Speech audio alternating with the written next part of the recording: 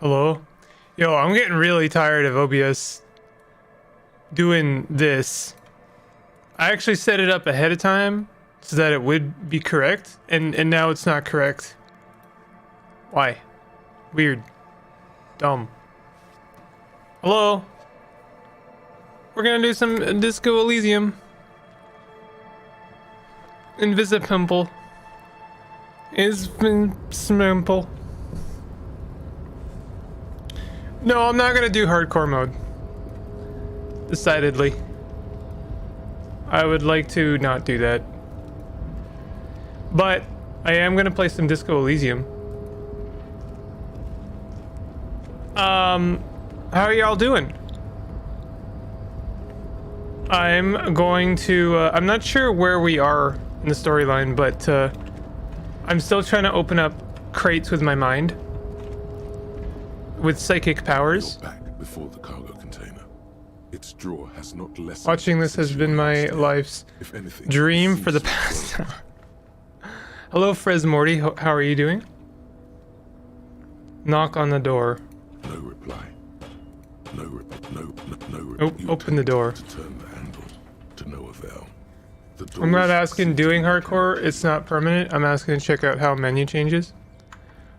All right, I will do that. I just worry that if I click on it, some things will be irreversible. And before you say it's not irreversible, or it is irreversible, or it is reversible, I've been in this situation before, where it's like it's fine, and then it's not fine. But I will. Do you wish to engage? Sure. Well.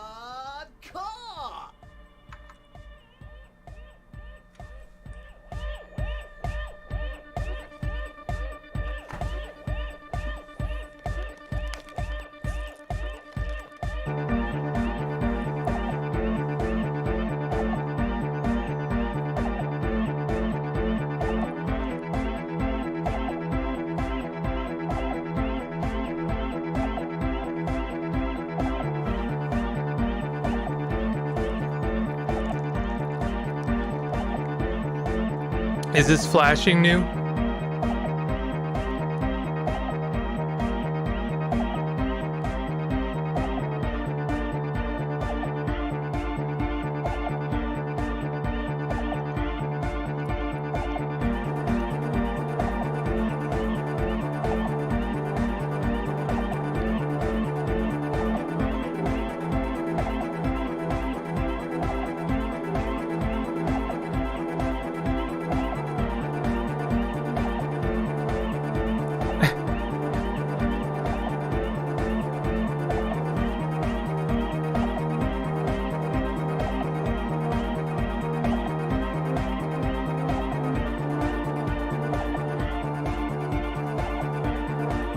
I'm gonna give it one more phase here.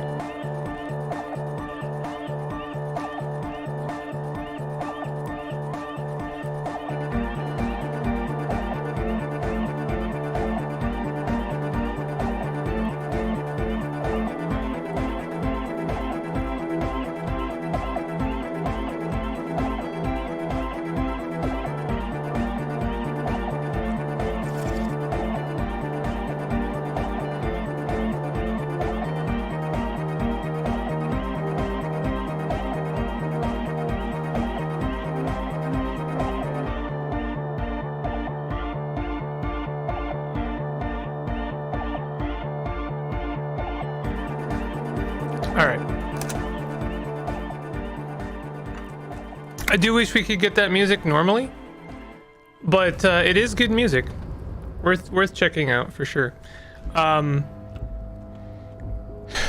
So speaking of music, can I just talk about one thing for a second here?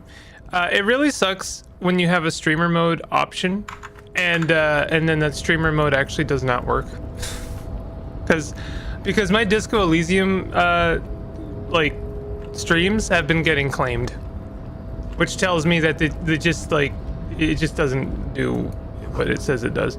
The shipyard ahead is oddly quiet. The great machines are sleeping. Why don't we check our journal? Pick up dice from the dice maker. That'll be later. Find your heraldic bird.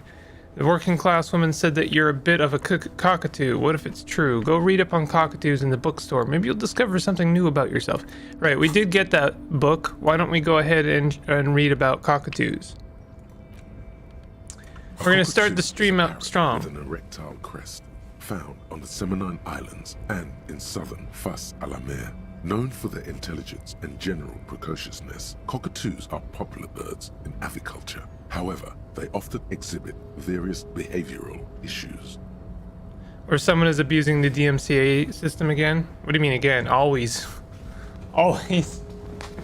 Someone is, I mean, that's a fair point. It might be that the streamer mode is supposed to work, but someone is abusing it. I just like, I don't know. It's fine. I don't make any money off these streams anyway. Like I turn ads off on purpose because I don't really want people to get added when they watch my stream. I'd rather there be like, you know, I'd rather not have extra barriers when you guys are watching my stream because it, you know, it means more to me in some ways. But at the same time, it's just like kind of frustrating because it's like, well, you know, I think I did what I could to make sure it didn't get claimed, but okay. All right, what more? What more about the cockatoo? This book talks about the delicate nature of twos, as well as introducing some of the most popular species among the bird enthusiasts. The funeral cockatoo, the major majestic cockatoo, and the most common bang bang cockatoo. It's colorfully illustrated. Yo, are we about to find our new political alignment here? Is this like the new political alignment? What kind of cockatoo are you? All right, what problems do these birds have? Where to even begin? All cockatoos are known for their needy natures, requiring attention for at least 2 full hours a day. They love to talk and have been described as lovable clowns who just don't know how to wrap up. I saw this video of a parrot on like Instagram videos or whatever, and it's just this woman's talking to her parrot, right? And the parrot's like, "Come," the parrot, not the woman, the parrot was like, "Come here, come here. I won't hurt you. I won't hurt you." And she's like, "You're gonna bite me. You know, I'm not coming near you. You're just gonna bite me." He's like, "I won't hurt you. Come here." And the camera gets closer, and the bird goes for her, like goes for it. It's like you're just trying to get me close, so you'll bite me. Like, what an asshole bird! What an absolute piece of shit bird. That parrot was a psycho. I've seen that video. Come here, I won't hurt you. What an asshole. How did a parrot learn how to gaslight? How did it learn how to gaslight so effectively? That's what previous owners said to it before. Oh, God. Well, Fresmorty, I don't blame you for making it real, but I think you're probably right. And that really sucks. Now I feel bad for even bringing it up, to be honest. Because that makes a lot of sense, and that sucks for both the bird and the new owners. No, it's not your bad. I didn't think of that, and I'm glad you mentioned it. It's you're probably right, and that makes a lot of sense. But I guess I feel more bad that I hadn't thought of that. That's so shitty. Yo, sometimes, you know, we humans, god damn it. All right, sorry to. Here it was like laughing at this. What a weird bird, and then it's like, yeah, it's probably they were the subject of horrible atrocities. I'm like, oh. Thought the words it was saying were a threat. I love bird videos. Yeah, bird videos are good. Okay, let me bring some levity back. Have y'all seen the video of the parrot that like loves to just knock money off the shelf? Like they just like pick up money and throw it off the shelf. I love videos of birds that just like throw shit. They just throw hands. They throw wings at stuff, and they throw stuff off shelves. And there's just like, I hate this thing in particular. It's always fun. Angry birds are for some reason really funny to me. I could handle that. It would be nice to have something to talk to when feeling lonely. Yeah, I mean, yeah, why not? Pet owners also report moodiness, loudness, and hostility as recurring issues. If left unsatisfied, cockatoos may scream non-stop, pluck their feathers, or become aggressive. Oh, one of my favorite TikToks ever. There's this guy, he's like a DJ for a living, but he does these TikTok videos where he like takes some mundane sound effect and then he turns it into some kind of house music. And he's got these like, his whole gimmick is he's got these really tiny shades and they're so small you can see his eyes behind the shades, and then he'll just like be vibing to the music and you can just see his like eyes really like wide behind the shades as he's like vibing to some kind of house music.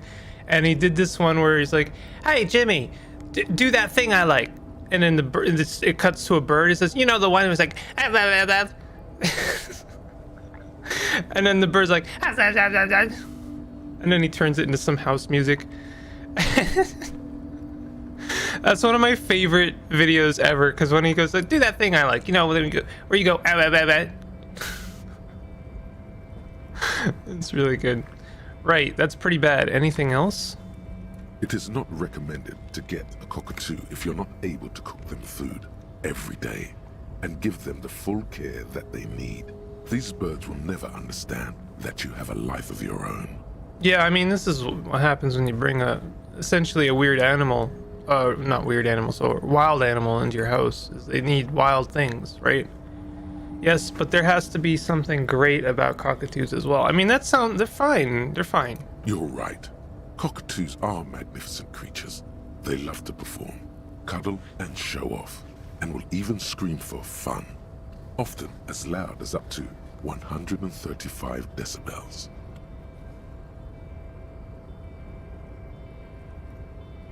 Oh no. What's the DJ name? I can't remember. I don't remember anyone's name. We'll even scream for fun. I mean, we are just describing our friend here. Performing? Yes, birdie. Read about the funeral cockatoo. This is a yellow-tailed black cockatoo. Its specific name, Psittacus venereus, relates to its dark and somber plumage. This bird looks as if dressed for a funeral, 24/7. There is something indisputably ominous about it.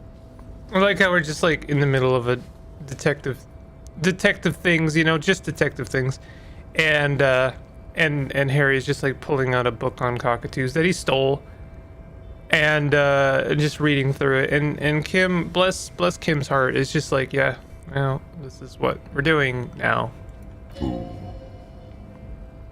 Read about the major majestic cockatoo. Perhaps the most impressive of all the species, the endangered major majestic cockatoo, is often described as the most flamboyant bird in the jungle. Its pink-colored wings and flowing crest embellishing its proud and bumptious nature. What's bumptious mean?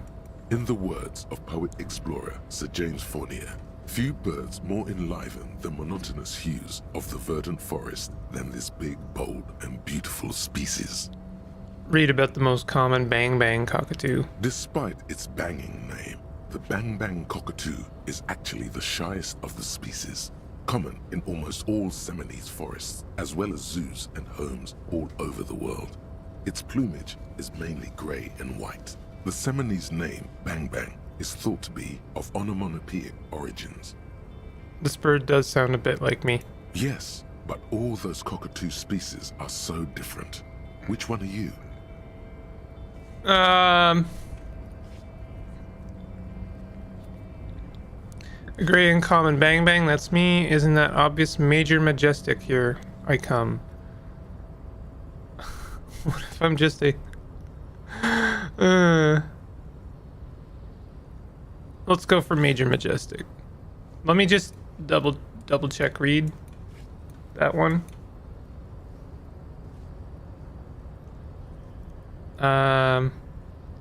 Funeral, major majestic. Often describes the most flamboyant bird in the jungle. Its pink-colored wings. Yeah. Few birds more in life. Yeah, that sounds like me. I'm good. Major Majestic. All right, Your Majesty embodied. This big, beautiful bird belongs on your heraldry. Oh yeah? Is that where am I? Is it on there?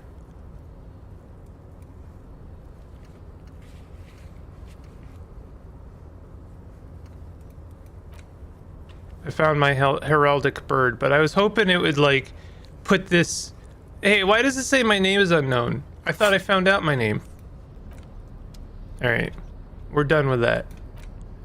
The worn map features the patchwork grid of the streets of Martinez, with directions to appropriately touristy locations. Year 48 resides on the upper right corner. Trace the path through the grid. Your finger moves through the various streets, across Rue de Saint-Ghislain and Rue Saint-Cypar, over Saint-Brun and Martinez North, finally coming to a halt on the spot where you are currently standing, although the map gives no such indication itself. For a more detailed view of the map, go to your journal and select the map tab. Okay, one more thing here. Handwritten note from the fridge. You found from the giant ice bear fridge. It still bears some marks from the fruit-shaped kitchen magnets that were used to secure it to the refrigerator door. The note is written with a blue pencil on a piece of lined office paper. The kitchen magnets have left spots on its surface. Does it say anything interesting? Okay.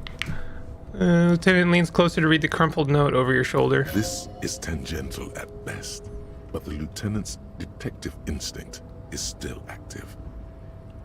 Read the note. Someone has scribbled, S. I can't believe the off-site copy is still here. The illiterate ginger kid keeps stealing stuff from the studio, so I had to hide it somewhere safe. You'll find the filament memory with the off-site copy in the frozen ice cream maker. Please take it home, ASAP. It's important. I'd do it myself if I lived in a civilized place with a freezer. Take care, Suliswaf. Filament memory with the off-site copy in the frozen ice cream maker. So we got to go back there, huh? And because I didn't find this. I wonder who wrote that note. Remind me again, what's a filament memory? Sure. It belongs inside a radio computer, storing its memory. It's like a tape. You listen to disco tapes, right? It's like one of your disco tapes, only for a computer. I wonder who wrote that note. Looks like someone from that radio game company upstairs. I'm a little surprised they just left their property lying here. Maybe they had to leave in a hurry. That's a plausible hypothesis. Who's the illiterate ginger kid? Really? You don't have a single guess?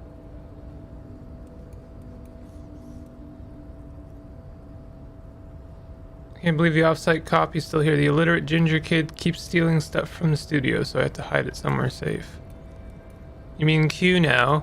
Oh, I'm sure that child would love to get his hands on a filament memory. Even if he doesn't know what to do with it, he'd probably try to pawn it for speed, based on our encounter. Do you have any idea where the frozen ice cream maker could be? I don't know. I assume it's somewhere close to the ice bear fridge. To the Didn't you ice see cream one right store. next to the breaker box? You see one right next to the breaker box. Put the note away. Oh, we have to go back there right away. That is priority numero uno. Onwards! Towards ice cream and potential video game history.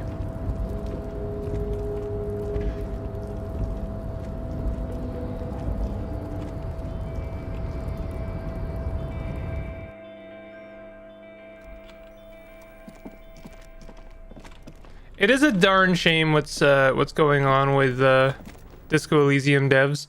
You know what I would love? I would love a spin-off game with Kim Katsuragi. Maybe maybe you play as Kim, but you have a different partner. Are we done with this guy? The unpromising race pupil returns. Unpromising. Why are you not with the Hardy Boys? I am not the first line of defense. I am the last. In addition, these so-called Hardy Boys are an effeminate clique of bodybuilders. Their company is spiritually degrading. I like whenever I talk to this guy, the music sounds like it's the end of the world. Like, it's just like we are... Every single sentence this guy speaks is possibly the last we'll ever hear. You pick up on something artificial in his tone, like he's putting on an act. This is unlike him. He is usually more himself. Kim is more is good because he's unfazed by the MC. Kim might be boring. Kim is a very good straight man, but he actually does have some color himself. I had to walk back my original statement that Kim is uncolorful. He has color. He just appears gray in comparison to Harry, right? I think that Kim has some decent character that you could play as, and like I say, you give him a different partner in a different scenario so that he has someone else to compare to. Or be compared to. You pick up on something artificial in his tone, like he's putting on an act. This is unlike him. He is usually more himself. Oh, really? But you're all part of the union. The hardy manlets are on the pay of the company. I answer to the union alone. And I do this out of race heroism. Finance is an alien concept to the Seminoles. Now leave me be. I must luxuriate in the company of my woman. There's more to it. What have you got against them? Fine. They have recently fallen under the influence of a possibly sexually perverted female vagrant and a narcotics peddler. It's shameful. Who do you mean? Find out for yourself. Anthropomorphic blob. Measurehead has just absolutely 10 out of 10 top tier insults for people. Like, if anyone ever called me this in real life, I could not even be mad. I just like, oh my goodness, you were just at home thinking this up, weren't you? And you like reserved memory space for it. Endomorphic blob. Good lord. Farewell, ham sandwich. That will live with me until death. Humunculus. Interesting. What are those tattoos of yours supposed to mean? Racists are generally not very good examples of their race. He gestures towards the lorry man down the street. How blob evolve? Endomorph, an individual characterized by relative prominence of the abdomen and other soft body parts developed from the embryonic endodermal layer. He's calling me fat. Find out for yourself, endomorphic blob. I am not like them. I am craniometric perfection. I have taken the trouble to permanently draw a phrenologic grid on my skull and features. This should dispel any doubt. The drawings are precise and look true to their pseudo-scientific ambitions. One thing, however, it is not entirely free of throwbacks in the phylogenetic tree. His large jaw, for example, could be a trait indicative of criminalism. Also, his earlobes could be small. I mean, that jaw is clearly an atavistic how would he say stigmata?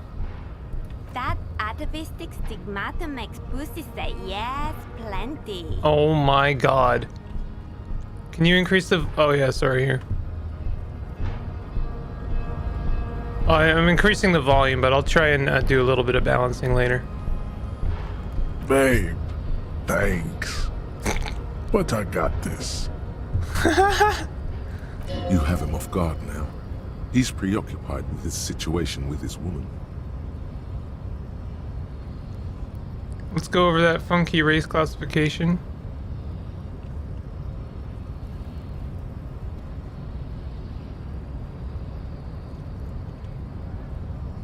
Oh, Racist. I am. The drawings are precise and look true to their pseudo-scientific ambitions. One thing, however, it is not entirely free of throwbacks in the phylogenetic tree. Your earlobes are too The big. size of the earlobes is not a real craniometric criteria. Everyone knows this. Why does my comment not disappear anymore? Thanks, Pip. Your earlobes are flawless, Jean-Luc. Yes. Yes. You sure I'm not craniometrically superior to you? You exhibit forward projection of the jaw, indicative of schizophrenia and sexual inaccountability. Well, he's got my number there. From Damn. a purely aesthetic standpoint, the dimple in your jaw makes you look like a baby. This is not craniometry, just an observation. I appreciate in some ways Measurehead.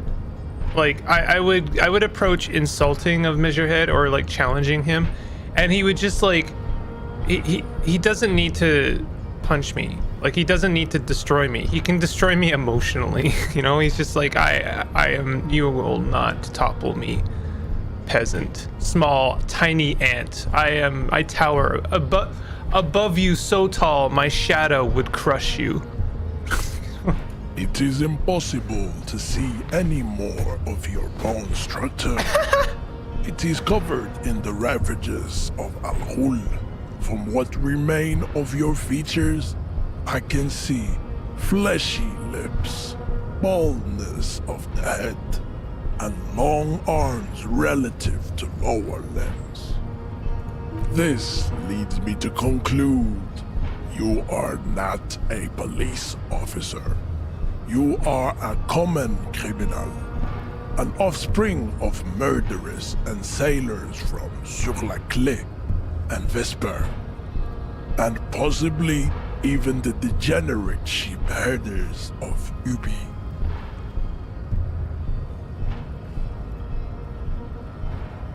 Interesting. So one of my ancestors was Sur-la-Clef, and the other Vesper.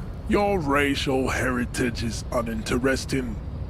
It is the same as all Rivasholians. Your parents and their parents made the decision to reproduce while under the influence of Al-Ghul. That is the only reason you are here. I just realized Measurehead is saying alcohol every time, but he like shorthands it to alcohol. Time to do the advanced racism quiz. Can I try that again? There is nothing funky about. I cannot possibly imagine what else we have to discuss, Tibere Vasholian. Your love for disco music and venereal disease? Alright. I'm pretty sure I'm done. I think I failed the race quest. Or the racist quest. Which, you know what? I'm totally okay with. If there's one quest I'm cool with failing, then it's probably that one. Oh. So, how'd you like our harbor? Let me real quick balance things a little bit.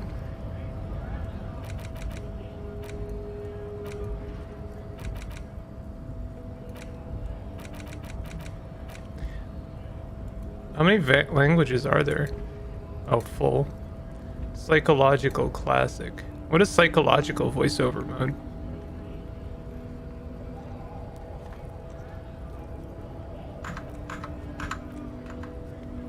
You've been in there, he means.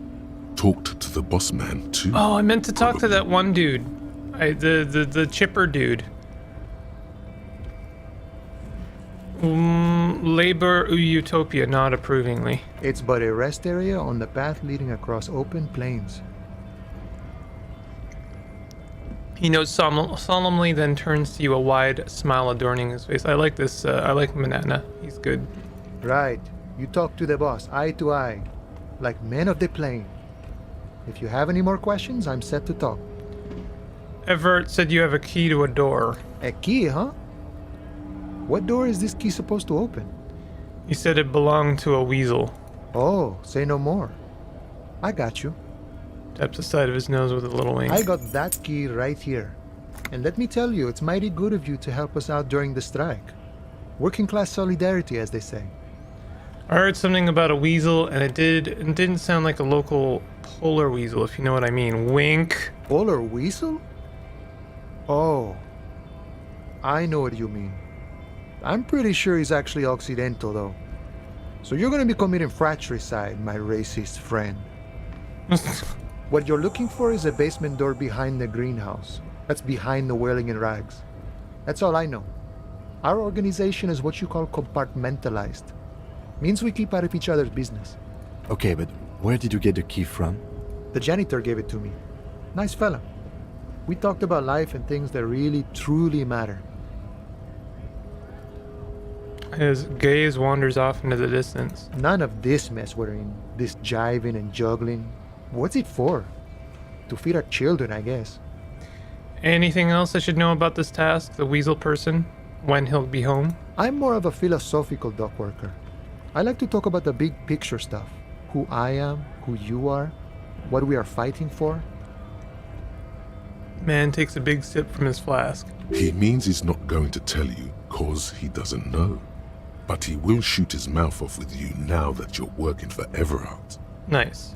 Who he is and what they're fighting for? This is interesting. Actually, do you know anything about the Hardy Boys? Los Ardis? They're an independent militant group. A bit too high-strung, but it comes with the responsibility.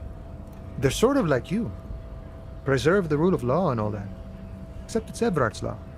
But really, they're just like you. I don't know how I feel about the union.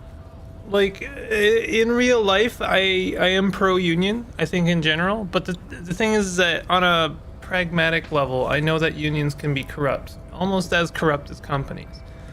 They can be just as exploitative in many ways to, you know, the working class as the company itself. But ultimately, conceptually, I am pro-union. But in this case, what are we dealing with? I don't trust the big man. I wouldn't trust that man as far, like, I couldn't even lift him. That man is not just God, but the devil. And I would not trust that man, ever. The union in this game is more of a mafia. I appreciate that clarification. Is just so I know, and I don't mean this as an attack, Neville, but I do know that we differ on certain key political points from a, opinion base. Is this your perspective, or is this an objective fact? Is the union in this game like the mafia from a perspective or from an objective? It's not a spoiler. I mean, it appears like they are not on the level, and the Hardy Boys are part of the union, and they killed someone. I don't even necessarily disagree with that action. I think that the person they killed seemed like a piece of garbage, but whatever, the law is the law, right? And this is where these interesting conversations comes in. That's my perspective. I was just stating what I was thinking. I have never played this game, but they kill people. Okay. I think that there are different people that are part of this union, and they have different objectives and different motivations. The guy at the top, whose name escapes me right now, Mr. Googly Eyes, we'll just call him Mr. Google, Mr. Painful Chair, he definitely has a motivation. He definitely seems super ultra corrupt, right? He's got a motive, but we don't know what that motive is. And he had nothing to do with the Hardy Boys killing that dude.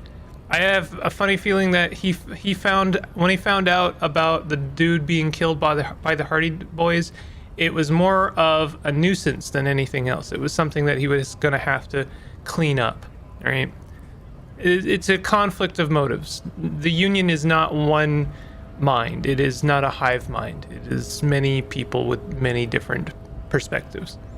And Manana here, I don't necessarily like. I like Manana, but he is definitely loyal to the union. But which union, right? Is it the union that he's working for? Is it Google, Mr. Googly Eyes? Is it like he doesn't seem to have necessarily a shared perspective with Measurehead. He's just got his own stuff going on, but the union, the umbrella of the union is something that he he believes in that. He thinks that it is a good thing. Has confessed to the union being compartmentalized, which means he knows they kill people and he does his part in obscuring these crimes. This is true. It I have myself been in this situation. Part of an umbrella, which is, it represents ideas and it represents movements. And you don't necessarily agree with all of those movements, and you don't necessarily agree with all of the parts of that umbrella. But if you're going to be part of it, you have to represent it, and you cannot openly or publicly disagree with the umbrella or any one part of the umbrella. If you're going to hold it, if you're going to be part of it, then you have to represent it positively. That's a fact. So Manana here is like, he's allowed to say whatever he wants. I'm not saying he's lying, but publicly he needs to appear positive of the union, all parts of the union, no matter what, even if he disagrees with it. And I think that this is the kind of game that would actually consider these ideas. Like it is nuanced, right? It has internal opinions and external opinions, and I think that's what makes it really interesting in a lot of ways. Like it is so detailed in like motivations and political ideas that we can actually talk about what is someone's open political opinion and then their closed one. Is he actually comparing you, an officer of the law, to some neighborhood vigilantes? I strongly disagree. If an organization needs gag orders instead of constructive discussions, it is critically flawed. Well, we're not talking about movements. Like, I don't disagree, Neville, but I'm not talking about moving parts of an organization that are like truly corrupt. I'm not talking about movements that are like, there's leeway, right? If you're part of something that is like 60 to 70% a positive thing in your eyes, then you're willing to forgive the 30% that you don't agree with, right? And that conversation is happening inside of you. It's not happening publicly.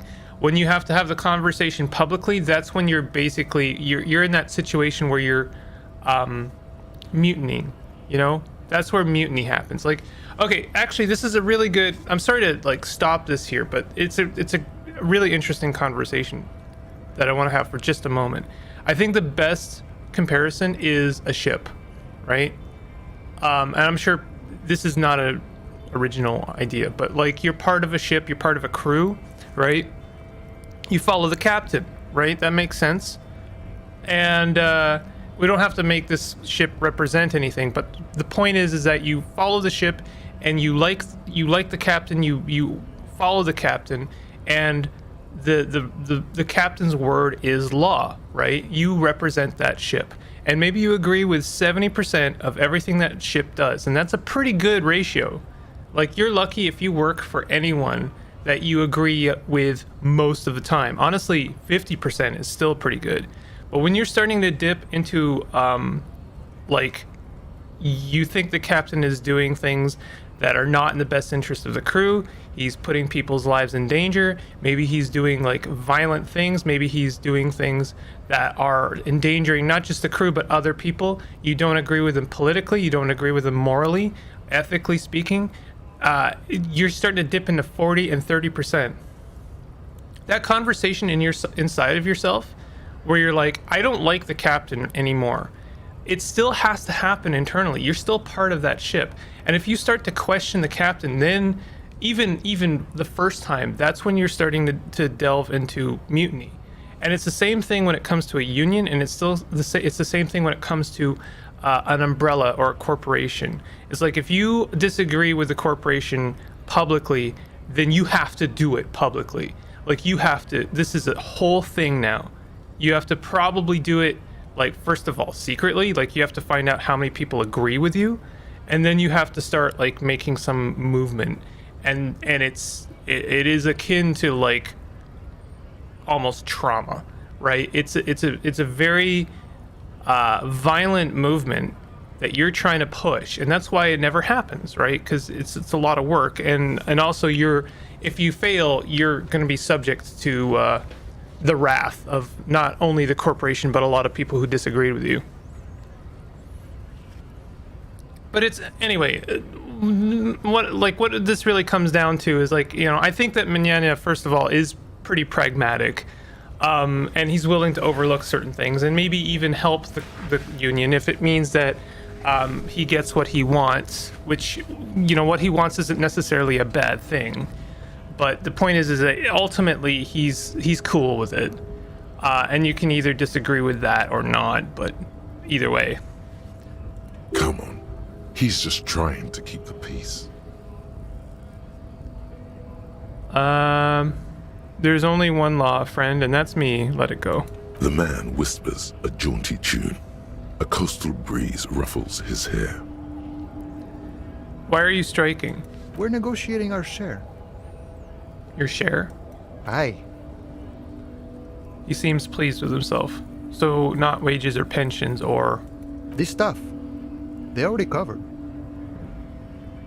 Shouldn't you be grateful then? It's a lot more than most people have here.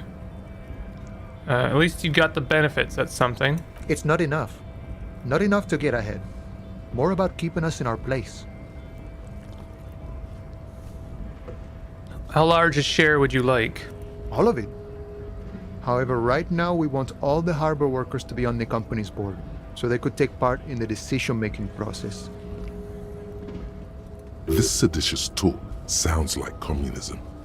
Just so we're on the same page, communism is basically wanting to kill the rich people or deporting them to a labor camp in southeast Grad. But don't say that out loud if you're a communist. Are you a communist? No. I don't think I'm a communist. Seeing something of value and saying I want it all to myself is a much older and simpler notion. No science to it at all. I really appreciate this is something I love about this game. I really appreciate that he had to think about it. It's like, what defines a communist? No, I don't think I'm that, because I didn't really think about it. Even a weak child can think it. The only things holding someone back are I can't and I shouldn't. The stuff you do aligns admirably well with the World Republic. Why not call yourself a communist? This game is wild to me. How did this game come to be? Oh my god. Does the options you pick really influence the game? Absolutely it does. How many endings are there? I don't know, and I don't want to know. But I don't think this game is really so much about endings as it is about paths. Like, the thing is it doesn't matter how the game ends. It really doesn't. What matters is, like, how does Kim see you? How do you see yourself? Like right now, the way I see myself is as a superstar cop, and a sorry cop, and a communist. I'm a sorry communist, you know? And that aligns perfectly with myself in real life, honestly, in many, many ways. But the point is that when I pick these dialogue trees, when I pick the things that I'm interested in, it's reflecting on my character, right? When I start talking about communism, then my internal character is saying, hey, you're starting to ask questions about communism. Are you a communist? And I can say, well, no, I'm not, or yes, I am. But the point is that the game has recognized that I am interested in that, and now that's the kind of person I am, if I choose to be.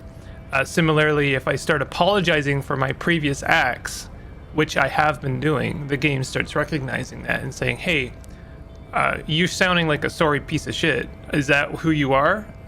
then that's what you see. That's what you are. So yeah, the dialogue you choose, it reflects on your character, not so much on the ending. And I don't think that the ending matters as much as who you are. But the stuff you do aligns admirably well with the World Republic. Why not call yourself a communist? And I'm interested in this not because I am like very black and white interested in communism, but on a philosophical basis, I think it's interesting that someone would align themselves with a lot of the same beliefs as communism, but not call themselves a communist. I have nothing against communists. They are honorable boyaderos. And they have good analysis.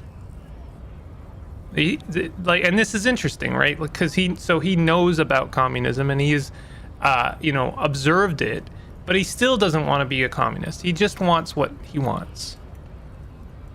Are you a sorry piece of shit? Here you go. Plus 20 sorry, dude. Yeah. But my own code serves me well. If my code starts failing, a code can fail a man as well as a man can fail a code, then I will have to submit to a new one, which may well be communism. That is really cool. I can understand this. He prefers not to consider himself a communism because that in a way he would see that as failure. He's submitting to some other ideal as opposed to his own, which is more, I guess, individualism. Which is pretty much what he described. I think someone's going to correct me on that. I'm not very politically versed. I am a little bit, but not a lot. He knows who he is, firmly grounded, has no need to reinforce or elaborate his political identity to himself or others. Sounds like you're a communist who thinks he isn't doing enough to call himself one. It's an interesting idea. It sounds like an accusation, but it's not untrue. See, I'm primarily a lazy person. He looks very amused, as if thinking about some private joke or a mystery. No doubt he's communist enough to call himself such, but he won't. Why is that? He likely believes that when someone has radical ideas, he should still rather present himself as a self-interested moderate, not as a missionary of a minority ideology. Because? It might come in handy to present ideas as a part of reality, the only reality that exists, instead of some abstract true form. On the other hand, he's not lying when performing this sleight of hand. He's a self-interested moderate. The one thing communism has never solved is human laziness. I wonder. Basically, you're a self-interested moderate. That's one way to call it, friend. An unnecessarily complicated way.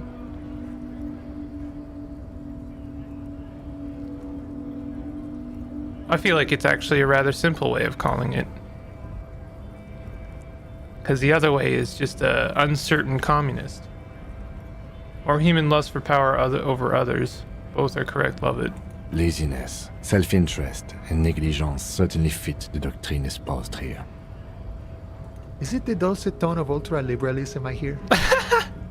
At least some people are willing to make the necessary sacrifices in order to reach higher and to better the world.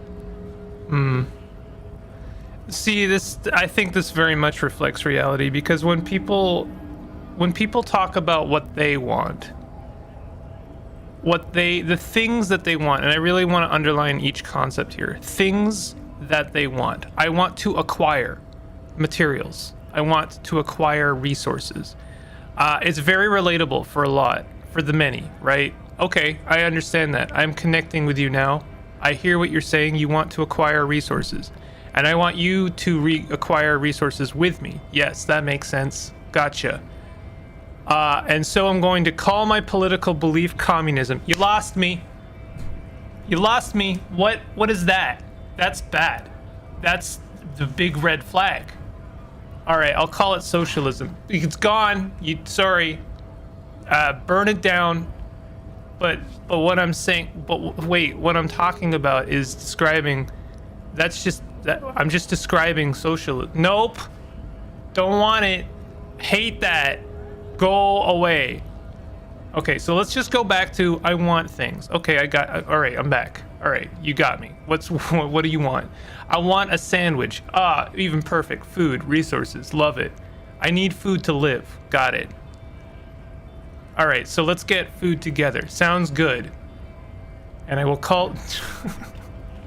You know, it's like, it really is. I mean, I think this is more true now than ever.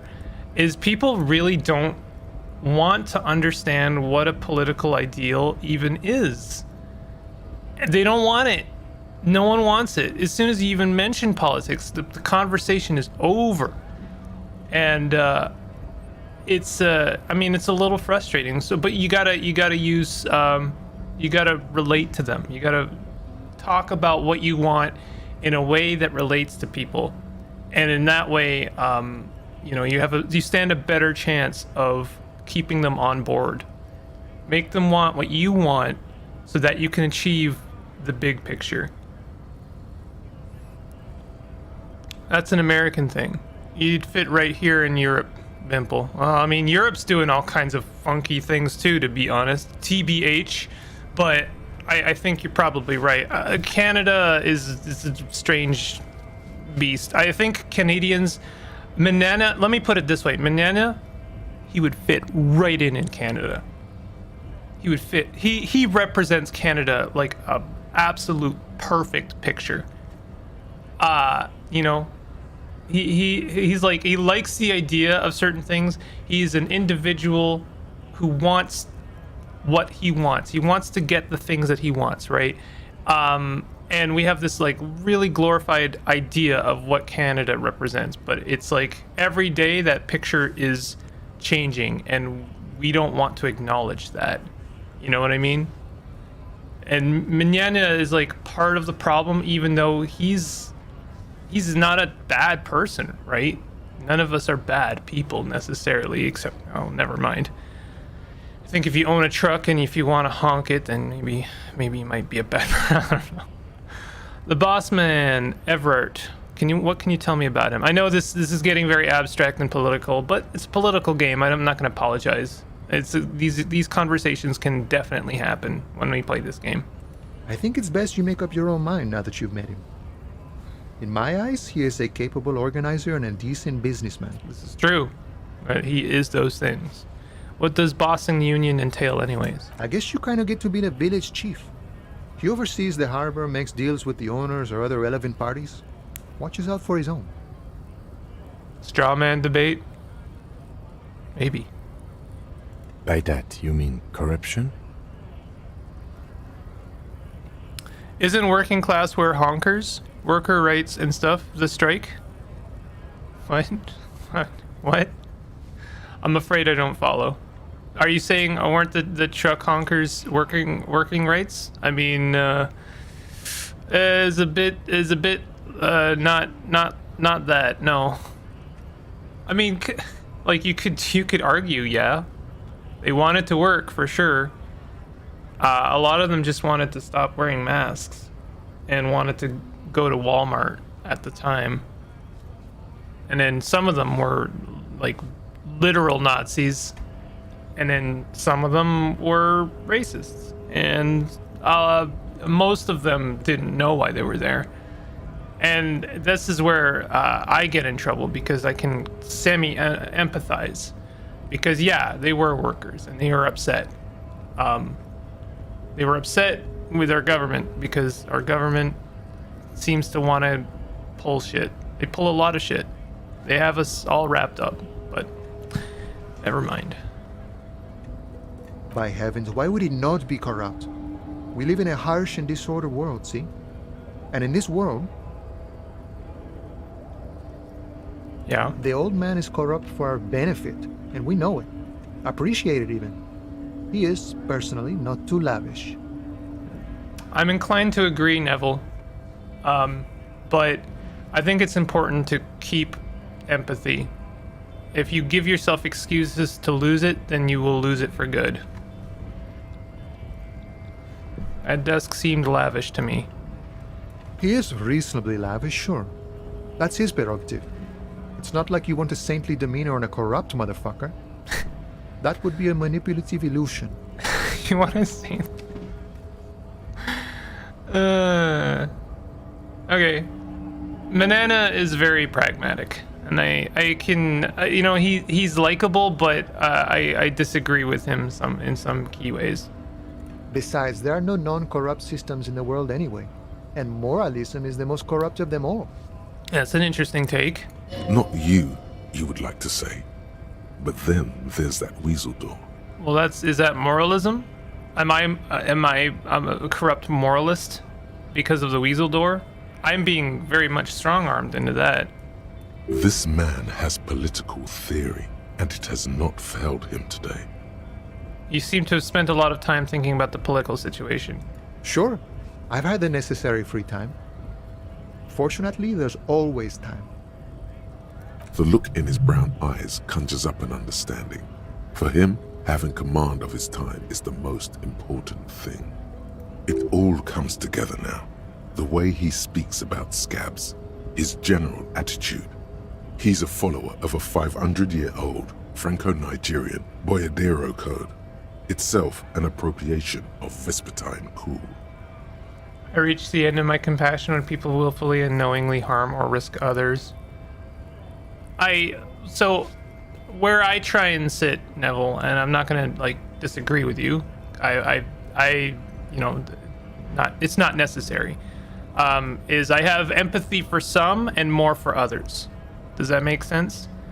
Like, I try to not make it my business to hate a group, unless they are truly hateful. And as much as like people who refuse to wear masks are somewhat hateful, I empathize with them not because of that, but because they know something is wrong. They know in their heart deep down that something is wrong and they're being cheated. And I think it's fair to say, and I'm going to be political here for a moment, that we are all being cheated. We all know that. That's the empathy part, is relating to them on a level that I am experiencing that as well. We are all being cheated right now, and they knew that, and they feel that, and that's why they felt the need to go and honk their horn. But like at the end of the day, they're like, I know something's wrong. I'm being made to do things I don't want to do, including wear masks and have compassion. So it's like very easy to be like, yeah, that sucks, dude. I'm gonna go stand way over here with my mask. Oof, you know. But like fundamentally, I think that they're right. Yeah, something is wrong, and we're being cheated, and there's corruption. There is corruption, and we don't know what it is because it wears many masks. Is that corruption at the bare bones that it wanted people to wear masks because there were computer chips in their masks? No, but like, you know, it's like the conspiracist, right? No, the world is not flat. Yes, the moon landing did happen, but at the end of the day, you still know something's up. And you're so close to figuring it out, but it's just it's right in front of you, hiding in plain day, you know? In plain sight. That of a noble peasant or a traveling herdsman. True to yourself, independent in your actions, loyal to your friends. So Franco-Nigerian Bodero code. Boya de Caro. I'm so bad at these. Maybe I am Bodero? No. No? Maybe? No. I like how encyclopedia it's just like no. Like the second no was a bit more uncertain. The man sits on the railing, his hands reaching far and wide. Yet it feels as if he could effortlessly go even wider, if need be, an endless torrent of time. Kuno told me you were supposed to know about the armor.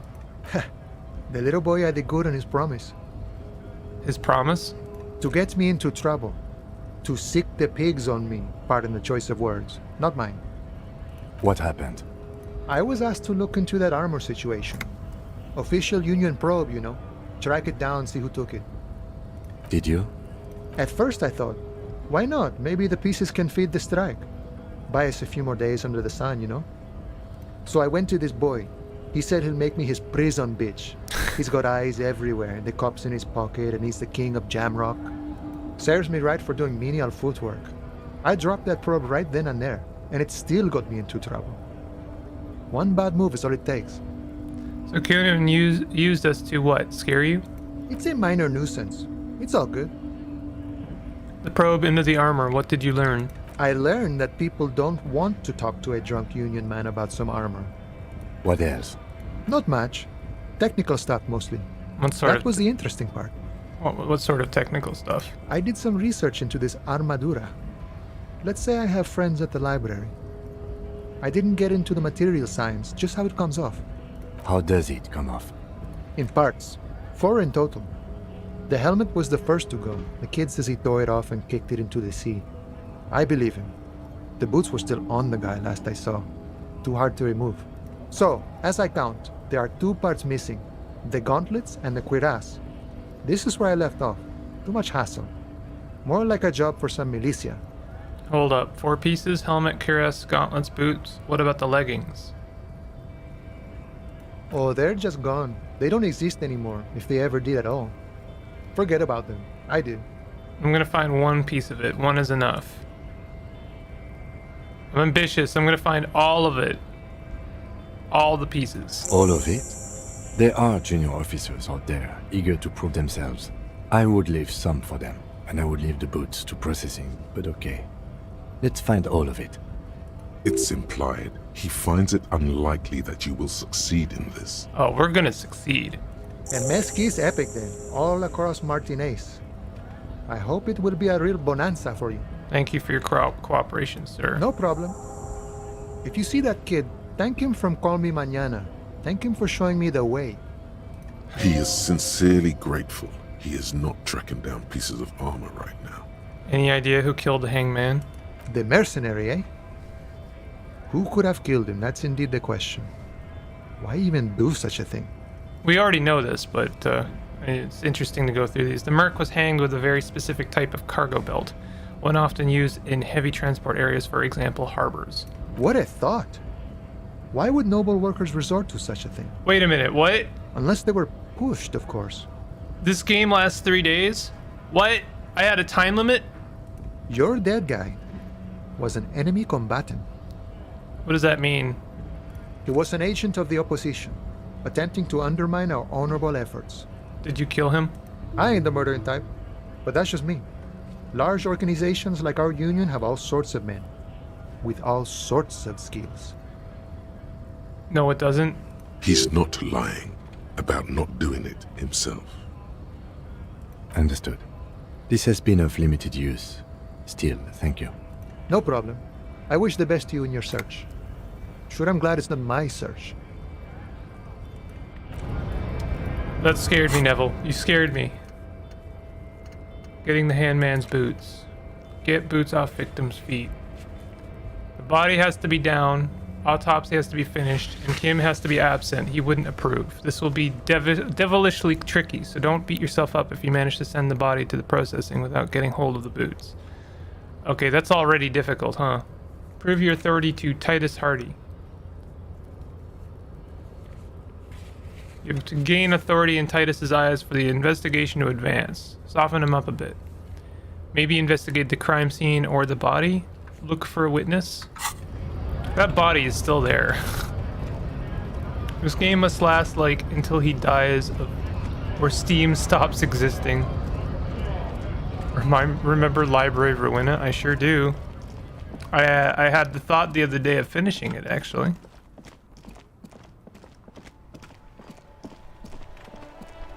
To be fair, I think I stand a better chance of finishing this game than I do Library of Ruina. This Post Lavantorie mail collection box has been heavily vandalized with graffito. A closer inspection reveals 2 bullet holes in the front. If I do this, I could possibly die, and I only have 1 heal, so I'm not gonna. Good mail delivery box. I like how I patted it with the bag. The box seems happy. Yay. Eat shit, pig, fucked by the coon, and St. G with a crown have been scribbled on it. Jenny is a whore, and best set mailbox also. You're kind of close to finishing it. Yeah, I just gotta like go and make some cheesy decks and then finish it and record. I feel you, mail collection box. The mail collection box seems cathartic. Thankfully, even. So do you.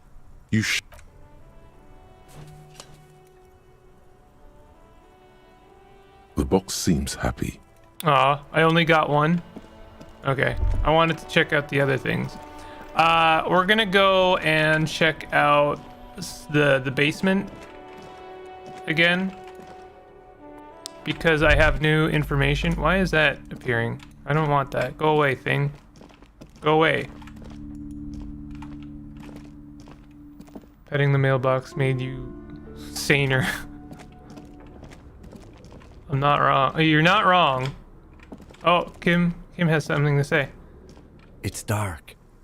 Oh. And the flashlight works a lot better if you hold it in your hand. Flashlights go in hand? Stare at your hand. Uncomprehensive. What? Uncomprehendingly.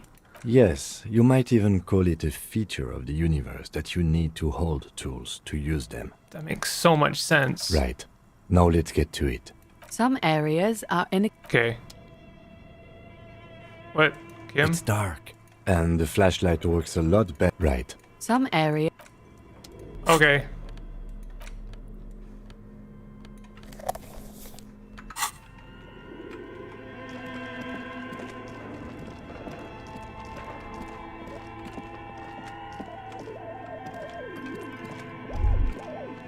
Looks like someone tried to reconceptualize their business here. I don't get it. Look, the skis and rotor blades both bear the same Slipstream logo. It seems likely that they started out making one, failed to turn a profit, and then pivoted to producing the other. I wonder, is one of the like, can you be part of a religion in this game, and is that religion Scientology? Why? Which did they start with, and which did they pivot to? That's a good question. That's just speculation. We don't know anything for sure. What a strange leap of imagination, and yet they still failed. How sad. Reality is ruthless.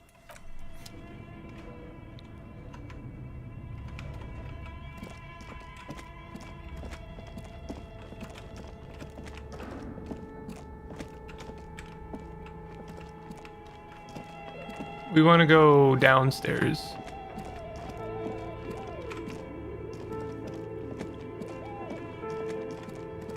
How does one go downstairs?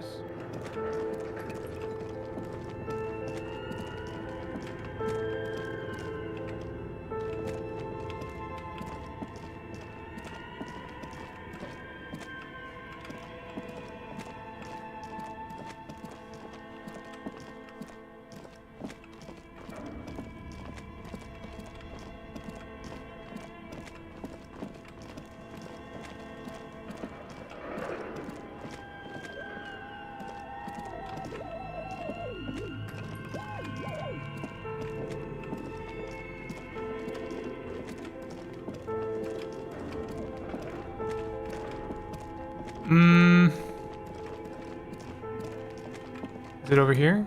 Ah, here we go. As a colorblind, I'm offended. As a colorblind.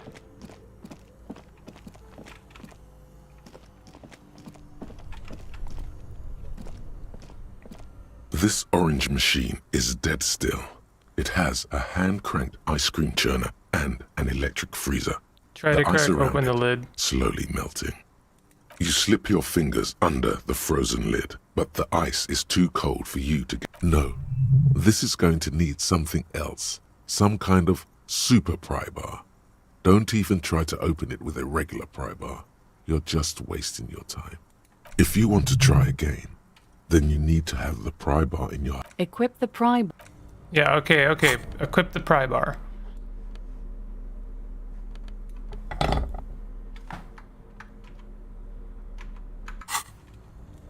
This orange machine is dead Oh still. no. It has a hand-cranked ice cream churner and an electric freezer. The ice around it slowly melting. Okay, well, we'll try it once. You never know. We might get lucky. The ice squeaks beneath the pry bar. You think you've got the bar jammed in there pretty well, but the lid simply won't budge. What is this? You see the pry bar's metal handle bending right before your very eyes. Yeah, well, that's a good pry bar. I'm not criticizing it, but this ice cream maker is frozen shut. It takes an advanced tool to get it open. Advanced. Where do we get one? I have no idea, officer. This ice cream maker isn't important enough to requisition a special tool. Sooner or later, you will stumble upon a tool mighty enough. Then we will know what's in this mysterious ice cream maker. Okay.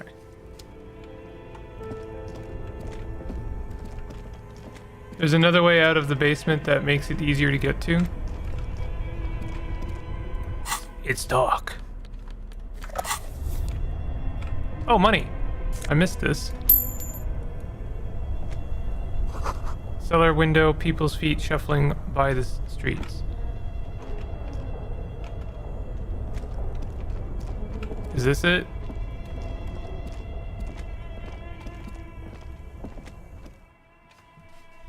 Yeah, this is it. Okay.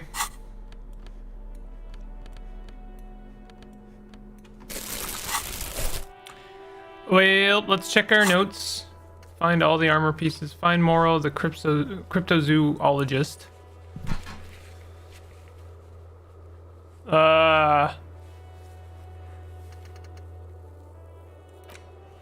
Find booze and drink it.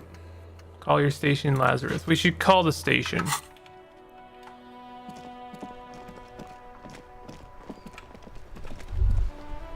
The afternoon sun shimmers off the white on blue police livery of the motor carriage. Wait, why am I even thinking about this? Wasn't I supposed to? Do something important? Something murder related? There's always something important. Doesn't mean you can't take a moment to admire this piece of machinery. This is a Caprice Kanema, the Caprice Motor Corps follow-up to their highly successful workhorse, Caprice 40, and the answer to the Lum's racing breed, Ferv series. With its air-cooled, rear-mounted 12-cylinder compression ignition engine, driving the rear wheels through a 4-speed manual gearbox, the Kanema is able to reach 100 kilometers per hour in 13.5 seconds, and go on to a top speed of 180 kilometers an hour. Won't it roll over in the first sharp corner? The high center of balance is offset by a large battery bank mounted at the bottom of the cabin, feeding all the auxiliary systems and making the Kanema effectively a mobile power plant. This tech talk is really rubbing me the right way. Due to a quite steep price tag, it is very unusual to see one in police livery. I don't like your machine, Lieutenant. Looks impractical. That machine really puts the loco back in locomotion. Point to the vehicle. Very cool. Mm-hmm. You want to take a closer look? What's it pack in there? 130. I reckon that's a 7-liter V12 there. What's that? That's what? Rub your chin. A 7-liter V12. 7.2. Supercharged. This is where Kim displays. Saying these words brings him immense joy. Nice. A fine machine. Run your hand over the smooth metal surface. Yes. An extraordinary machine. Helium headlights would improve the range and quality of the visual field a lot. It's a bit girly right now. Fit it with some proper off-road components. Ever thought about switching to helium headlights? I like that we just like have to win checks in order to continue this dialogue. Actually, I have a pair at home. Just haven't gotten around to fitting them yet. I need to lay some wiring for the ballast first. If we ever get this case solved, maybe we can do it together. Maybe. Yes, definitely maybe. He with an apologetic smile and nods yes. Maybe. Yeah, that's a no. And means no. Yeah. Okay, let's go. Inside, you see a set of steering levers, a radio microphone, a pull-out toolbox, and the soft glow of the fuel preheater gauge. This is Precinct 57. How may I assist you? Have you heard back from the ICP about the serial number? Yes. The armor was produced by Fairweather in their facilities in Bétancourt, sur la Clé in 42. It was part of a special order for Corps de Pharmacie, a security firm contracted to protect the interests of Oranese pharmaceutical companies in the Seminine conflict. So, it seems the armor went to Seminine. That's where the paper trail ends, though. Even the firm has proven difficult to track. Corps de Pharmacie has been renamed several times over in the years since the armor was issued. Do you know what it's called now? The most recently registered firm that the ICP has been able to connect to the CDP is a military contractor called Trinell, and the one before it was Downwell. I think they might be the same contractor. A suit of armor like this would have been manufactured with a particular person's physique in mind. You should ask for whom this suit was fitted. First, has the firm continued to work for pharmaceutical companies through all these name changes? Hard to say. Their client list is rather diverse and incomplete. The only constant seems to be that the mercenaries are always deployed in third and fourth world countries. A suit of armor like this would have been customized to fit the wearer. There must be a record of the person to whom it was issued. Yes, but the ICP tends to be reluctant to share private sector records. I could try to talk them into it, though. This is a fun challenge for her, an opportunity to contribute beyond doing her job by rote. She'll gladly put in the extra effort for Team RCM. Yes, please do try. It's imperative that we learn whose armor this was. Sure. Call back tomorrow. Hopefully I will have more information for you then. Please connect me to Sylvie again. No, let's do that. 57's over and out. In the cabin, you see a... Okay, that's good. We should probably do the autopsy, huh? I've been that's been really pending, and I just haven't been doing it. I've been very much distracted with non-detective related duties. Kuno is still here.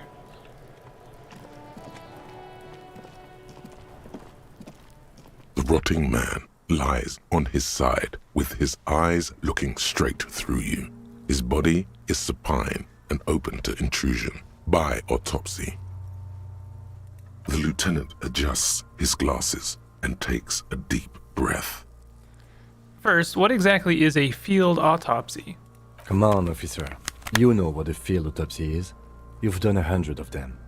What you do know is, at 18.9 kilometers, the dormant shield volcano, Corpus Muindi, is the world's highest summit, and the failure of the 38 single, Et puis descend, to crack the top 20 was the death knell of disco. But what a field autopsy is, you have no idea. Just a random fact for no reason. Any of you guys were paying so much attention that you end up tilting your head in order to try to understand something? I don't know. I don't know if I recognize that. What is it? Anachronism? What is it? That's not the right word. I don't. It's a quirk in myself. Why don't you know? What use are you? You must have me confused with the Copperpedia. Who's the Copperpedia? I think I need to talk to him. You, sir.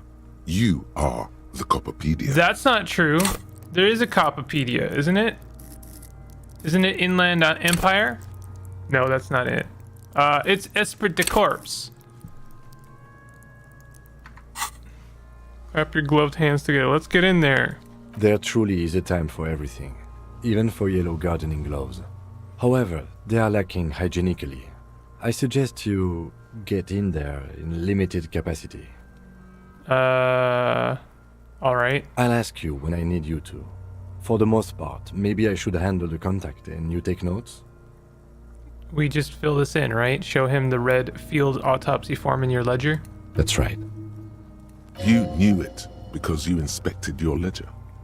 The lieutenant is relieved you know the protocol. Open your ledger at the field autopsy form. The dead man stares in silence as you crack open the ledger. The bright red paper is covered in boxes and lists. describing the condition of his skin and organs in 3 parts. Above those, an 11-field info form needs filling out first. It begins with Begin. Assistant. That's you. Write the initial. Write Harry Dubois. the corpse is indifferent to your scribblings, just lies there. The next box says Coroner's case number KK57 0803 .0815. that's because he doesn't want to bring up the messy question of your initials. Write it down. Next, Name. NA. Next, Date of birth. NA. Age. Roughly 50. Try 40. The damage is so extensive, it's better to err on the young side. I'm gonna write 42. He nods. Race. Mondial. Fair to olive-skinned, from the Isola of Mwindi. This is as vague as it gets. You might as well say whitish. The pudgy mess of curdled meat looks neither mondial nor anything other. Sex. Fucky! Male. Male. Pigs can have sex. Right. Pigs can have sex. Male. Nor does he look male, with his pregnant belly and indistinguishable face. Date of death. We're still going with March 4th. 51. It looks like I'm writing down. Oh, okay. It's the opposite way around. Okay. What else? 9. Body identified by is non-applicable. 10. Eight. Case number is the same as the coroner's case. KK57 0503 0815 listens motionless, with the cargo belt still around his neck. Only one box remains. Evidence of treatment. None. At least not after the initial examination. What exactly is treatment anyway? Interfering with the body's position or wounds post-mortem. At least not after the initial examination. Well, that's not true. We shot it. How did you not know that? Aren't you a cop? You're leaving a weak impression here. Say something sure-handed. Only the Americas rate the month first, and they use slashes instead of dots, right? I don't know. Don't overdo it. It's okay to be unsure. I'm not so sure. Didn't the footprints look like he was carried over? They'd have to have incapacitated and carried him over. This man was more than a match for untrained dogwalkers. Your central nervous system recognizes this gesture. It's the stations of the breath. Ecclesiastic, religious in nature, a holdout from pre-DeLorean burial rites. It takes him 2 seconds to perform. Then, somewhere in Jamrock North, a small wood shed behind Rosencrantz Row, Lieutenant Nick Feuerbach puts his hand to the chest of a small corpse, no larger than a monkey. It's raining outside, light drizzle. There is darkness in the shed. Elsewhere yet, an obese female sits in a wicker chair, her silhouette bull-like against the window. Outside, Grand Coudon. The day is turning dim for Sergeant Mac Dawson. Hand extended, he approaches, to make sure she is dead more than anything else. And so, all across Jamrock, Coal City, GRIH, 42 deceased persons found today, 42 stations of breath. We should start the post-mortem. Turn the page. The corpse cannot feel Kim's hand on his chest. It no longer meaningfully interacts with its surroundings. A thicket of boxes and lists on red copier paper tries to answer why. External examination summary. Clothes. The deceased wears armored boots and white briefs. The make of the briefs is Babrodine, I think. Let's see. Turns the body onto its side to check the underwear label. See, it's happening. Babrodine, yes. Inexpensive. Size M. color white. The disappointment is palpable. The red-haired thing was expecting something more lurid. Write it down. The rest of the clothes have been removed post-mortem by scavengers in order to get to the victim's ceramic armor. Officers are in search of the missing pieces. Removal of the boots is left for processing. It would be clever of you to omit the boots altogether, sire. If you are to keep them for yourself, as you ought to, you have deserved them more than anyone else. When am I gonna get them? Patience. After the autopsy, before the body is taken away, there will be a window of opportunity. After the lieutenant has gone to sleep. I hope this has helped you, my liege. Omit the boots. The boot has a serial number. It's E50.100.100. The lines between the plates are in the shape of the alphanumerical. The number is purposefully concealed by the design. Why would I write down the serial of the boots if I'm omitting the boots? Tattoos. The upper torso is covered in a single, continuous tattoo, resembling a map of the night sky. It reaches from the right shoulder to the heart. The ink is blue and white. The assistant has a color photograph of the markings, to be added to the case files as document A1. The photo is taken on the scene, using a Trigat Mini. The deceased has a belt for airlifting cargo around his neck, tied with a hangman's knot. Color yellow. Length 3 meters. There is a buckle on the other end. Well-nourished, athletically built, measuring 1.8 meters. Generally consistent with age 42. Preservation is good. Ambient temperature below freezing. Body hair is light brown. Distribution is consistent with the age. The deceased had male pattern baldness. Hair is combed back, short. Touch the corpse's hair before moving on. The hair under your latex fingers feels cold to touch, wet. Stroke the hair. The stench is suffocating. Strands of dark brown hair start sticking to the latex of the glove, like thread off a rag doll's head. There must be brilliantine in there. He's combed his hair back with oil. Keep petting him. More hair sticks to the glove. Hair off the rain-soaked head of a dead man. There are bumps and dips on the skull below. An alien landscape. For a fraction of a second you feel something. An irregularity. But then it's gone. Too minute to register in your mind. There, dead man. You were someone's child. Wait, It's all over now. was that a bump? What was what? Brilliantine. There's brilliantine in his hair. Write it down. Short, light brown hair, male pattern baldness.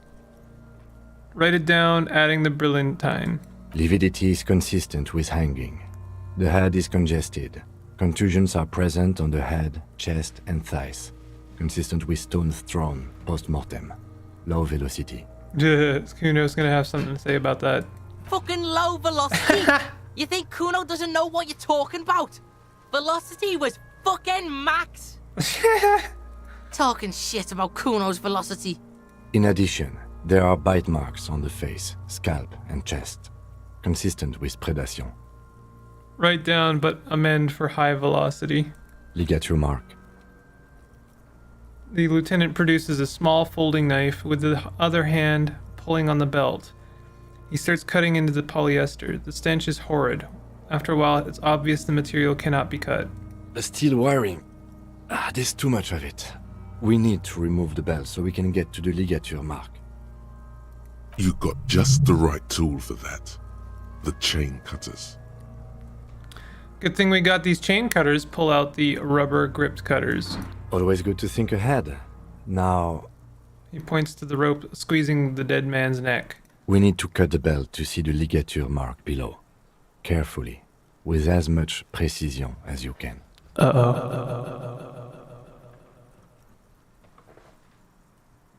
See, my pig is gonna fuck his head off. No, he ain't. Your pig's a boring fuck. Oh. Yes, I'm Kuno's pig. I agree. You are? This pig is Kuno's.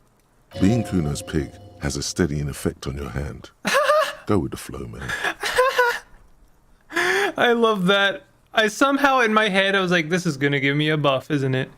Look for a good spot to cut. The belt is equally tight around the whole circumference of his neck, swelling over the edges like white bread rising from the east. The knot is the weak spot. The chain cutters fit in there. Steady now, like a flower arranger. Well, Two cuts and it should come loose. I somehow brought this from a 17% to a 72% because I'm in agreement with Kuno.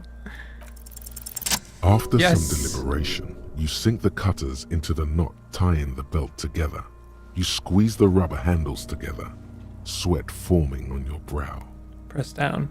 Snap. The knot is slashed. Another cut and the belt falls apart like a flower bouquet, revealing the dead man's neck and the dark red ligature mark around it. The rope rises to a point, leaving a gap in the ligature mark. The suspension point is in the back of the neck. Lieutenant has kneeled closer, running his finger along the dark red groove until there's a gap. Hemorrhaging is observed on the skin, above and below the ligature mark. The mark is well pronounced, consistent with a drop from 1 or 1.5 meters. Write it down. Chest is intact, normal contour. Abdomen is protuberant. Pelvis intact. Genitalia. Oh no! No, Kuno, no! No! Let's get up and see! I fucking knew it! This is clearly what they've been waiting for, ever since the autopsy began.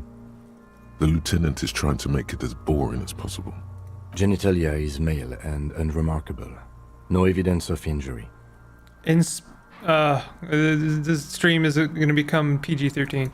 The dead man's penis is average-sized, congested from the downward collection of blood. The testicles are uneven in length, hanging underneath. The genitalia is greenish. Marbling is present around the crotch. Write it down. Back is symmetrical and intact. Upper and lower extremities are intact, but asymmetrical. There are combat injuries on the right hand, thigh, and hip. In addition, I see smaller, residual scars, too numerous to count, covering about 30% of his skin.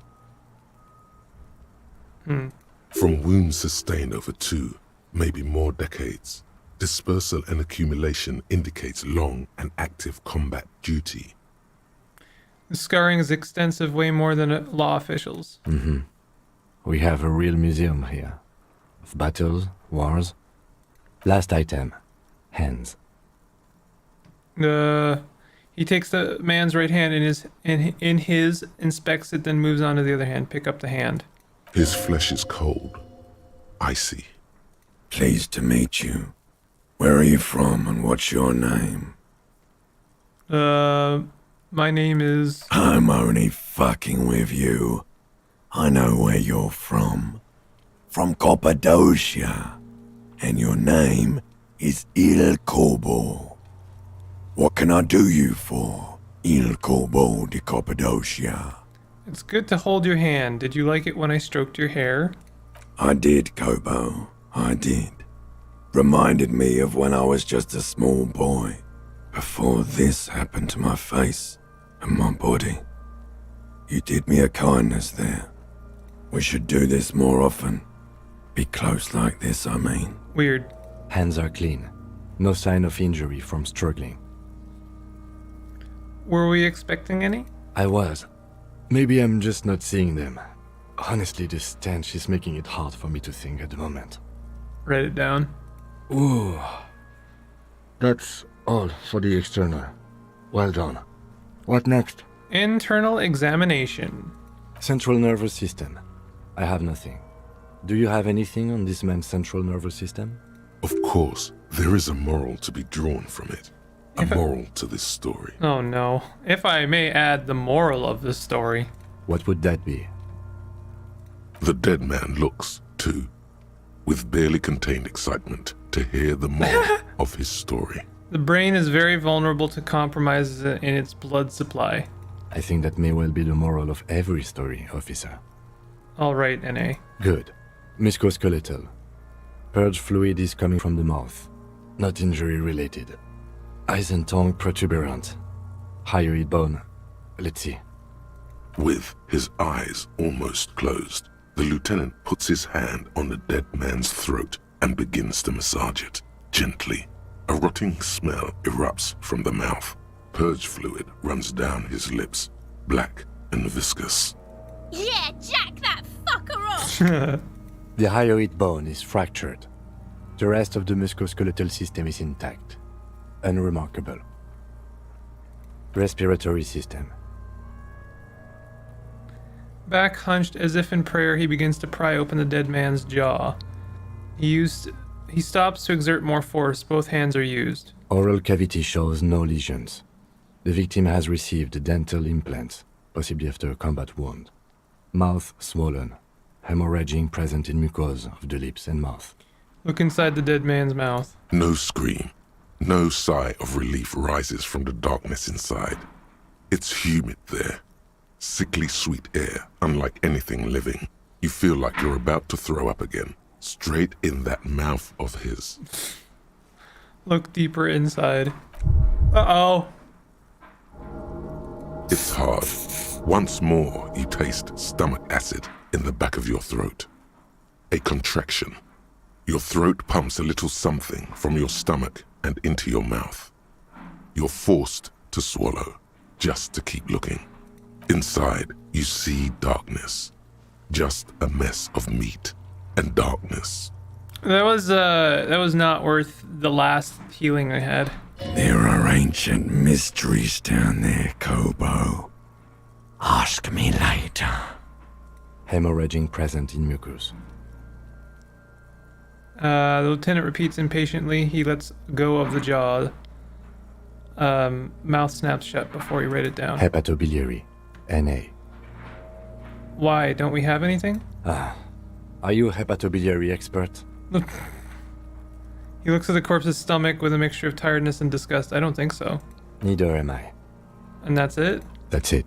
Right, NA. Same for toxicology and serology. NA. Both. Unless you have untapped reservoirs of knowledge there? Let's see. Reservoirs? No, but do they take obscure trivia and odd tidbits? Would obscure tidbits and no, the completionist in me wonders if there's something we could still do. That is 100% what I'm asking myself as well. Like a toxicology screening? At this stage, I doubt processing will find anything, even if he was brimming with cocaine. But still, you should add a request. Add toxicology request. Cardiovascular. The body exhibits heavy lividity. Blood has gathered in the hands, feet, and neck. Hypostasis is visually consistent with a hanging. Write it down. Gastrointestinal. This is the last field on the list. He looks around to the ground, the pool of feces there. Digested semi-solid food in stomach. Voila. Write it down, omit the voila. What's next on the list? Description of injuries summary. Let's see. We have bite marks, contusions on the head and chest, and a ligature mark encircling the neck. You'll need 3 fields. Leave a 4th one too. What about the injuries we have inflicted? Oh, so we inflicted them? Okay, I inflicted them. Okay, so there's a spin-stabilized munition from a Kiel A990 muzzleloader lodged in his lung. I don't think we should mention that. Better not to muddy the waters. So, back to injuries. Injuries. Bite marks. Head, chest, and scalp bite mark injuries. Predation by birds has caused damage to the body. Odontologist does not need to be consulted. And your opinion, officer? Fatal injury. Non-fatal post-mortem. Non-fatal post-mortem. Agreed. Next injury? Contusions. So, the scalp bleeds from a post-mortem head injury, a stone. The injury does not have the rim of an early inflammatory response. The perpetrator on the scene has confessed to causing it post-mortem. Insert Kuno line here. At maximum velocity, fucko! Maximum velocity! Has confessed to causing it at maximum velocity. Write it down. Coagulated blood sticks to his scalp and chest, where the countless stones have hit the dead man. Beneath, the description of injury. 2 boxes. Non-fatal post-mortem. Right. Next, Ligature mark. a dark red abraded ligature mark encircling the neck, with a gap on the nape measuring, let's say, 7 centimeters. The hyoid bone is fractured, the cervical column intact. I see hemorrhaging on the skin, above and below the ligature mark. Depth of the mark, 1 centimeter. No signs of clawing on the neck. Below the note, 2 customary boxes wait to be ticked. The man's head jerks to the side. The ring around his neck is visible. Opinion fatal injury. But this suggests that we think that the hanging is what killed him, and I still don't necessarily believe that. Non-fatal post-mortem. He is deep in thought, eyes fixed on the bright red ring around the dead man's neck. Why do you say that? I'm serious. I don't think this is what this was the injury that killed him.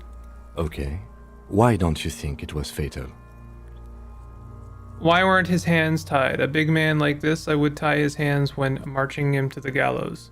Honestly, I'm not sure there weren't marks on his wrist. That part got blurry for me. The stench. But you are right, I was ready to call this. Now I think we should leave it empty, at least for the time being. Let's wrap this up. I pronounce this field autopsy over. First, how did it go? New skill point. It was an irregular field autopsy. We did not establish cause of death, which is supposed to be the goal of an autopsy. But, personally, I do not see this as a parameter for success. We also requested a toxicological screening. That was thorough. The results should arrive in a couple of weeks, if we are lucky. I will not hold my breath. What else? We were thorough with the list of injuries too. We described them all in detail. What is there to say? Given the circumstances, it was a professional field autopsy. Nice. What now? I need a copy of that autopsy form. Then I will drive him to Faubourg. Rip out a copy of the autopsy pages. For processing. He looks at the dead man one more time, then at the slip of red paper in his hand, and then at the corpse again. He's thinking, did I miss something? You tilt your head, also looking at the corpse. I'm sure we didn't get everything. There's always something. Tell me something, dead man. Shoot, Looney Rooney. At the autopsy, you said you have ancient mysteries. Oh yes, Kobo mi Lobo. In the gift horse's mouth. Tracts and wakes and waterways. Ancient materials buried. But where? Just a small gulp away, my beloved Kobo. A small gulp away. Where have you gone? In the past. Way out in the west. Who killed you? Love did me in, brother Kobo. It was love all along. Why do I feel like I've forgotten something terrible? Because you have. Can you ask me a question? Sure, Lobo. Looking at my face, motionless. Looking into my eyes. Standing here. Why are you investigating my murder? So maybe this will lead to something indescribable, unforeseen, miraculous. Ha! The clown lips on the corpse appear to smile. Something is on its way. Something hidden. It's coming. A miracle from the northwest, and it's almost here. You can feel it in the air, on your hands. The cold spring air smoothing them over. Who killed you? Love did me in, brother Kobo. It was love all along. Is my name Rooney? Fuck no. You're no Rooney. Rooney is not who I am. I'm Harry. No, you're not a Harry either. You're a motherfucker. That's who you are. Rooney the motherfucker. Enough. Come back later, Corpo. Amuse yourself with my frank manners and my memento mori features. If possible, Also, see me in your dreams. Try to remove the dead man's boots. I don't think I want to do that because it'll lead Kim to the idea that I want them, and I might want to take a minute later. Search the body one more time thoroughly. This is a white check, so we can try it again later with increased perception. But maybe, oh, we can't change our gear midway through. I should, well, it doesn't matter. I don't know what I would have changed. You run your hands over the victim's cold body, his limbs, his torso with its swollen organs. Maybe you should be more thorough. Look at in his pants again. The genitals in his breeches continue to be unnoteworthy. You see the penis of a dead man. If you've seen it once, you've already got the picture. Can't get enough of that dick. Do you think we missed something? You can't shake the feeling that there are more secrets concealed in the flesh before you. I've got a gut feeling that there's more to this corpse. Okay, well, we are in livor mortis here. He is disintegrating. We need to refrigerate the body if we want to conduct another examination, and we need to do it fast. Where do we, can't we just, okay, where do we find a fridge for the body? Hey, wasn't there a giant ice bear sarcophagus below that building? Why, yes there was. Now, detective, I've rarely been disappointed by the size of a giant ice bear fridge, but I think we should still take a look at it first. Make sure it's big enough before we carry him over. Let's move. With every hour, whatever we are looking for in the deceased will become harder to find. Okay. We're gonna do that. I have a funny feeling it will pay off later.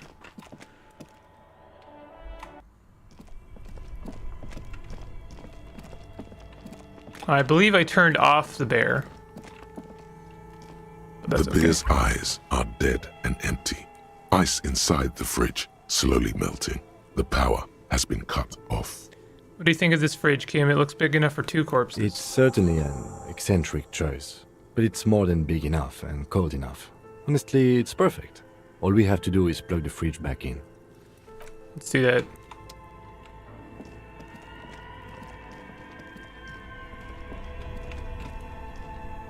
Both cables are unplugged from the breaker box. I think it was the red cable. A giant electric mammal awakens. The dead body is going to be safe in the embrace of its cold innards. Great. The owners of this building will just have to keep paying for the electricity sucked up by this monstrosity a little longer. Maybe do you think the RCM would compensate them? Hey, I'm supposed to talk to that person. I didn't realize that they were available to talk to. The man is decomposing visibly now. Every hour, he looks less like a creature and more like a pile of intestines. The lieutenant adjusts his glasses and takes a deep breath.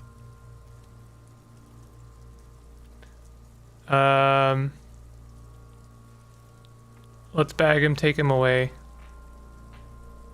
If you think so, officer, I'm not going to object. I need a little help for carrying him to the holding pen of my kinema. I'll take it from there. Wait, what? No, I didn't mean to do that. I didn't mean to do that.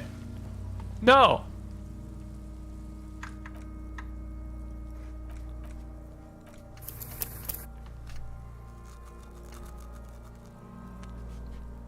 This was at 13:48. That was 3 minutes ago. I think that this is a good save. I don't want to bag him. Like we want to put it in the fridge. The man is decomposed. The lieutenant adjusts his glasses and takes a deep breath.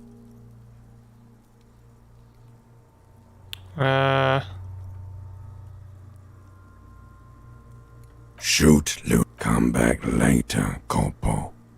Amuse yourself with my frank manners and my memento mori features. I don't know what If we're supposed to do. possible, also, see me in your dream. Did you plug in the freezer yet? Yeah, I mean, I did. Hold on, let's check the journal. Fridge victim's body. Check out the fridge in the commercial building across from the war line.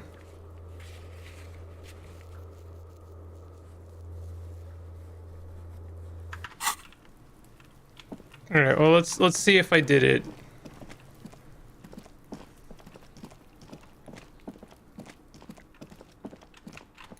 Maybe I had to look at the fridge again.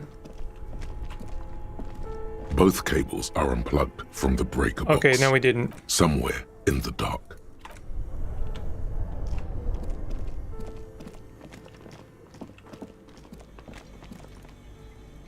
The bear's eyes are still It's certainly an eccentric choice. but the optics on this are awful, he thinks. We need to be as silent as we can. Your visual confirms you could fit. Shall we go and get the body then? I'll take the head, you take the feet. Okay, the stairs won't be easy, but we'll manage. Let's do this. The body is heavier than you expected and stinkier. It takes half an hour to get it down to the basement. Then 10 more minutes to stuff it into the fridge. The lieutenant takes a step back to admire your handiwork. Beautiful. A dead body in a nice bare fridge. This is some of the best police work I've ever done. Yo. This is fantastic. Okay, I'm glad I loaded that save. That was worth it. You have created an ice bear sarcophagus. Behold, we have created an ice bear sarcophagus. Talk of the ice bear sarcophagus must not leave this room. He means it. He doesn't want to be the ice bear cop. I think this is a glorious achievement and no, I won't do that. We did our best with the means at our disposal. Did we though? Okay, maybe we did. At least we've stopped the body from decomposing further. Now you can conduct another inspection under controlled circumstances. Inside the icy realm of the ice bear fridge, the corpse stands slumped, waiting. Wait, I just realized. We're the only one who knows he's in the fridge, right? In theory? Oh, except for Kuno. Kuno knows everything.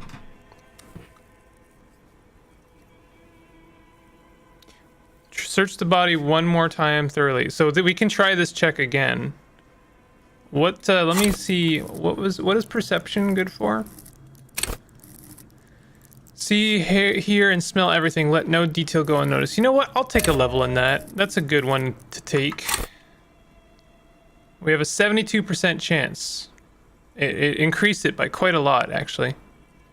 You touch the dead man's body. Damn it. His skin is cold, light blue and silvery in the light of the fridge. You still have no idea where to begin, or what to even do with him. I should have checked it before and then taken the point. It'll come to you sooner or later. At least he's safe here until then. Okay. God damn it. I really should have checked him first and then taken the point, because then I would have had 2 attempts. 150 and 172 is better than 172. Oof. Oh well. Find all the armor pieces. Getting the handman's boots. So we gotta wait until Kim is gone. We can pin it on Kuno that the boots disappeared. Say he probably watched us move the body. In fact, let's talk to Kuno and suggest that he's going to plan on doing that later. Fuck does Kuno care? I talked to Minyanya about the armor. So? Oh, we got another point. We could put another point of perception and try again. He said to thank you. Wasn't too keen on chasing down that armor anyway. Fuck. Okay. Kuno's a giver like that, yes? Kuno sent your fat ass running around like jello. Look, pig. Kuno sent you to rough some people up. Kuno played you. That happened. Now you and Kuno should move on. I will remember this, Kuno. You got fucked. You got fucked, pig.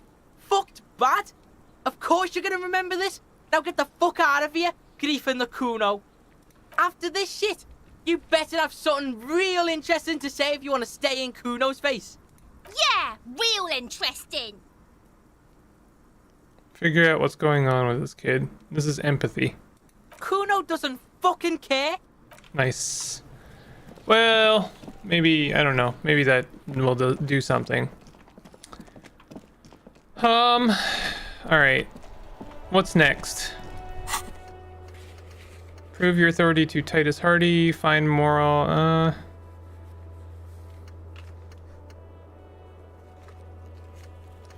Clock the water lock on Wednesday. Find, what day is it today? Find booze and drink it. Call your station's Lazarus. Track down your badge. Victim's tattoos.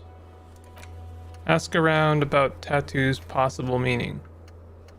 Explore the whirling secret okay, I mean, that's what we can do next is, we have a key for a lock.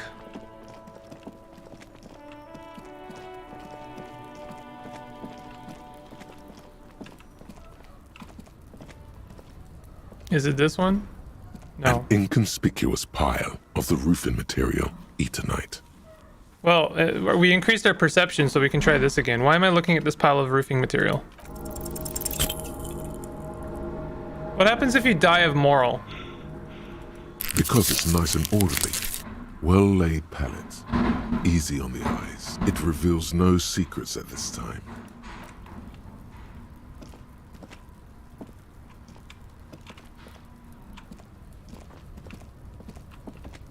I know there's something around here. There's a door around the whirling and rags.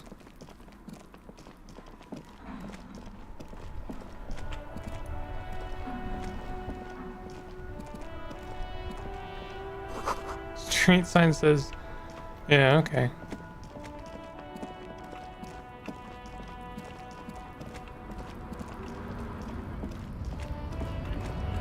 Well, how do I get back there? I guess maybe I have to talk to our dude and try and get through the back door.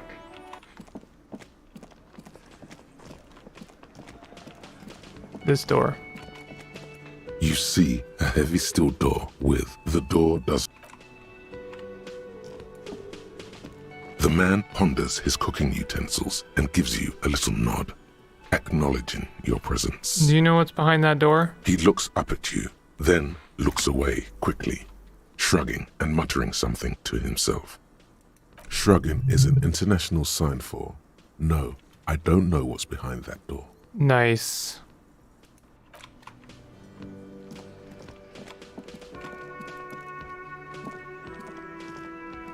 Can I help you? I saw another thing. Another thing. Great. I love Oh, yes, that door. Sure. There's nothing mysterious about it. It's just... No, I don't have a key. I don't know how to get there. And I don't care either. It's not like I've been wondering about it for 10 years. It's just a frit warehouse, probably. Or some boring storage space with a bunch of old junk and dust. Junk and dust. He's attempting to maintain an air of indifference. It's absolutely not convincing. I think you'd like to know what's back there. Fine, okay, a little. But my job doesn't leave me time for wondering about one locked door in one of the cafeterias I manage. So I haven't opened it. I have cleaned the whole place 100 times over, though, after the animals. And I haven't found a key, so good luck with that. Yes? Okay, I wonder if we could use our pry bar. Also, what are we working on right now? Remote viewers division. Oh, right, we're becoming psychic cops. We have -1 to perception with that, unfortunately.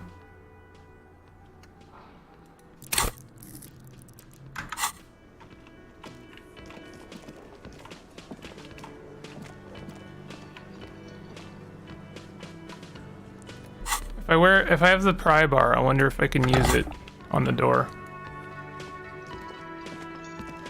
You see a heavy steel. The door does not. The cobalt blues, old cobalt paint, rough on the fingers. 40, 50 years since this was painted, maybe. It leads to a side building, adjacent to this one. The old building next to this, half ruined. Whatever is behind it must be older. We gotta find a key, and I don't know where that key is gonna be.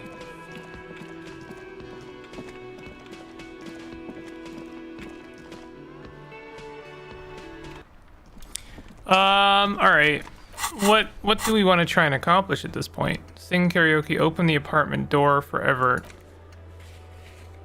The door is behind the greenhouse in the yard, a basement door.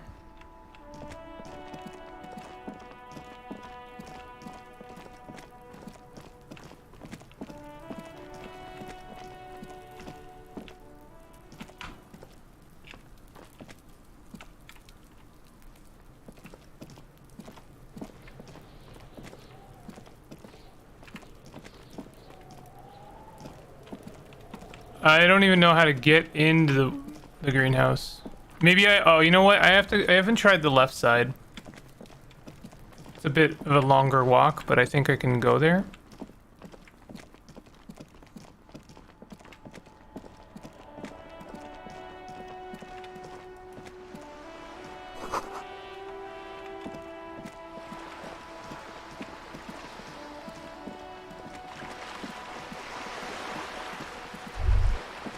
Whoa. What have we here? A bridge? A bridge with loose nails and rot-infested wood that creaks in the wind. A construction code violation if there ever was one. Kim, looks like we've got a construction code violation. True. They never cleaned up the wall damage. The rest of Revachol looks better, though. Well, Lieutenant, think about the splinters. The bridge is fine enough. Locals use it all the time, after all. It's nothing to worry about. Shall we?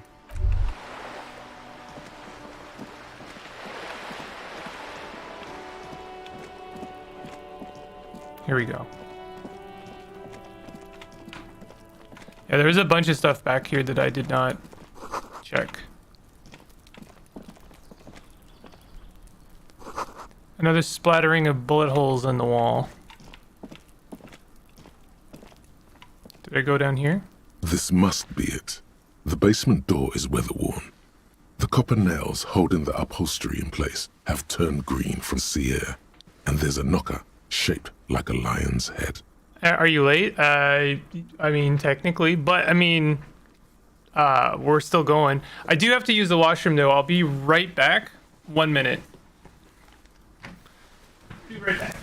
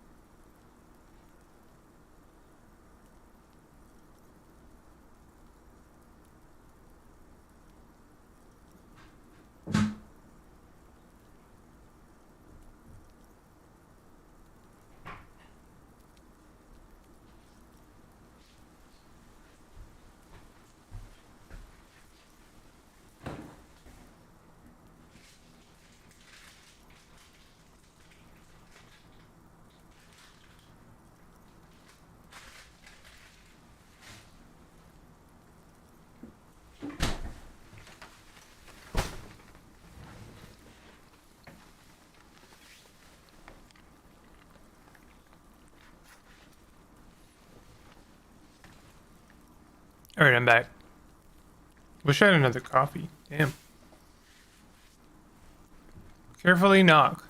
You knock silently. The upholstery muffles the sound. No response comes from the apartment. I guess no one is in? Press your ear against the door. The leather upholstery is worn and rough against your jaw. You don't hear any movement. In fact, it's oddly silent in the yard around you. No birds chirp. Lieutenant, what is your opinion of this task we're undertaking? Let's be honest. This isn't what I joined the RCM for, but every day tells you something new about yourself. Apparently, working with the local union boss to get info on an investigation is not something I'm squeamish about. So you don't mind if I unlock the door? I mind that the local thug is using the RCM for his busy work. But if this gets us to the bottom of this hanging, then I'm willing to look over it. On the other hand, we could just leave and tell Everard we opened the door. No one seems to be tailing us to see if we actually did it.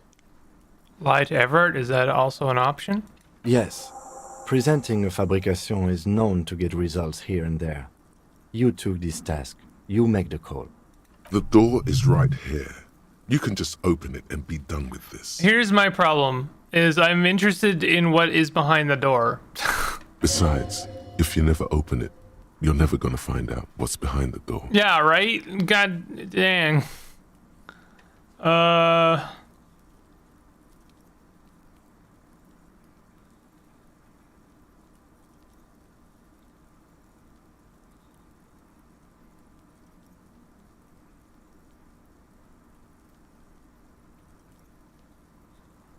What do you think, chat? Is anyone here with strong opinions on whether I should open this door? I actually kind of like the idea or the potential, like, situation of what's going to happen when Everett finds out I didn't open the door. I just want to get a rise out of that guy, honestly.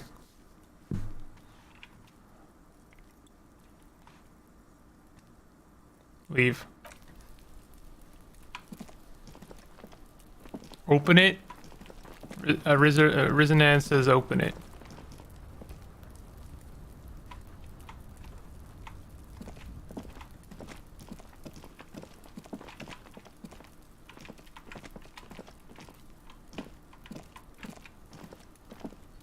There must be another way into the building. What? Why did... Oh my god, why did that happen? Remember why you were here, the yellow mug. Yeah, what's that noise down there?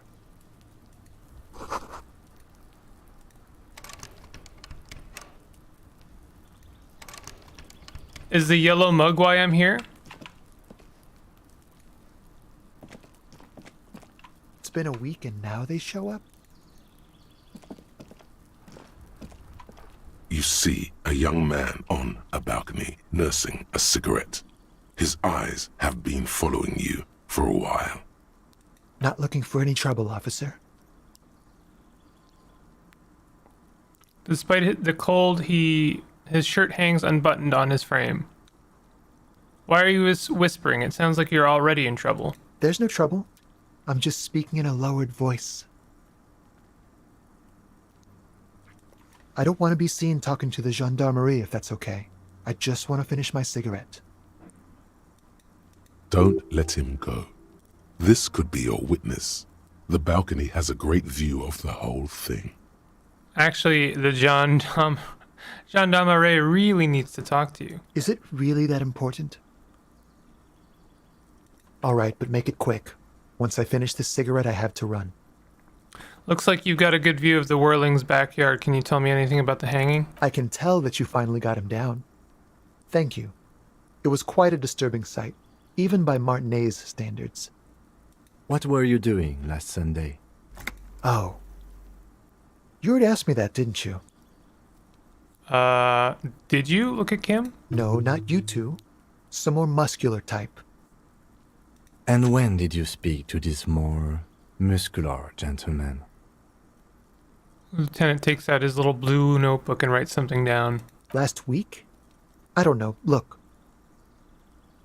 He looks around the courtyard again. Old patio chairs and dead houseplants litter the scene. He's an actor declaiming a soliloquy. See how you hang on his every word. You didn't answer the question. What were you doing last Sunday? Why is it so silent here? Everyone is so enamored by this game's immaculate dialogue. They are too stunned to speak. I had a friend over. What kind of friend? It was my Sunday friend. Makes sense. Friends are nice on Sunday. You don't have to work. You can just spend time with pals, watching rugby and drinking beer. What's your friend's real name? Did he see something? He doesn't reply, gesturing no with his cigarette. In the neighboring windows, you can see faint reflections of his silhouette, all from different angles. Can you tell me your name? My name? My name is Martin Martinez. Sure. That's definitely not his real name. You're not actually called Martin Martinez, are you? No, of course not. Could you please lower your voice? He scans the courtyard. It's silent like the bottom of a well. It's like the bottom of a well. Every sound captured and reflected back. Ask him again. Listen, I really need your name. And I really need to finish this cigarette. But he hasn't left yet.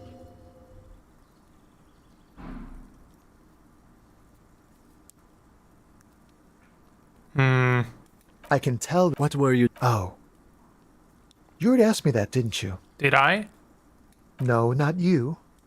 And when did you speak? Last week? He's an actor. You didn't answer the question. It was my son. Makes sense. He doesn't reply. All right, we'll talk later. Gesturing no with his cigarette. In the neighboring windows. No. We won't. Now, if you'll excuse me, I really need to get going. Convince him to stay. This isn't the place or time for questions.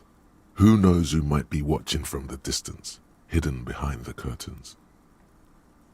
Hey, listen, lower your voice. I am just trying to make things okay again. Can we meet again somewhere else? For a moment, the man on the balcony seems almost vulnerable. Something moves in the depths of his feline eyes, compassion, and a hint of understanding. I am sorry, but I really don't have the information you're looking for. With a flick of his wrist, he sends the cigarette butt sailing over the rail. But, hold on, what's that?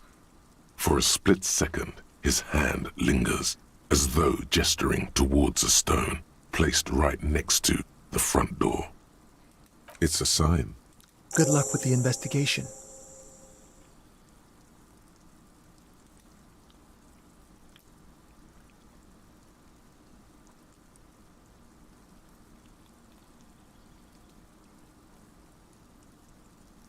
He's gone. We should run after him, see where he went. No point in running. Tenements like these often have multiple exits. If he doesn't want to talk to us, then he'll know how to hide himself. So we just give up? He could be a witness. Him or his Sunday friend. Either way, we need to look into that muscular type who's asking about our case. He did leave us a sign. Did you see that? He wanted to draw our attention to that stone right over there. If we find a way inside the building, we can ask around for his apartment. Okay. A stone, like any other, lying in a whirl of sleet and mud. Maybe there's something under it. Turn it over. There's a key beneath it, rusty from the dirt. Yeah. He was pretty cool. This must be for the front door. Pity doesn't have the apartment number on it. This building has many apartments and the man can be in any of them. How are we gonna find the right one? We'll just have to go in and see. Alright.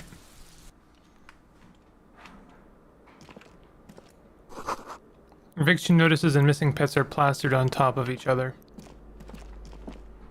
Garbage? Pick up glasses, the auditor. Less authority but more logic. I'm actually totally okay with that. What do these give us? Visual calculus. I do like visual calculus. What is this? Postcard La Delta?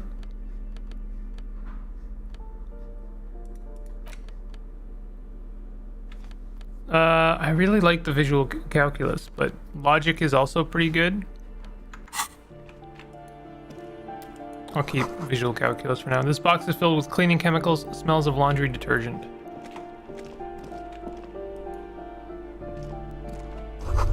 An old shoe rack, boots, sneakers, and old slippers. These shoes come in 3 different sizes.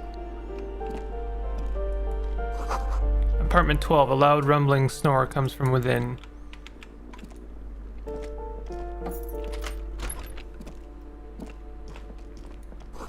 Shower curtains are covered in some sort of slime. Oh good, more magnesium. More physique, less morale. Commodore Red. Oh, we just got alcohol. Uh-oh. More physique, less morale. Can we interact with the mirror? Money.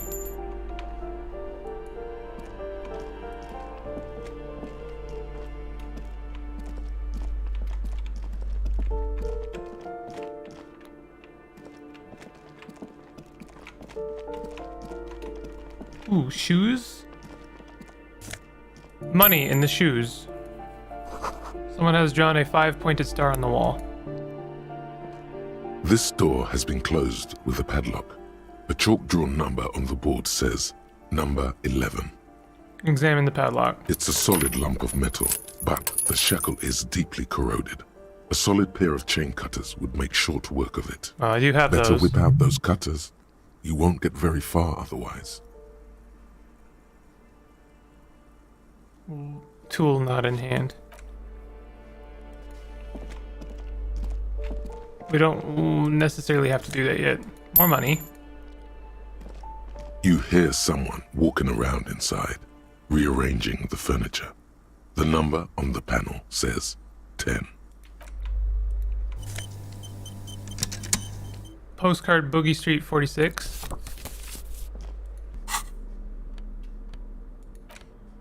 This crumpled up postcard depicts an open-air market in Boogie Street 5 years ago. A vendor smiles as dead roosters lie in his stalls, hung by their feet from the canopy. Red blood flows into the muddy street. Blurry shadows of people pass. Number 9 is locked. Oh, there's someone there.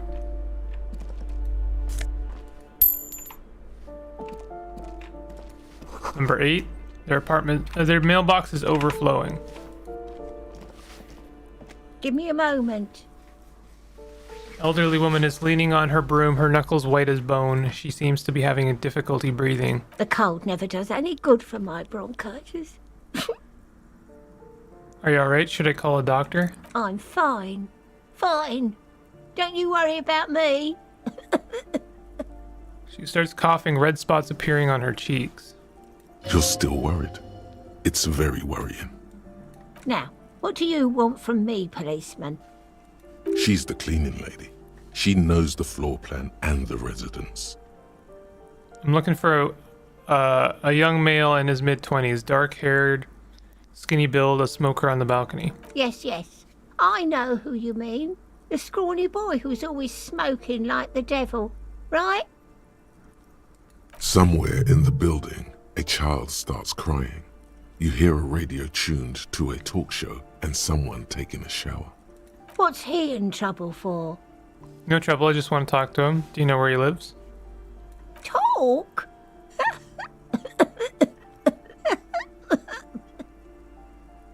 She squeezes her broom trying to catch her breath. What was so funny about that? He lives upstairs in room 28. Go to the balcony. It's one of those doors there. He's usually home in the evening. Thank you. We should go check out his apartment on the balcony. See if he's home. I have a few questions about these apartments. Ask away, policeman. As one of the residents on a vacation, their mailbox is overflowing. People come and go. I don't keep an eye on everyone. Who lives in apartment number 10? No one lives there. It's been empty for months. But I heard someone walking inside. Impossible. I would know if someone had moved in there. Maybe it's those countercultural people again. Breaking into a house like it's a public space. You're a policeman. Be good and take a look, will you? I'll go see what I can find. Great. Young people. They're worse than rats. You know, always littering the hallways with trinkets and empty beer cans. Who lives behind the padlocked door? Oh, that one is a scientist, a future scholar. I think he studies astrology at the community college. Education's good. I always tell them to study. Astrology? Something to do with all those stars around his door. He asked me to leave his drawings up on the wall. You sure you don't mean astronomy? That's what I said. Astrology. The lieutenant shakes his head, as though to say, let it go. Come on, people. Try to keep up any standards here. It's not about stars. It's... forget it. She mumbles some kind of a response, then hacks something into her handkerchief. Who are you? I'm no one. Just an old woman who cleans these hallways. Do you live here? If you can call it living. I have a little room upstairs right next to the coal room. She spits on the floor before wiping it off with a broom. Gross. It's barely bigger than a closet. But I don't complain, no. I have my bed and my aching bones to keep me company. And that's all I need from this world. She hasn't spoken to anyone for a while. Even her sentences feel rusty. Okay. So let's go check out number 10.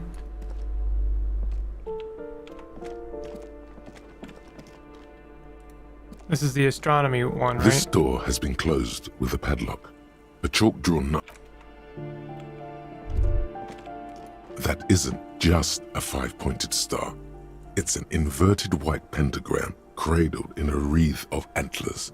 The iconography of communism, in other words. Inspect the symbol closer. The star and antlers was developed in the 6th decade of the last century and quickly adopted by Mezov and the communards during the revolution.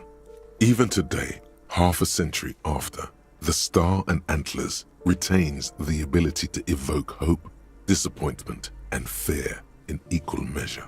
Why is the star upside down? To symbolize the toppling of the old order. Also, some social democrats were already using it. Why white? Because white is the color of peace. What does it evoke in me? Oh. Gone. Gone is the glory of hope. Only the scribblings of impoverished students remain in dirty hallways. You are the big communism builder now. It's you or no one. Okay.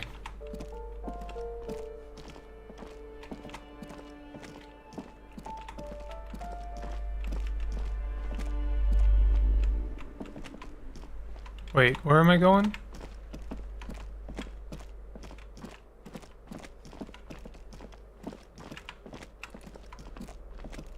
You hear someone walking around Here we go. inside, rearranging the furniture. The walking stops abruptly, but no one comes to the door. You can feel tension on the other side. Knock again. A poor communard, from the looks of it. The room is barely bigger than a closet. Who is this? Demands a female voice, wary and tense. This is the police. Open up. Do I have to open the door? You hear the clacking of heels again as the other side walks up to the door. Her tone is now getting a defensive edge. Do you have a warrant? I'm not obligated to open the door if you don't have a warrant. Let's go. We don't have a reason to get inside that apartment. This apartment is supposed to be empty. Did you break in here? Excuse me? Of course not. There's no sweet talking your way in there. Be official.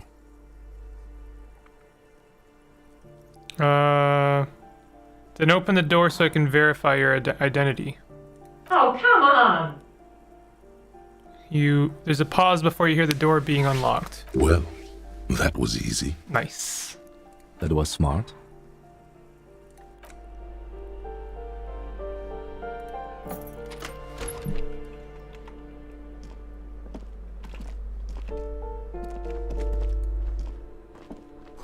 Blister pack of medicine peeks out of the box. You should take it. Looks like a fine mattress. There's some shoes. +1 to indirect modes of taxation. What? Apparently I can just take it. What do you mean modes of taxation? Is this a thing?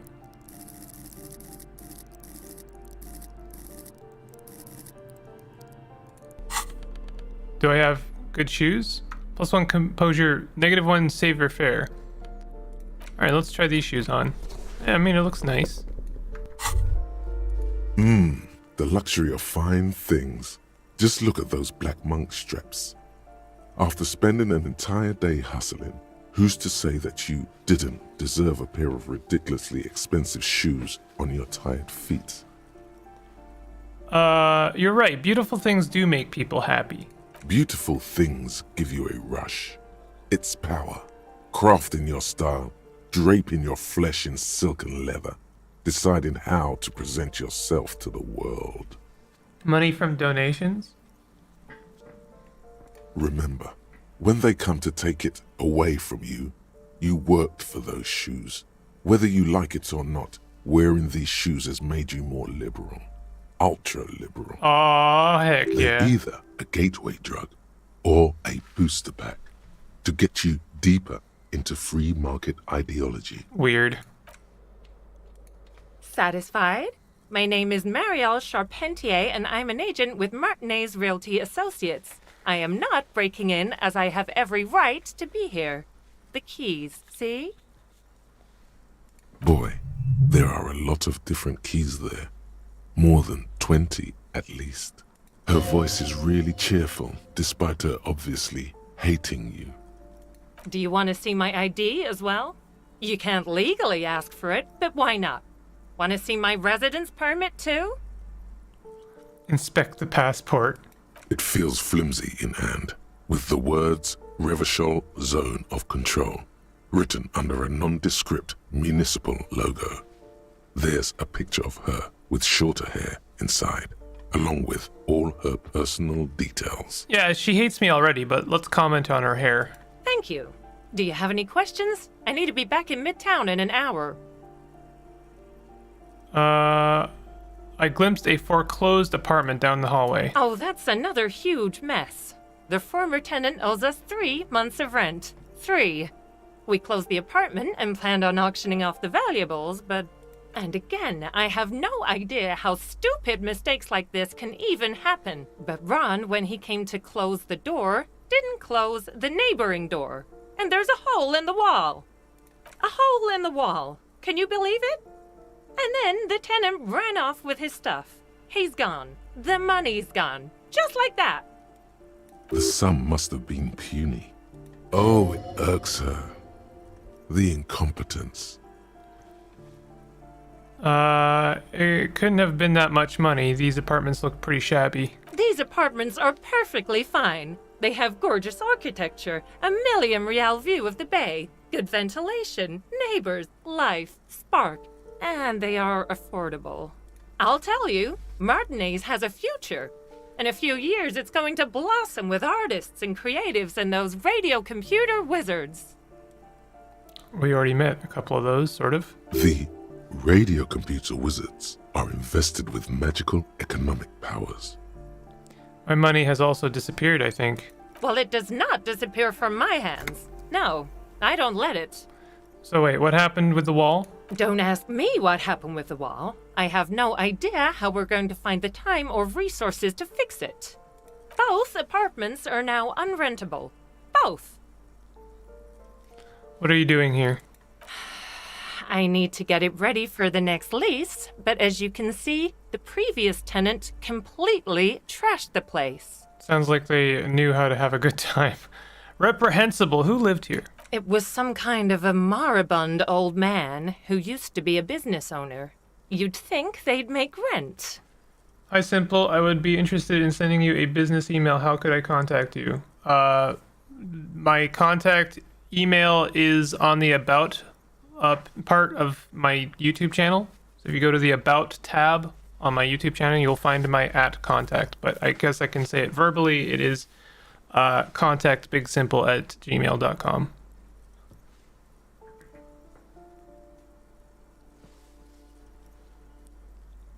But I mean, if you have a game you want me to play, then that's cool. If it's something else, I would be wary, but I don't know. Send it to me. I'm interested. But that was months ago. Anyway, was there anything you wanted, or is that it? That's it. I'm in a hurry. Thank you. Of course. She's been waiting for you to leave. Take the drugs. Hypnogamma.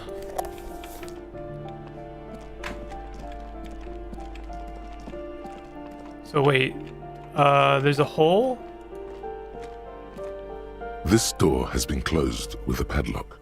A chalk-drawn number on the board says, We're gonna check it out. This door has been closed with a padlock. The shackle snaps like a twig, and the lock falls to the floor with a little... After you, detective. Kim does not even question it. Ooh, this is a nice looking place. Flamboyant poster of a white star, real lithography. Lithography? Photos of revolutionaries posing with guns. Books of critical theory on the monstrosities of capital and such. Is that Lenin? A plaster cast bust depicts a middle-aged man with impressive sideburns.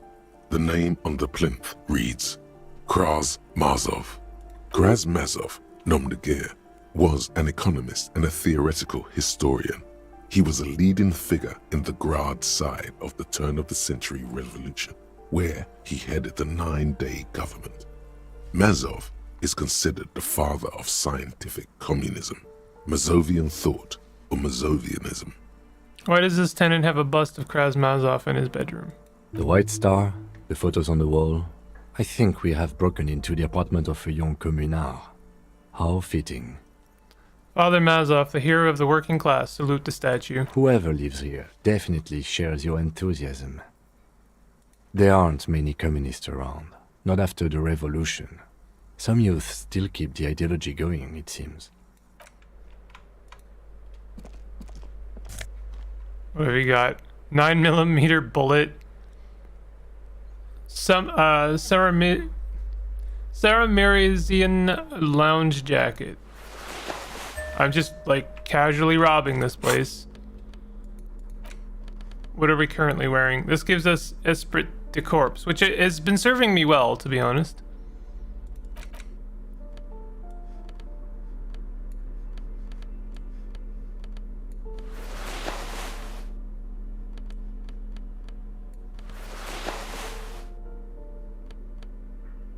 This gives us conceptualization. What does this give us? Drama. We're very dramatic right now. Look at that. That looks decent. But I like the shivers. This is a really, really bad look, but what does suggestion do for us? Charm men and women, play the puppet master. I don't think I care about suggestion. I do like drama, but this could be fun. I do like conceptualization. It's communism, everything is shared. That's true. Hey, Ice King, how you doing? Amazing we can't read the journal.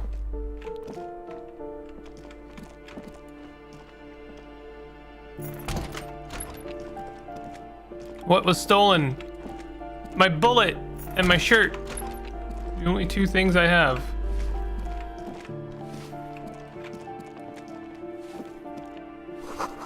Foreclosed by Martinez Realty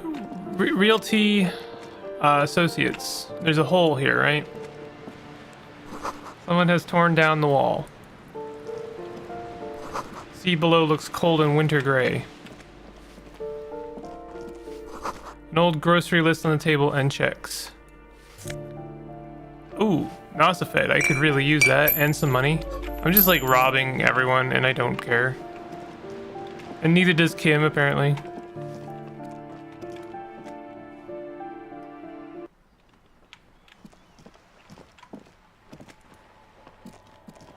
The streets will flow red once more. A great torrent rushing down Rue de Esperance. You wait and see. The weather is good and had a double cheeseburger and chips. Nice. The streets will not flow red with anything. Who are you? I'm Cindy the fucking Skull. What else do you want to know? Date of birth, blood type, the last time I was tested for Hep C. Let's start with your blood type and go from there. Go where? Accosting a minor? Listen to your partner, pigman. Keep your grubby hooves off little old ladies.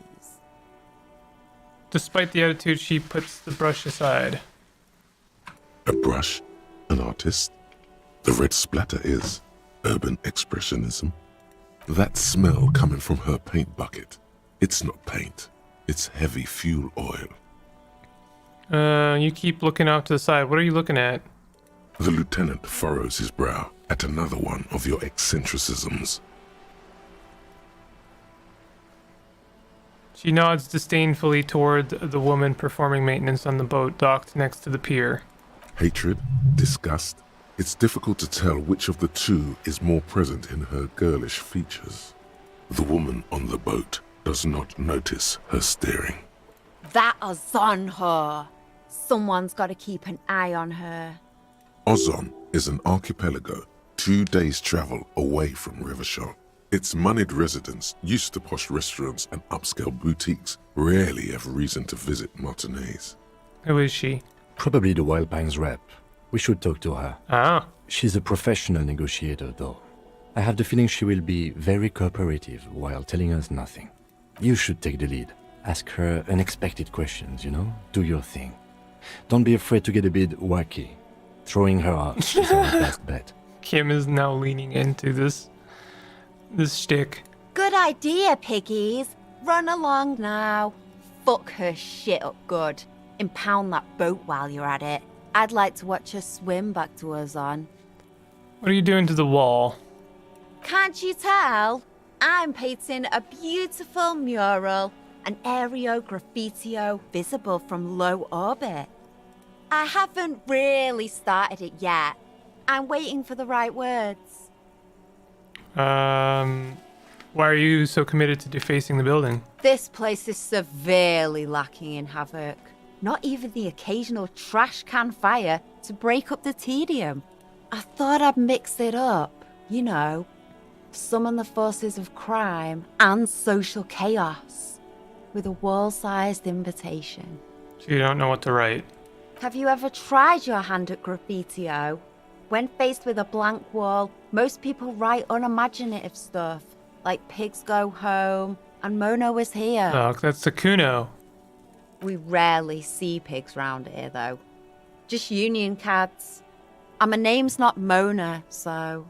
She wants it to be something true and total. I have an opinion on this. Want to hear it? Yeah? I love public art. Don't mind us. Keep doing what you're doing.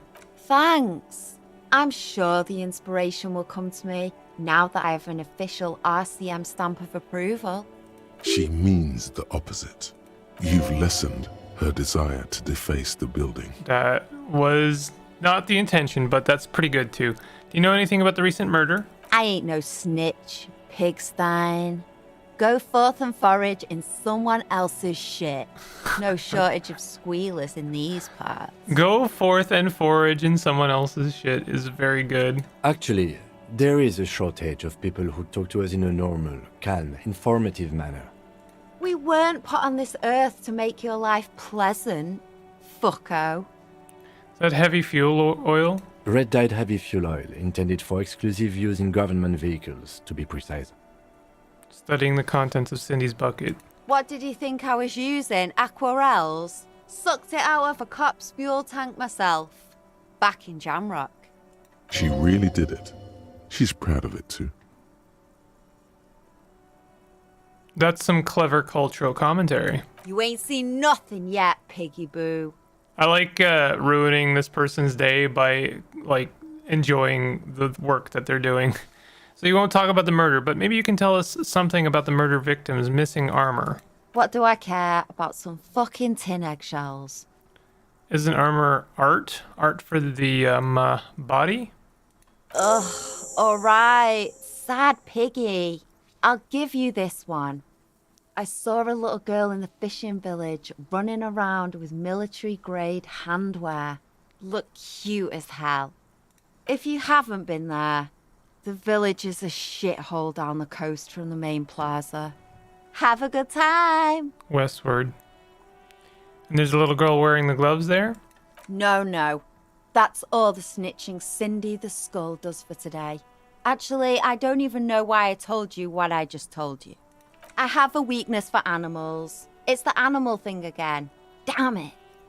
She looks at you a little sad suddenly. Or a weakness for police officers, miss. Thank you either way. Catch you later, Cindy. Watch your back, Ungulate. We've got eyes on you. Ungulate is another good one. Why does art inspire you so much? It does, yes, but what is an art? Excellent question. Art is a diverse range of visual, literary, auditory, and performative creativity. It's an expression of imagination and technical skill.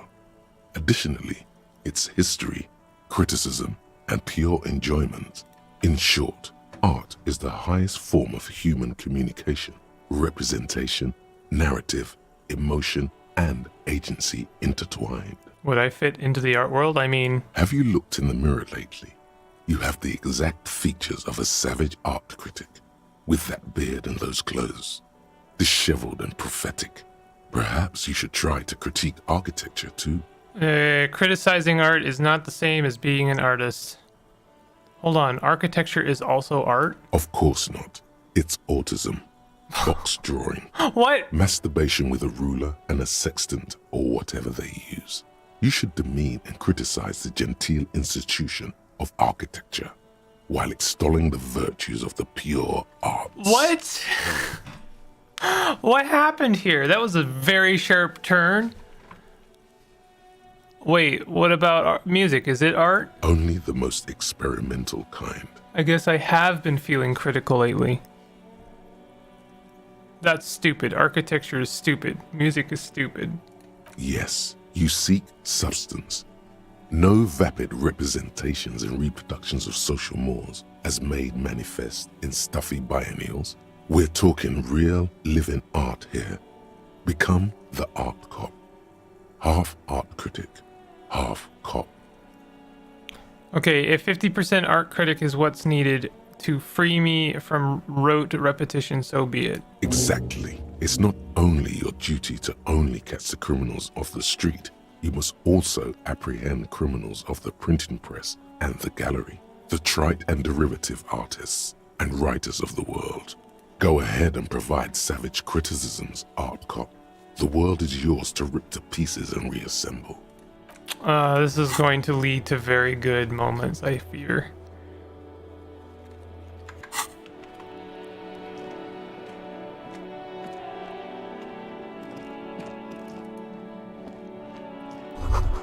You can't get in. Chair's new. Someone lives back here. Wait, there's a box. Almost missed the box. Above, tarp flaps in the wind. Forgotten hammers and nails rust. Kim, you're in the way. Money! I almost have enough to pay for my night. There's a bottle in that.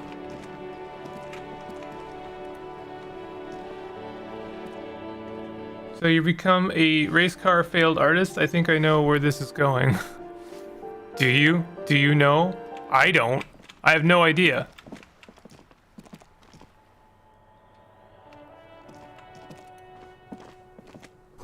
Someone's been sleeping here recently. Cindy? Enough coal to last for several winters. Smells of chemicals. Electrochemistry. Pour la home laborer jeans. Next time I try to change my face, I might wear those jeans. What do these look like? They actually look pretty good. I was expecting something awful. Wait. So these are plus electrochemistry, but negative savoir-faire. These genes are just a straight up improvement. Because I like savoir-faire. And I don't really care about reaction speed. The pockets of these new genes are perfect for sticking your hand into. Makes you look cool, calm, and collected. As your hand enters the pocket, your fingers brush against something. Soft, yet crinkly. Take the item out. Hey, it's a chewing gum wrapper. It reminds you of the fruity juice of apricots. You should inspect it closer if you have time. Something about the wrapper's texture is familiar. I like how if you just like put on random pants, you get the raw materials were most likely exported from Seaguy, the apricot suzerainty, and processed in sur-le-clay into the apricot-flavored chewing gum, loved by kids of today and yesterday. Something about it is familiar, and not only to your fingers. Let's check it out. Oh, is that gum inside the stick? Crinkled chewing gum wrapper. The worn label reads, Tutti Frutti. It smells faintly of apricots with a barely noticeable twinge of cinnamon. You feel compelled to point out that there's nothing fruity about cinnamon. It's a spice derived from tree bark. Why do I even care about this? Good question. There is no answer or secret phrase written on the inside of the wrapper. Yet you're drawn to it. I'm drawn to this wrapper. Does it have remarks written on the outside? Is it connected to the mug? Drawn by regret. Stop before you hurt yourself with a Tutti Frutti wrapper. Throw it away, please. Oh, now I have to look into this. Cinnamon's not a fruit. Can a used wrapper shrug? Seems like that's what the wrapper is doing somehow. This is not about flowers or bark. What is this about? Why are you looking at this wrapper? I'll hang on to it just in case. You carefully fold the wrapper into a square before putting it back into your pocket, lovingly even, despite the strange feeling of regret. This wrapper is connected to many mysteries. More money! We now have enough to pay for our hotel. Nothing else is in here. Let's talk to Cindy the Skull about this wrapper. Hello again, officers. Have you come to admire my mural? Is that bed in the coal room yours? Ooh. Not only have you found my address, you've discovered my biggest secret. I'm a coal miner. You're a miner? Yes. I keep hoping a shaft will collapse on me. But somehow, it never happens.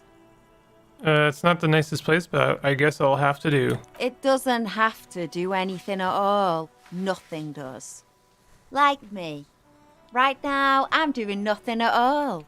The inspiration will come to her once hell is set loose on the streets. It's too calm right now. Don't you have a real home? Does anyone in a city like this? If there's pain about any particular home she's lost, she's buried it deep, fortified herself against it. Cool, I have other questions. Shoot, Piggy. Goodbye. Well, we still have to talk to the lad. Let's talk to the lad.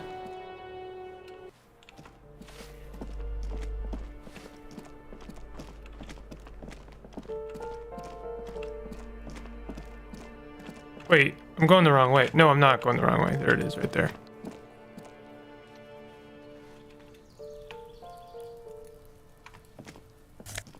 Money.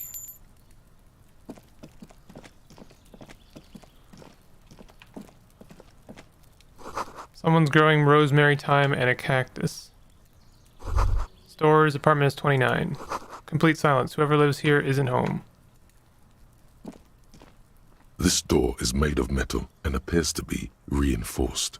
Someone here really values their security. Number 28.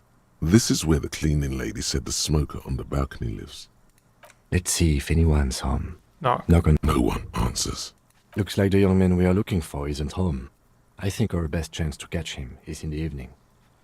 Okay, we'll do We that should later. return tomorrow after we have finished with our day's work. How about 9 p.m.? Sound good? Why tomorrow? The smoker on the balcony. This is why we're here, right? He might not. Suddenly, he's a little worried about your memory. Don't worry. It's mostly all still here. You can remember things.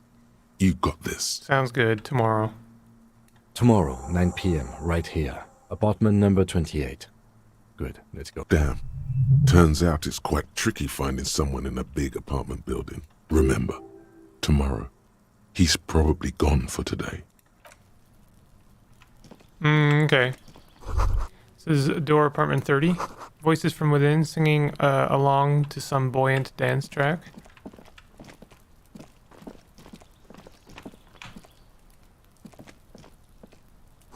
Just a door, nothing for you here right now. More money.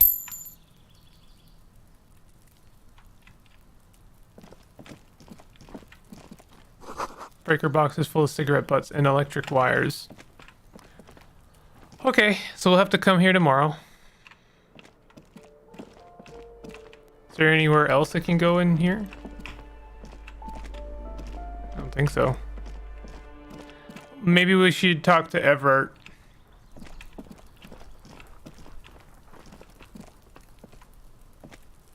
The door to the weasel. No, that's exactly what we don't want to do. You know what we want to do is we want to go west to that village. This is a wall on the side of an apartment building. Conceptualization impossible. Why am I looking at this? You have a keen aesthetic sensibility. You have no clue. It's so many walls all over Martinez. Weather-worn, cracked, their paint peeling. I seem to fail a lot of the most interesting checks. Ooh, another trash. Ooh. Signal blue naval coat. We should wear it just to see if we gain anything from it.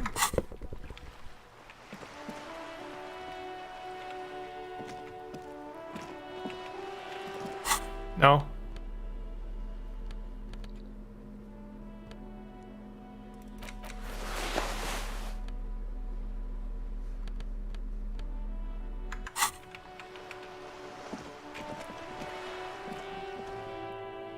Snazzy coat. Oh wait, this was a better... Okay. Wait, there's a second balcony? Is that where I met, the skull? Cindy the skull? Yeah, it is. Okay. I like the skull graffiti on the wall. That's really fun.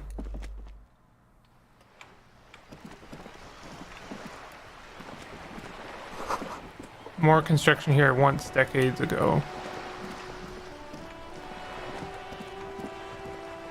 Docking reserved for residents of Rue de Saint Ghislaine.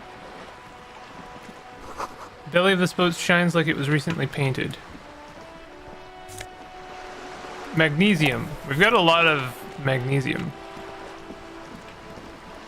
A striking woman leans against the cabin top of her sailing boat, smiling as you approach. Her green raincoat glistens with droplets. A silk scarf is tied around her throat. Good afternoon, officers. I'm Joyce. Joyce L. Messier. I represent the board of Wild Pines, the owners of the harbour. You gentlemen must be from the RCM. What does the L stand for? Beaton, my maiden name. What gave us away? Nothing, honestly. I've said it to every drunk in town, and you're the first one who's responded. Very good. What is implied here? That you're a drunk?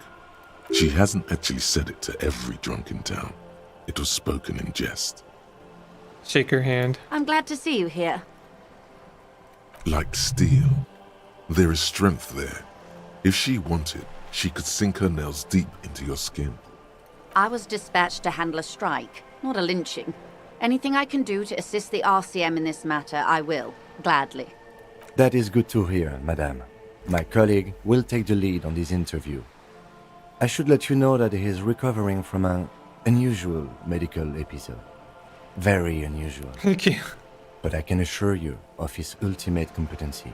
Kim really wants me to lay it on thick here. There's a trace of irony in his voice. Mischief, even. This is a tactic. How interesting. I wish you a swift recovery. In the meanwhile, you have my full cooperation, and the full cooperation of the Wild Pines group. You're on a boat. Why, yes I am. Does she have a name? The boat? No. It is called Cordelati 19, because that's the type of sloop it is. The word "it" feels strange. Such a beautiful boat deserves a proper name. Cool, but your boat really needs a name. Okay. How about Cordelati 19? Why?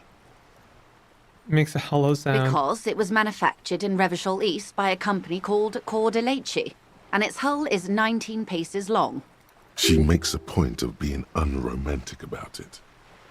How about the sleek fish? How about Dolores? Why Dolores? I don't know, it feels pretty. Well, it means nothing to me. I think I'll stick with the factory name. Cool. But thank you for the suggestion. Cool, but your boat really needs a name. Okay, because... She makes a point Sleek of being fish. What? Because it's sleek and fish-like. I think I'll stick with the factory name. But thank you. No. Okay, because... She makes a point of being something. unromantic about it. The ex something. The ex what? The ex-wife. Thank you for the suggestion. I see the word has emotional resonance for you. For me, sadly, none. So I will stick with the factory name. Okay, but what kind of boat It's is a it? pleasure craft. A 19 pacer. It also happens to be rated for Category 1 racing. Though these days I mainly use it for business. How do you like it? My sloop? I like it a lot. It's the eel's hips, baby. Yo. I'm enjoying this part of the interview. It has so little to do with the murder we're investigating. Kim, you wanted me to work my magic. I'm working it, okay? I really do, the lieutenant thinks. Is she thrown off yet? He's looking at the woman. Oh, okay. Assessing her. Not a lot of people on boats, are there? Of course there are. We're on an archipelago. How else are you supposed to get around? What do you mean, archipelago?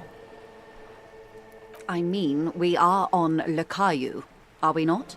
Caillou, don't mention that little shit to me. I thought we were in Revachol. We are, and the city of Revachol is on the island of Le Caillou. I haven't seen anyone else sail a boat around here. I haven't seen anyone else drive a souped-up Capri Kenema motor carriage either. Actually, that motor carriage has been specially issued to serve as a patrol and pursuit vehicle. It's for crossing long distances in the greater Revachol industrial harbor. It's not a toy. Kim is defensive about his toy. Neither is this. A toy, I mean. It's a machine for crossing long distances in the Bay of Revachol, between the city and the islands. You need to make this lady admit she's only riding around on this boat because she's rich. Yes, I do. You have the guns and the ammo. Take this Clausen fiend down. Do you have a license for this boat? Officer, I assure you I'm a highly qualified pleasure craft operator. The crowns of her teeth are porcelain, white as the boat's hull as she smiles. Her nonchalance might be related to something called the Wayfarer Act, a law that says she doesn't need a license. Sly Fox, you're not aggressive enough to harass her further on this. Let's talk about the economics of this boat you're on. Oh my, the E word. You mean to say that it's a symbol of conspicuous consumption? That I'm a member of the ruling class? Precisamundo, class war time, baby.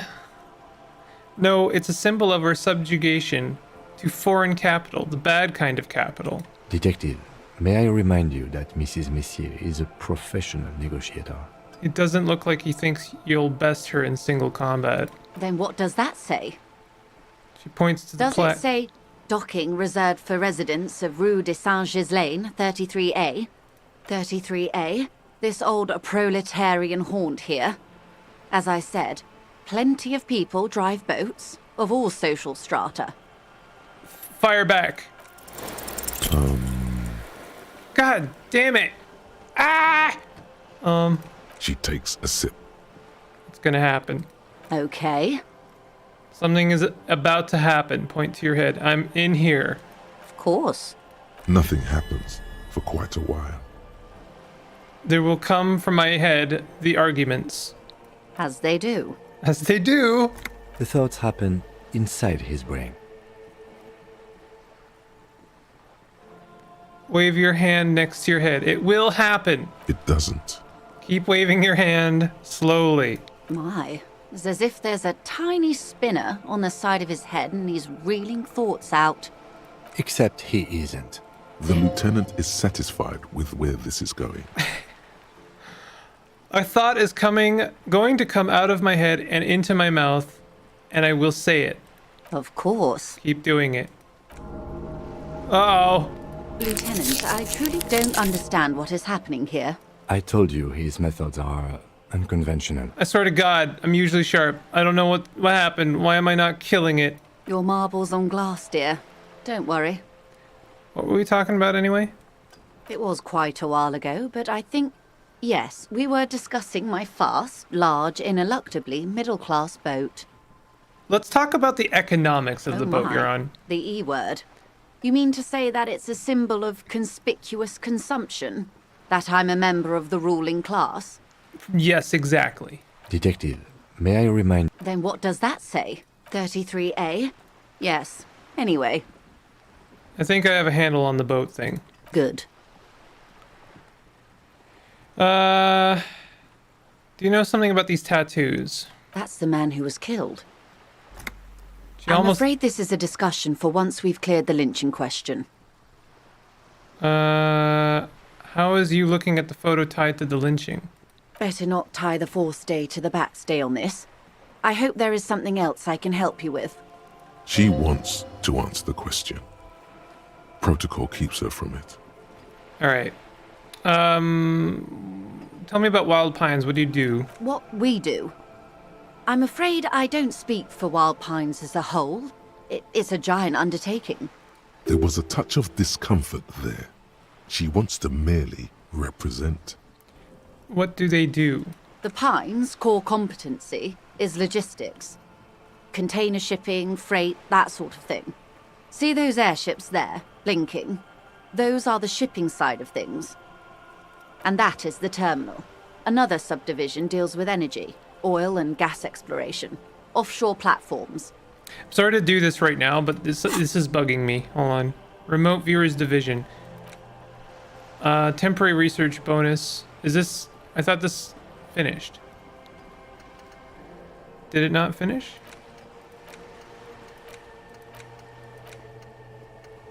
Or is it some kind of superstar? Learning cap for visual calculus raised to 6. Okay, well, that's fine. The Wild Pines Group is one of the original Revacholian Indo tribes. Companies awarded royal monopolies by the king, the suzerain himself, centuries ago.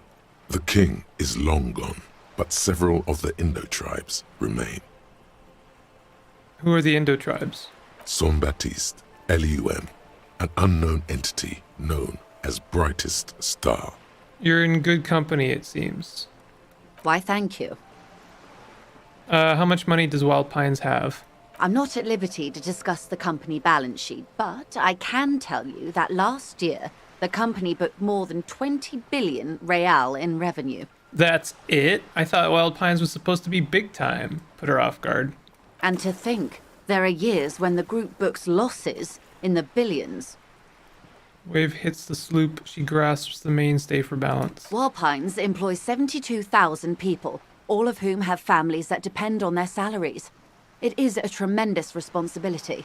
Where does Wild Pines get all these billions? They started as an exploration and cargo fleet conducting trade between the Samoan and Insulindian Isolas 250 years ago, when Pine ships explored the South Seminese and charted Lomantang on behalf of the suzerain. Centuries of care, deliberation, and madness have gone into this endeavor. Vessels pass through the Great Unrest to re-emerge with apricots in tow. The logic of the system is totalizing. It's taken everything from its employees to build it. Probably helps to start out with a royal monopoly. You know more than you let on. Certainly it helped, but most of the original Indo tribes have failed, or been absorbed. To survive, wild pines had to grow and adapt. No suzerain did that. What does such a huge system want with a place like this? You mean aside from being the terminal's legal owners? Who are responsible for moving 8% of the world's cargo? 8% of all cargo in the world. That's quite the endeavor indeed. You don't keep it moving, the workers do. The company is nothing without them. Yes, communism. We built this district. We. There it is. She owns up to it. All the best parts of it. Rue de Saint-Ghislain, with its bastions. The plazas Meteor and Mosaic. Even some of the old street lamps have been put back thanks to the investments from the WP.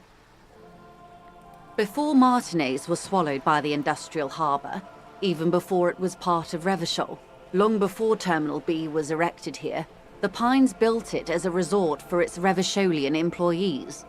A company getaway, for a weekend or a summer holiday. Then came the revolution. But that's another matter. I'm here to make sure the Pines can fulfill their responsibilities to the place they built. With your help, hopefully, says her warm tone. What can you tell me about this strike? Everything. Right up to, but not including, trade secrets. What if I want to hear about trade secrets? First, you'd have to repeal the Emergencies Act of Trade in Aliments. That gives me the right to silence. It's quite the octopus. An octopus, I will slay it. Good luck is only kept in place by the vested interests of half the civilized world, including your own.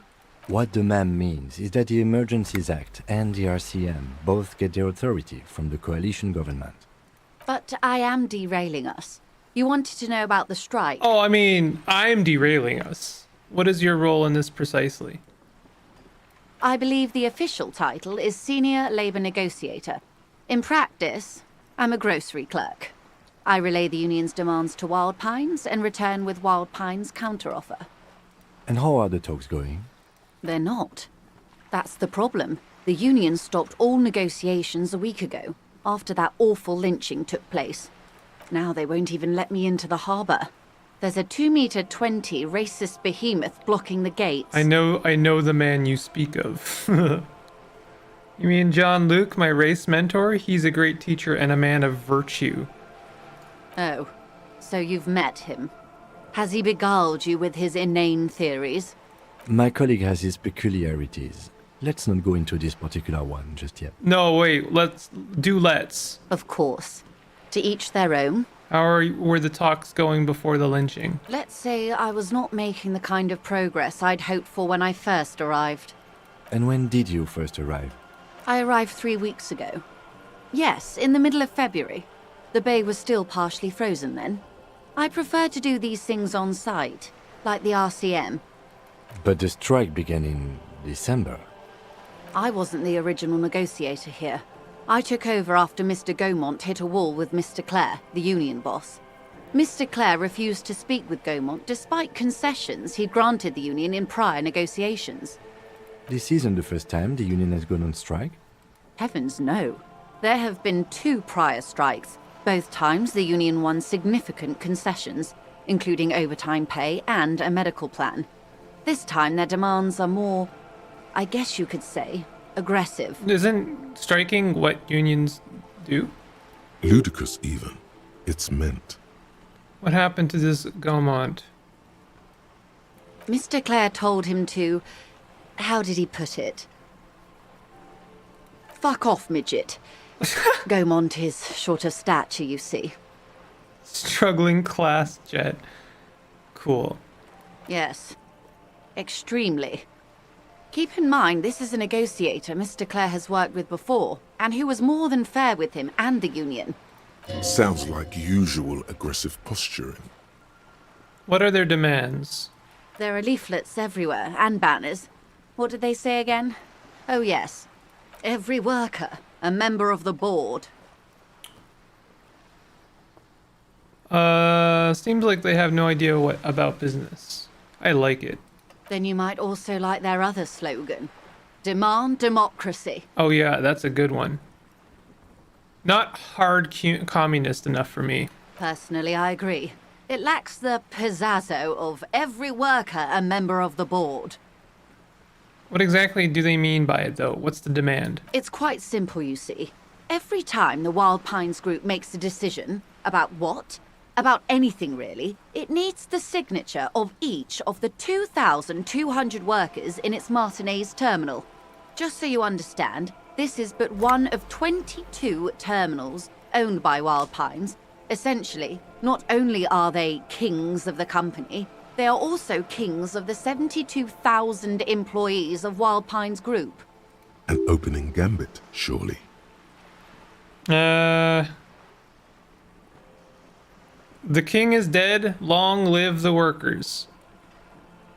Sounds like an opening gambit. So I hoped. But this type of opening is usually followed by a more reasonable offer. I've yet to hear one. Just the same nonsensical slogan repeated over and over again. And now, people are getting lynched, I hear. Behind the whirling in rags. A disastrous situation if there ever was one. Excuse me, from whom did you hear about this lynching? I first heard it from the boyar at the gates. The one whose very name advertises his aversion to work. I think he said it was, "Call me mañana." This checks out. The scabs at the gate, did you put them there? The scabs? You mean the huddled masses of Jamrock, come to plead for work where the Union refuses to? If they were organized by Wild Pines or its affiliates, then it would be a company secret. I could not share it with you. Not right now, at least. It's implied. She's open to discussing this matter with you at a later occasion. What do you think of Everett? Everard Clare is a man of the utmost integrity. If you can say one thing about him, it's that he always puts the interests of the workers first. She's being sarcastic. Don't take her performance literally. That's not what you think, right? Of course not. Everard is fantastically corrupt. I imagine he has a thick, viscous goo where you and I have blood. That's Everett, all right. He is the most corrupt individual I have ever seen, and I deal with men like him for a living. If there is anyone more venal, more irredeemably nepotistic, then it's his twin brother, Edgar. I remember hearing something about this Edgar. Have you seen him? No. Edgar looks exactly like his brother, except for that lazy eye. He also talks exactly like Everard does, and when one's term as foreman is up, the other takes over. This is an interesting plot development. It's how they circumvent the term limits, you see, with a funny little switcheroo. While in office, they've embezzled God knows how much of their workers' dues. What about the union itself outside the Brothers Clare? The Débardeurs Union was once a perfectly normal institution. 20 years ago, anyway. It must not have been easy to establish under the Emergency Act, but they did it. I can respect that. Organised labour at its best, as they say. Then something happened in the local chapter elections. The Brothers Clare came and transformed it into a... how do you say? A mob. The Débardeurs are a crime syndicate. Sad as it may be, we are forced to cooperate with them. Can't get over all this voice acting, not like just voice acting, but the utter quality of it? Yeah, no kidding, right? Refreshingly honest, officer. The company has tried appeasing in the past, but I'm afraid our concessions have only emboldened Everard and his brother. And your opinion, detective, if I may ask? I'm a curious and talkative person, you see. Would you say the Débardeurs Union is... basically a socialist mob. Thank you for being candid. Sadly, Wild Pines have cooperated with what amounts to a crime syndicate for 2 decades. However much you feed the wolf always hungers. One more thing, you said something happened in the elections. I'm glad you asked. There was a woman, the previous forewoman of the union. She disappeared. Disappeared? Yes. On the last day of the local chapter elections, her daughter phoned in and said she wasn't running anymore. or coming to work. Ever. End of story. Some kind of extortion, probably. Indeed. The company suspects foul play, but there's nothing they could do. It was a union matter. The point of the presentation is, these kinds of things happen around the Clares. Watch out when you're dealing with him. Thank you for your concern, ma'am. We'll be just fine. That's all I need here. Let's change the topic. Of course. How else can I help? By the way, I have talked to Everett Clare. You have? And how did you like Mr. Clare? He's a beautiful man. Everett Clare is a hero of the workers' movement. He's a bloated rainbow socialist.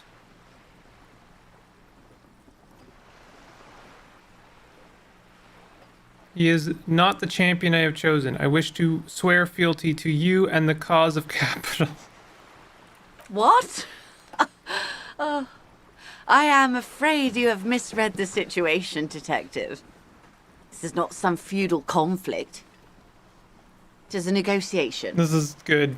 And if it were a conflict, the RCM would not pick sides. My colleague's unusual approach to police work does not represent the organization at this time. I've seen him, and believe me, it's a conflict. I've picked my side in the coming storm, and it's you. Well, I can't stop you, can I? Just understand that I don't expect you to share anything he told you with me. I'm not a corrupt verm myself. However, if you felt like passing some information, how could I stop you? Are we not human? Are we not curious to hear another person's take? It's only natural. We would only be gossiping. Intellectually speaking, it would be quite interesting to hear what she has to say about these things.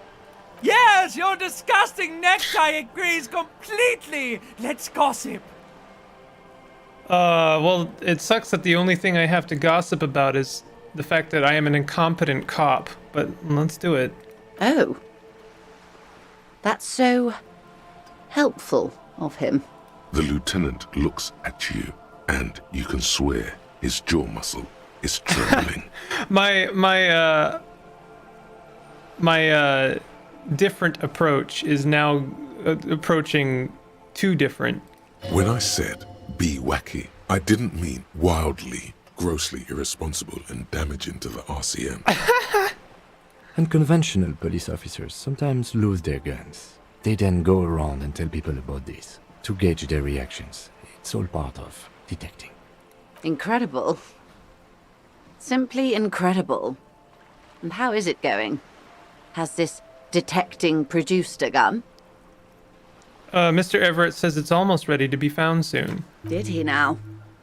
Well, then it should be any day now. Unless, of course, he's lying to you.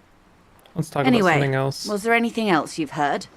Of course, Until then, is there anything I can help you with? What can you tell me about the lynching? Quite a few things, I'm afraid.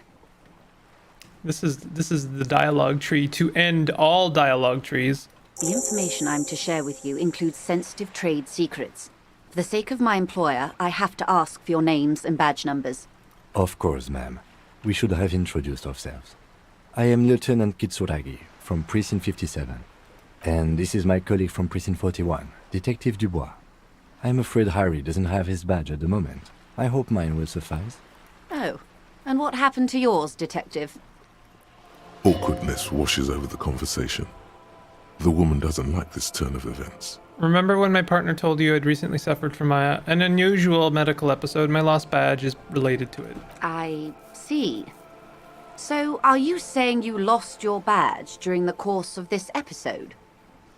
It could have been eaten for all I know. I don't remember anything. This world, the city, nothing. Oh dear. I suppose this does explain some of the more curious turns in our conversation. Well, see, now, listen. I don't like to divulge that necessarily because I like to roleplay as someone who's role-playing as a detective. But in this case, divulging this information is part of my detective work. As I said, ma'am, his technique may be very unconventional, but he is an officer of the RCM. Of course, I sympathize. But I'm afraid I simply can't share anything more until I've seen that badge. Hang on. She's a professional negotiator. She should be open to some sort of mutually beneficial arrangement. Pities your boat failure, sympathy for your amnesia. What kind of arrangement would it be? I mean, favors for favors. A dirty alliance of some sort. I like 83%. How can we go wrong? Hey Joshua, how you doing? Feelings yes. will guide the way. Hold on, I have to sneeze.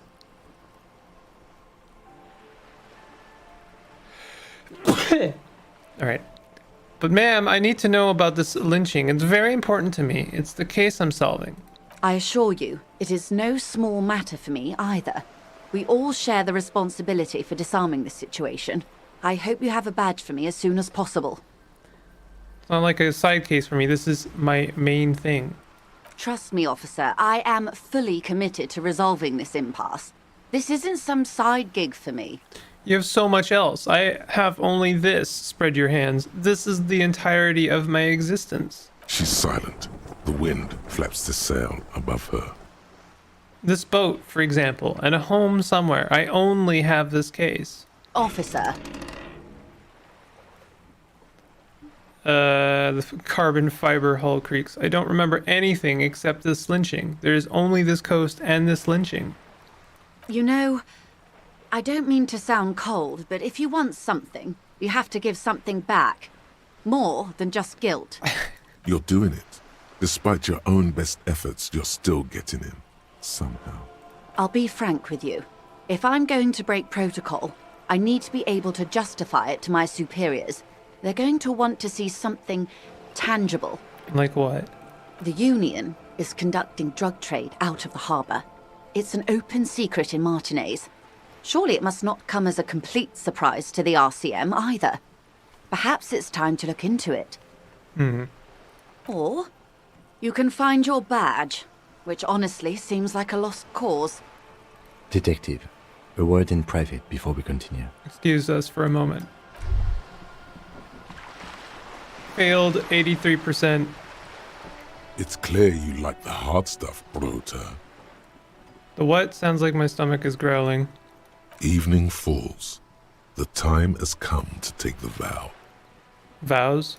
The vows are blood and flesh. What is my lower intestine going on about? Lower intestine? The term is metabolic and circulatory system. What's the hard stuff? Fascism, Brota. Okay, stomach, I've made up my mind about fascism. You're going to keep your views, right? Keep your views, Brota. I am not. I'm not going to be played by an upset stomach. There's a slow, painful growl somewhere in your intestines, knocking on your alcohol-engorged liver. Brutal. It is one of betrayal and disappointment. Remote Viewers Division. Heck yeah. That was a long dialogue. It is done. You've broken loose from the confines of modern science and into the vault of extrasensory knowledge from exotic cultures. Mankind has always searched for a means to break the shackles restraining the mind. Some practice meditation. Some take like a ton of DMT. You apparently only need to rub your temples, and bam, the ether opens before you, presenting its dark secrets. Entities in the void, making contact. Definitely not just because you're rubbing your temples and talking to yourself. Excellent. Remote Viewers Division. What is it? +1, -1 difficulty to all psych passives. -1 drama, gullible hack. Oh. Oh, we gotta talk to Kim. This is not going quite as I hoped it would, Detective. How did you hope it would go? Honestly, I was expecting you to use your unorthodox technique to keep her off balance and, not volunteer us to be her henchmen. Oh, so we're henchmen now. Really? I thought it was going well. This woman is running circles around us. She might have known about your misplaced badge all along, or she's simply an adept improviser. Either way, we've played straight into her hands. He doesn't let it show, but there is a limit to how much the consequences of your unprofessional behavior can cost the investigation. I'm sorry for putting us in this situation. I'll handle it. I'm sure you will, Detective.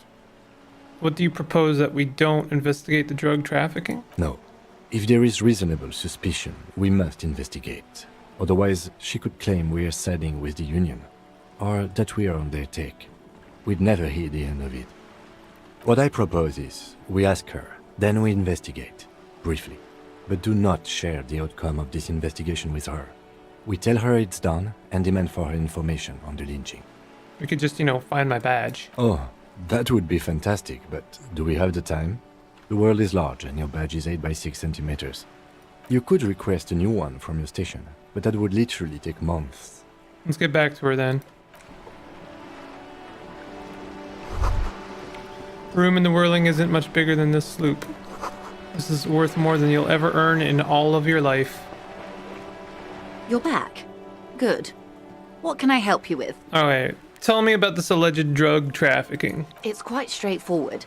Someone is using Terminal B to smuggle raw ingredients from the Samaran Isla into Revachol with the Union's blessing.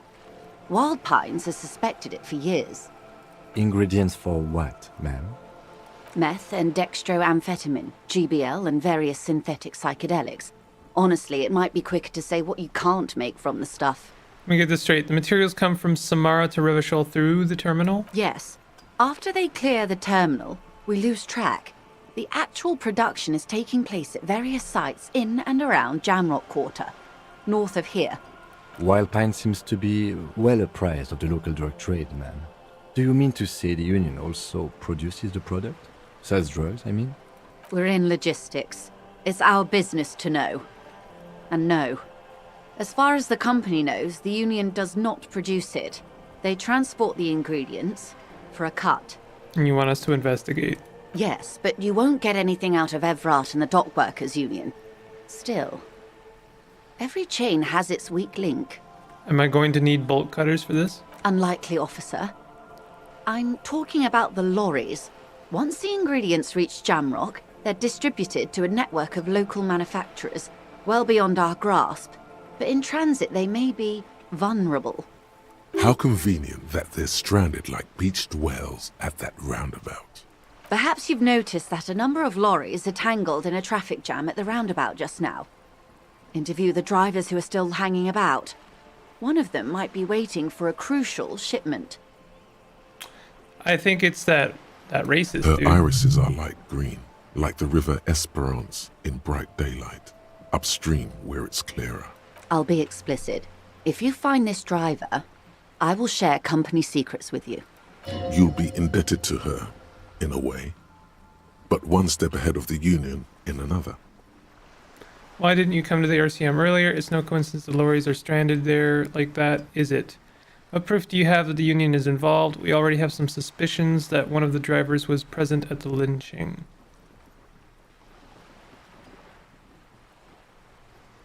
Why didn't you come to the RCM earlier? We did. On more than one occasion. Apparently, there's some sort of inter-precinct disagreement about whose jurisdiction this area falls under. We know the company has launched its own probe into the Union's alleged involvement. We also know it's come up empty. It's not just the RCM. No one's been able to find any hard evidence. Well, here's your chance, officers. It's no coincidence the lorries are stranded there like that, is it? No. We asked East Motor Track to raise the drawbridge. The road company is a partner of one of our subsidiaries. However,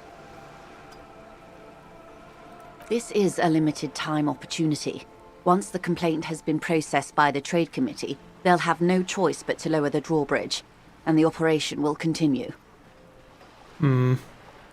Thousands of litres of raw ingredients will pour onto the streets of Revachol. Not the east across the river, but the west. The vulnerable, the weary. Well, at least this solves one mystery. What is that, Lieutenant? Why I had to call East Motor Track and beg them to open a drawbridge for me. I'd wondered since I first drove in, on my motor carriage. I am sorry for the inconvenience, Lieutenant Kisaragi, but we need them trapped here. This is a unique opportunity. I'm sure you understand. We already have some suspicions that one of the drivers was present at the lynching. The two might even be connected. Or not. Though, if you have evidence to the contrary, I'm eager to hear it. The sleep is beating me. This game can get really exhausting, don't get me wrong. I really like it, but it's 99% complicated dialogues. Yeah, that's true. As eager as I am to share it, Lieutenant, once the job is done. What proof do you have that the union is involved? How do you think they're financing this strike? There are thousands of unpaid dock workers going strong for the 4th month straight. Right. There was a shakedown of local businesses preceding the strike. Many were squeezed to bankruptcy to fund it. With all due respect to these desert cacti, the contents of a few cash registers cannot provide for 2,000 men. The local businesses can scarcely provide for themselves. So you think the strike is being funded with source ingredients for drugs? Precisely. Smuggled out of that very gate at night, most likely, then loaded onto lorries and driven to Jamrock. You simply need to find one driver who will open up to you. It sounds like she tried looking into it herself, though she's clearly not the type your typical lorryman would confide in. Okay, I've made up my mind about the smuggling investigation. Yes. We will take this case, probe the driver, see what it yields. Excellent. It may come to nothing, or it may just blow the case wide open. I can keep the drawbridge up for a few more days at least. You should have the time you need. In the meantime, let me know if there's any other way I may be of assistance. Takes another long sip from her seemingly bottomless thermal cup. Of course, Detective. Okay, I have a couple of people I have in mind. I know that was a very long dialogue, but it was all extremely relevant. Obviously it was relevant. Are you trying to sneak up on me? Come to slit my throat in my sleep? Apparently, she doesn't like people standing behind her back. Pig's come to take me out. Trying to snuff me out. Are you sleeping right now? Don't get fucking clever with me, pig. You think you're so clever. Trying to sneak... Okay. First of all, I want to check my map. So where was this village?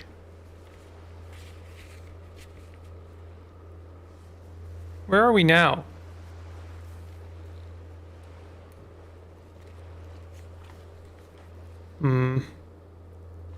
I guess this is where we were just now. So it seems we could go west by going south, which admittedly I haven't tried to do.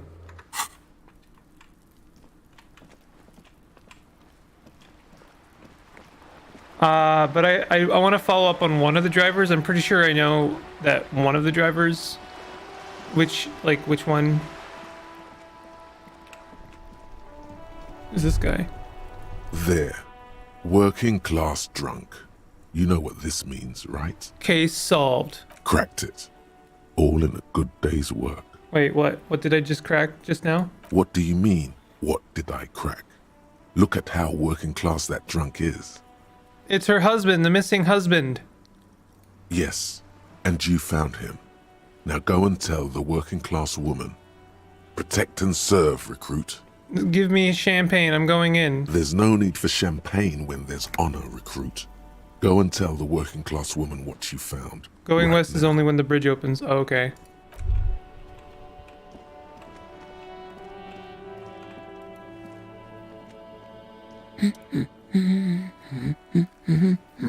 Protect and serve, madam. I found your husband. God damn it, I already told you.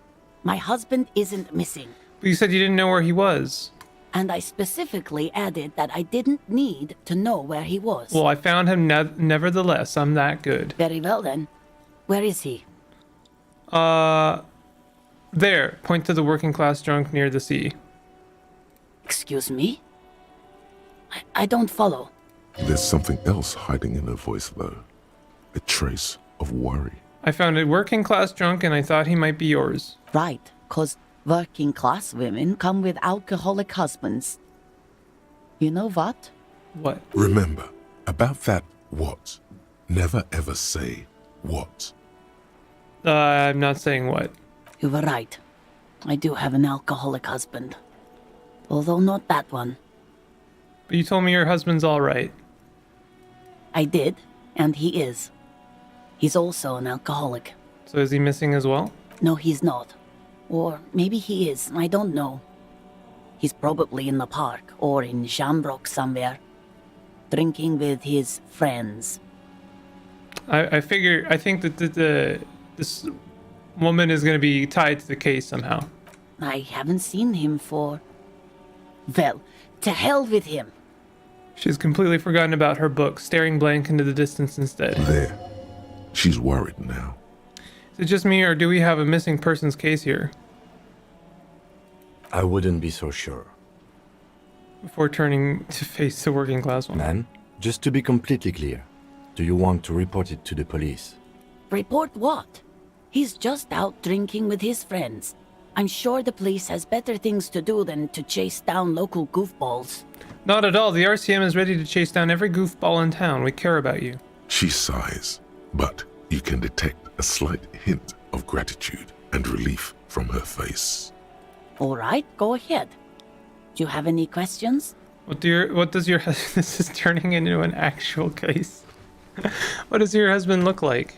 Honestly, not that different from you. So let me guess, he's disco. Right, we're dealing with a cop. No. He is definitely not a cop. I meant that he's a little chubby, that's all. I see, what else? What else? He was wearing a dark brown leather jacket with a bright blue inner lining. The lining is hand-sewn. I made it myself. It's his cool jacket. God knows it's too cold to run around in this, but he refuses to change. I even tried throwing it away once, but he just dug it out of the bin. Can you believe it?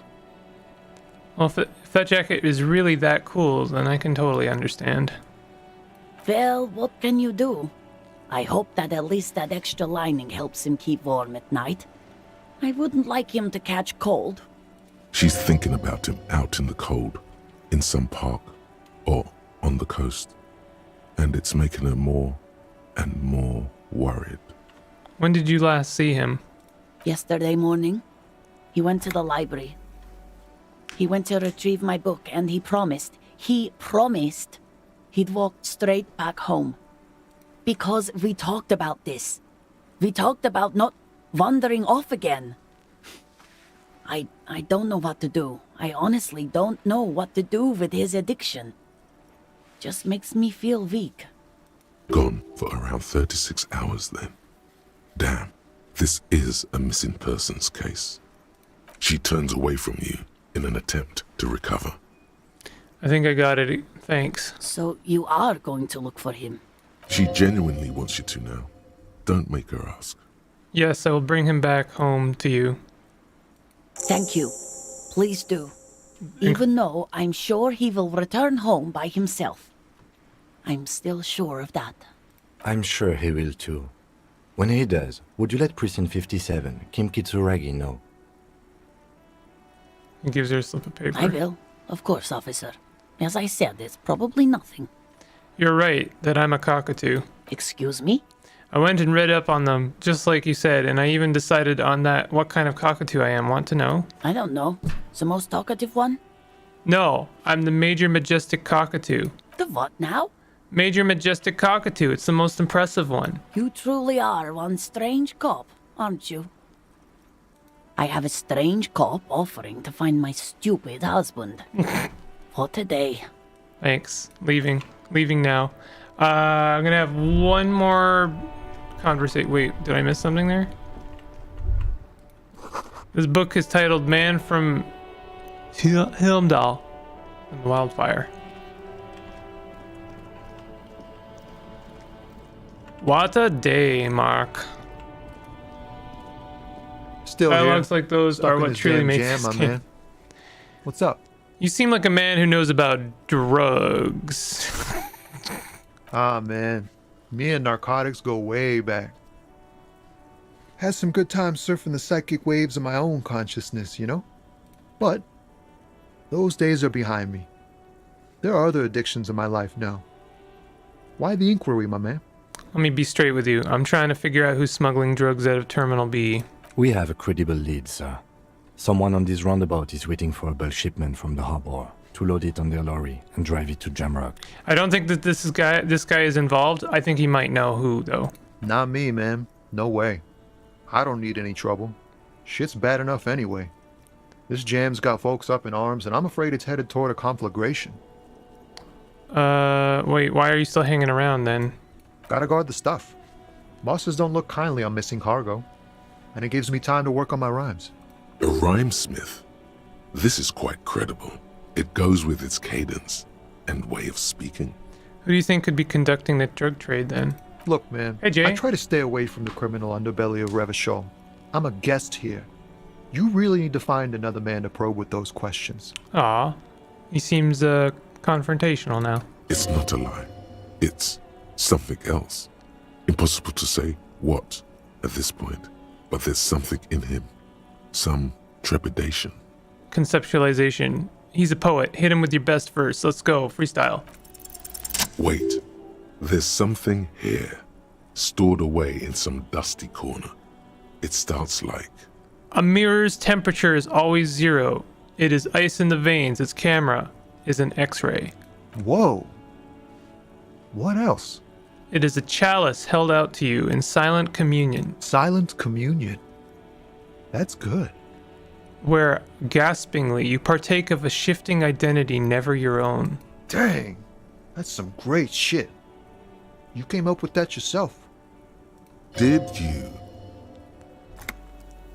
I'm just a vessel for the muse. Right. But really, no bullshit.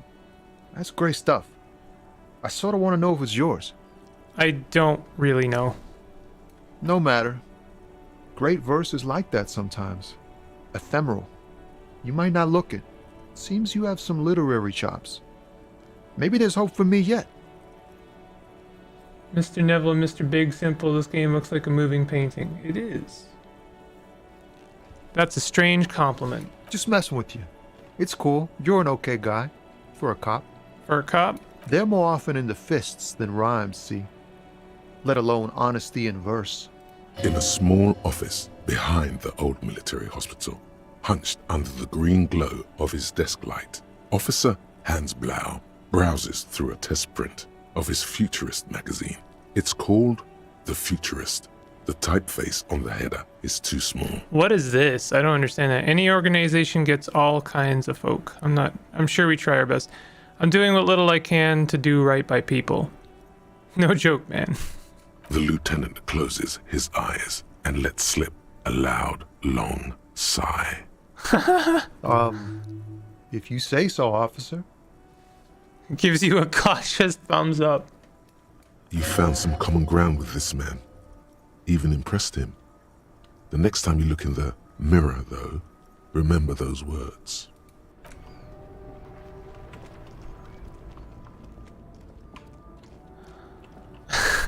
Kim. Alright, this is our guy right here. Looking for something, Hunt? Come to tell me to fuck off again? You could push him by asking him to show you the soles of his boots. He definitely looks like someone capable of a lynching. Let me see the soles of your boots. Been admiring the stompers, Hunt? For sure, I can demonstrate them. He lifts up to show you his left foot, then his right. On the bottom of the man's boots, you see an intricate tangle of treads with no immediately discernible pattern. What's up with your soles? It's Revachol. Where did you get boots like that? Custom made. Cost me a pretty penny. He rubs the back of his balding head, but why? You'll see when the time comes, officer. True patriots carry Revachol in their very souls. Technically, you're stomping on Revachol every step you take. Kim hates this guy so much. Huh. I know you people don't understand poetry. You're a lorry man, right? What's your stance on drugs? Just going for it. Drugs? They're shit, man. I don't let anything pollute my body. Takes a long drag on his cigarette. Why not? You know where that shit comes from? Sarah Miriza, Safre, Ilmara. They take the money from our local junkies here and then use it to outcompete us in the manufacturing sector. Sounds like you are very opinionated on the subject. They know they can't beat us in a fair fight, so they have to get us to weaken ourselves somehow. It's racial sabotage, racial economic sabotage. Perhaps it's good to agree to get him talking. Hold on, but they make alcohol in Illimara too. I was told they do. I don't go for that foreign piss. Proper booze is made in Mundi. Or sometimes I like a dram of that Yugograd vodka. Koikos and worse much, but they do no booze. Listen, I agree. It's a responsibility to keep this poison off the streets of Revachol, right? He eyes you warily, unsure how to respond. This goes on for about 2 seconds. Then, damn, it didn't work. You should have signaled you're a nationalist before. I don't know shit. And if I did, I wouldn't tell you. Then what are you still hanging around here for? Most other commoners have left. What do you think? I can't leave the lorry unguarded. Stuff's been getting looted lately. It's those little kips sneaking around at night. If they touch my stuff, the bosses will be on my ass like ass cancer. Good. There was a bunch of spilled boxes in the back of a big lorry nearby. I did see one lorry with the trailer doors open on my way here. Do you know what happened? Yeah, I knew that guy. He was an honest driver who loved this country. We were having a good debate about genetics at the Wheeling in Rags when some kip boys smashed his lock and took damn near everything. Lost his fucking job over it. Since he left, I haven't had anyone to talk to. Bad for him, I guess. It's a fucking travesty is what it is. If it's not you, then who's running drugs through Terminal B? Isn't it obvious? Fucking Sealang, that beady-eyed South Samaran. His little side business is a scam. I wouldn't be surprised if he was peddling drugs as well. The street vendor south of here? That guy's a lorry driver? Of course he's a lorry driver. What? He tell you he's just some simple businessman or some shit? He's selling his employer stuff after he broke the seals on his Humanox lorry. His tribe are natural liars. It's in their blood. He's your man, all right? 100%. I wouldn't be so sure about it. Not until we've heard what Sealang himself has to say. Guess we have to pay Sealang a visit. Isn't that the Shades guy? Guess so. We're done for now.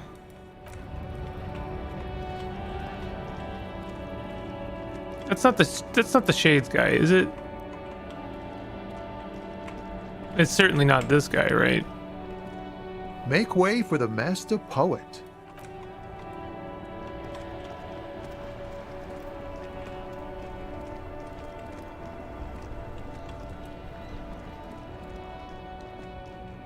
Everything's still cool Yo. here, officer. So what's your stance on drugs, Sealang? Drugs? I don't go in for that, officer. Drugs ruin lives. Unless you're into drugs, of course. In this case, drugs are excellent. Tasty drugs. I'm super into drugs. That's very cool. A lot of the coolest detectives do drugs. Sadly, I don't have any drugs on sale. Or at my home, or on my person. Sir, it appears to be true. No drugs in sight. Not in the box of sunglasses or under the speakers. I actually don't like drugs. That's cool. Especially after you already said you're into them. All the coolest detectives in the movies do drugs. And are very conflicted about it.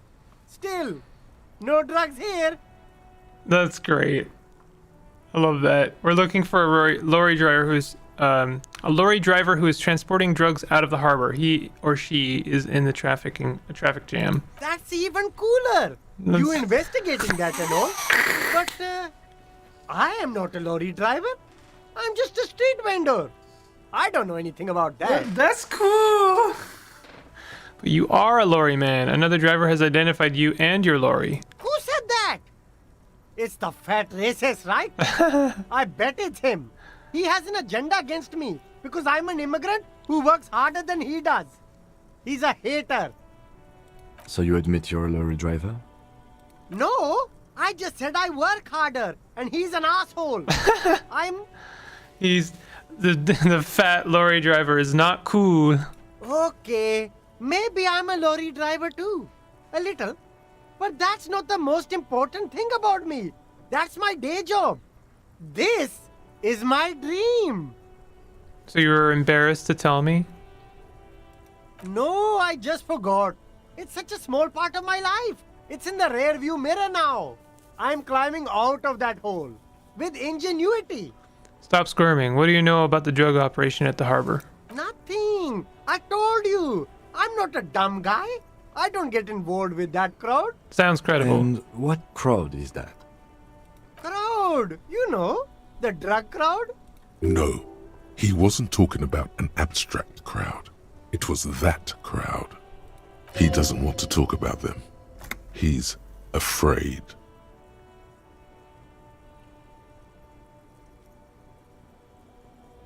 Who are you afraid of, Ceiling? Look, there's bad people doing bad things here.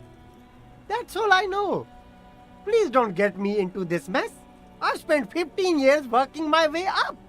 We're buddies, Ceiling. Help us out. No one will know it was you.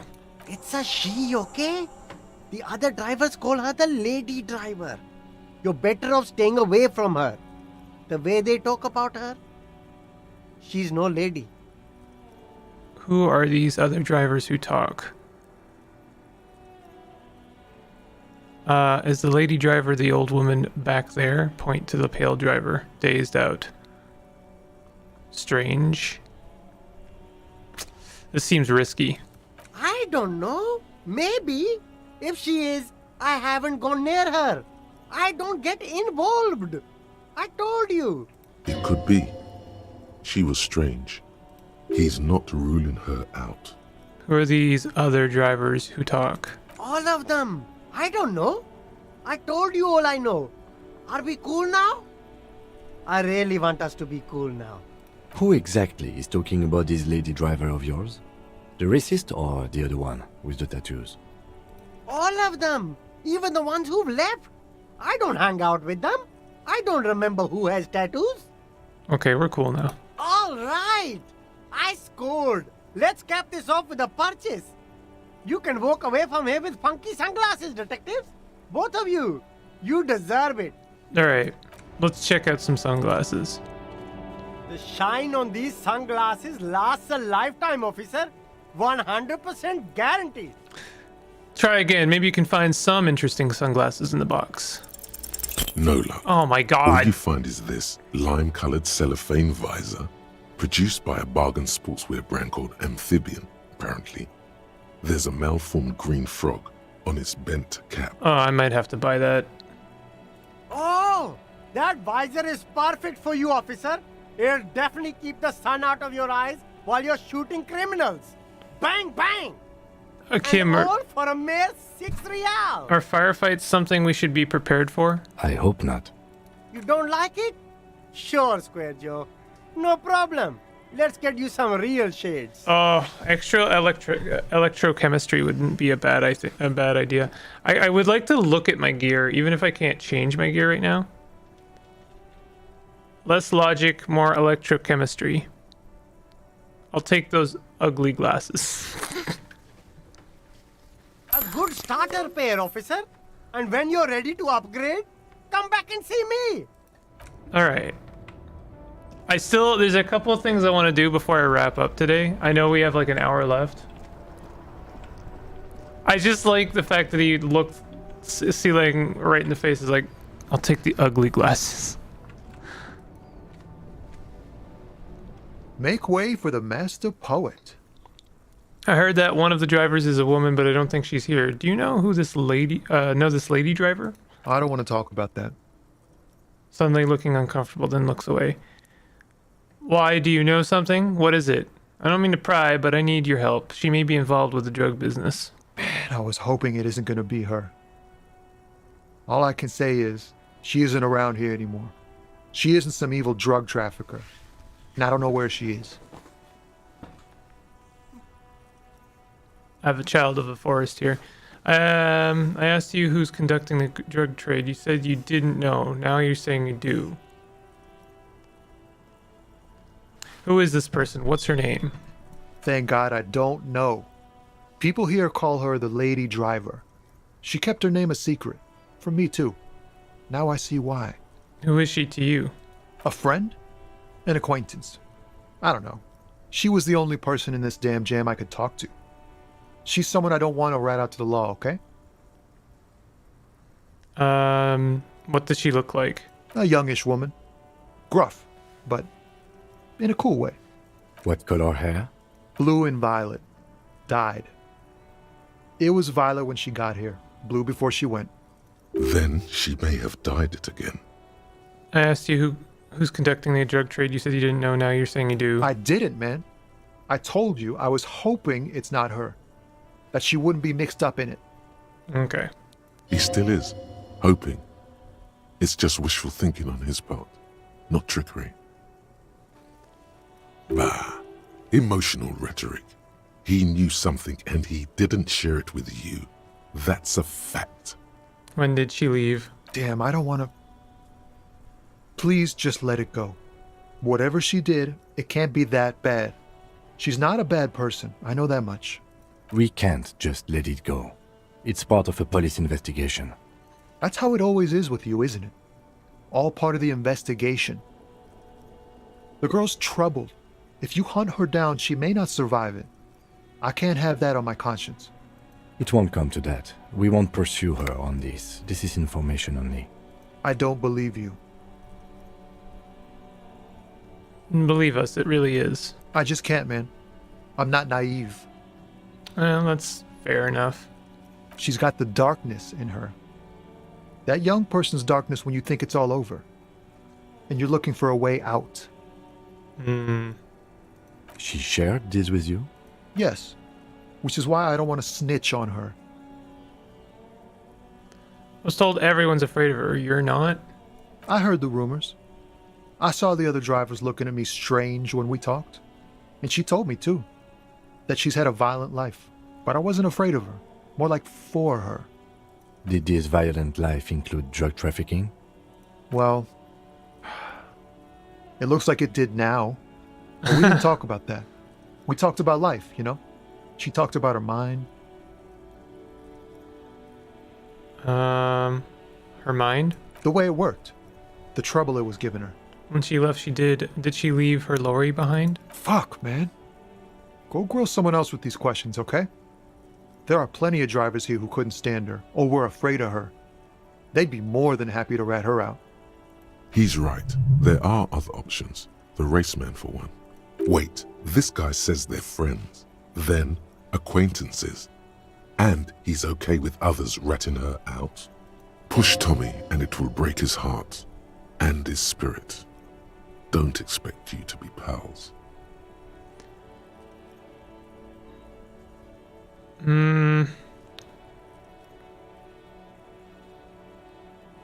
Put yourself in my shoes. I need this for another investigation too. It's important. I can't blow it. You're not gonna put a bullet in your head if you blow it, are you? Because she's on the edge, man. Imagine it. An explosion. Of stars. Goodbye world of men, money, and machines. Fine. I'll drop the matter for now. Thank you, friend.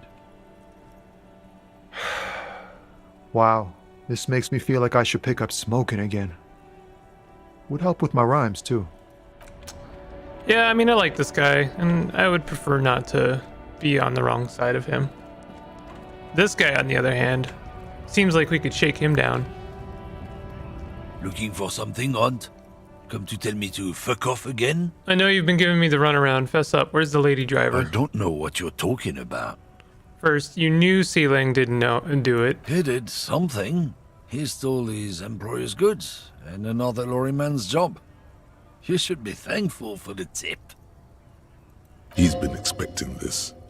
He's really puffed himself up. And why are you smirking? Listen up, fuckwits. You don't scare me. You cops don't run Revachol West. You don't run Martinez. You don't run anything. So who does? The lady driver? No. He means La Puta Madre. A legendary, and not in a good way, crime boss from Jamrock. Controls what is probably the most powerful organized crime outfit in Revachol West. This is the first I've heard of him? Looks like the lieutenant has a plan. Let him do this. Yeah, him. Who's La Puta? Then I presume you are familiar with his peonies. Yeah, they're his little bitches. He's got them all over the unions. Not just the unions. He has peonies everywhere. Some say he even has them in the RCM. Dirty fucking peonies who'd do anything for him. Multi-ethnic drug addicts. Say nothing. You're not peonies. You wouldn't be investigating a drug thing if you were.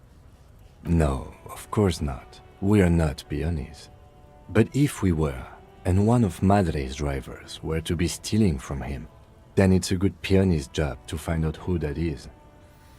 It's not a hard job. It won't take a long time. It won't make Padre Madre angry. But a stupid fucking racist is standing in the way, protecting this fucking thief. I'm not scared of you or the mob. I'm under the protection of the Lorryman and Carter's Guild. You've seen that corpse in the ceramic armor there. Did his shitty little guild protect him? Nah, you wouldn't just leave him out there if you... Tries to light a fresh cigarette, but his hands are shaking now. The sentence simply ends. The lieutenant turns and gives you a barely perceptible nod. I've softened him up as best I could. Now it's on you to finish the job. Make him tell you what he knows. Oh, unfortunately, we have a negative on this half-light. Don't I have... I have clothing that can help with this, right? Am I literally wearing it right now?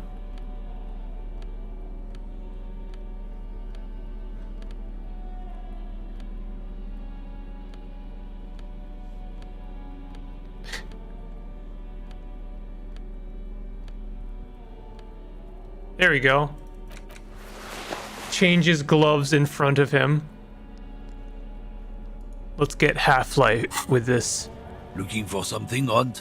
Come to tell me to fuck off again? It's a bad roll, but maybe we'll get lucky. The main thing is to not overdo it, even when you're trying to scare someone. The most important thing is, how does it look on your resume? Look, I'm sorry, can you just tell me what you know? Doesn't seem like a good start, but... Make me run. Let's just go and ask Tommy, alright? We are wasting our time here. I blew it, Kim. I blew it. I'm not talking to Tommy.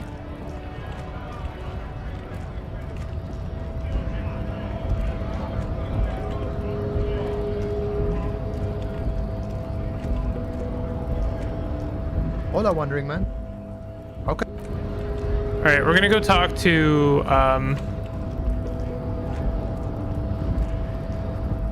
we're gonna go talk to Everett. Giant aspirin on the pillow and pattern of coffee rings on the armrest. Is this your first playthrough? Yes.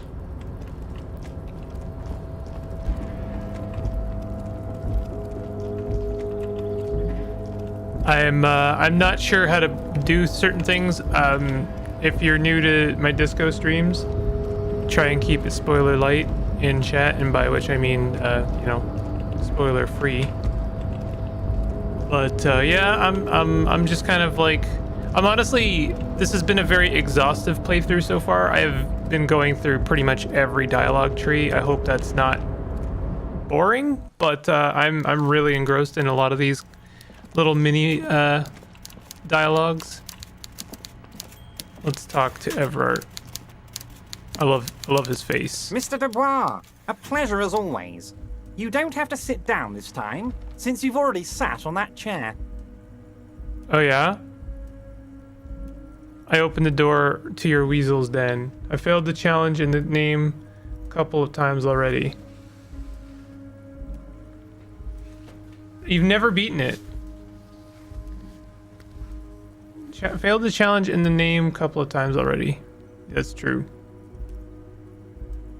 I stopped playing it because I didn't want it to end. That's a really good reason to stop playing something.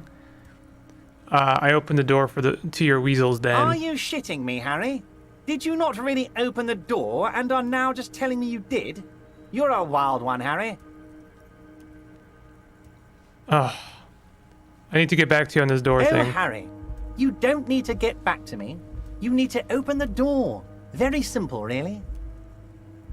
See you soon. I need to be dramatic about this. Where's my drama? Here's my drama shirt. I like my drama shirt. Also want to make sure I'm not wearing any negative drama. Like these sunglasses. Let's wear something a bit more cool. Do we have a better hat? Shivers, +1 drama, reaction speed. Might be better to have reaction speed. Now I'm just becoming like the I'm just like becoming the like equipment management sim. Mr. Dubois, a pleasure as always. You don't have to sit down this I've met time, Joyce, the company since representative. Oh, that's very nice. I haven't gotten around to her yet. I'm very, very busy, you see. I hope you're getting along. One thing I want to make very clear, Harry, is that this is not some kind of union versus corporation situation. Everyone is just pals here. Just pals? We're all trying to do what's best for Martinez. Don't feel like you can't cooperate with her because you and I are such good friends and I helped you get the body down. And I'm helping you find your gun. I'm not a jealous guy. No. Whoa, that's so nice of him. Suspiciously nice. What happened to the previous negotiator, Mr. Galmont? What do you mean, Harry? Nothing. I let him go. He made concessions for the company in previous negotiations. Why would you let an ally like that go? He's an old man, Harry. I wanted him to spend more time with his family. God knows how long he's got left. You called him a midget. Harry, I have little people in my organization. I would never call someone a midget. What is this? Honestly, I'm beginning to think you're a midget, Harry. I'm only kidding, Harry. You're not a midget. No one is. We're pals. Joyce said the previous union leader vanished under suspicious circumstances. Vanished? Harry, the woman left her casserole in the oven and couldn't make it here in time for the voting. Oh, did I leave my casserole on? Better go home and check. The election can wait. When she got back, the whole thing was over. Wait, there was no mention of a casserole from Joyce. Joyce didn't mention any casserole. Harry, Harry, Harry. Do not fixate on this little matter. Maybe it was a rabbit stew, or a hairdryer, or an iron. The point is, her heart wasn't in it. Mine was. That much is true. His heart truly is in it, though you wouldn't think so by looking at him. This particular brand of humor he has, it makes for a fine distraction. If it's spilled blood you're looking for, then there certainly isn't any in his expression or demeanor now. Everett, Joyce seems to think the union is lowballing her. Yes, yes. Low balling, of course. This isn't a casino, Harry. Real people, real livelihoods are at stake here. But everything's a casino for those rich types. His expression makes it clear. This is childish and irresponsible behavior. Why haven't you let her in to see you? If she actually wants to see me, she will find a way. Any good negotiator would. And I just don't have anything to discuss with a bad negotiator. It's a fortress. He knows she can't get in here. He doesn't want to see her. It's as simple as that. I told Joyce that I met you. It's perfectly okay. Even if you've told her everything we've talked about, it's absolutely fine. He seems happy about the prospect of you telling Joyce about your conversations.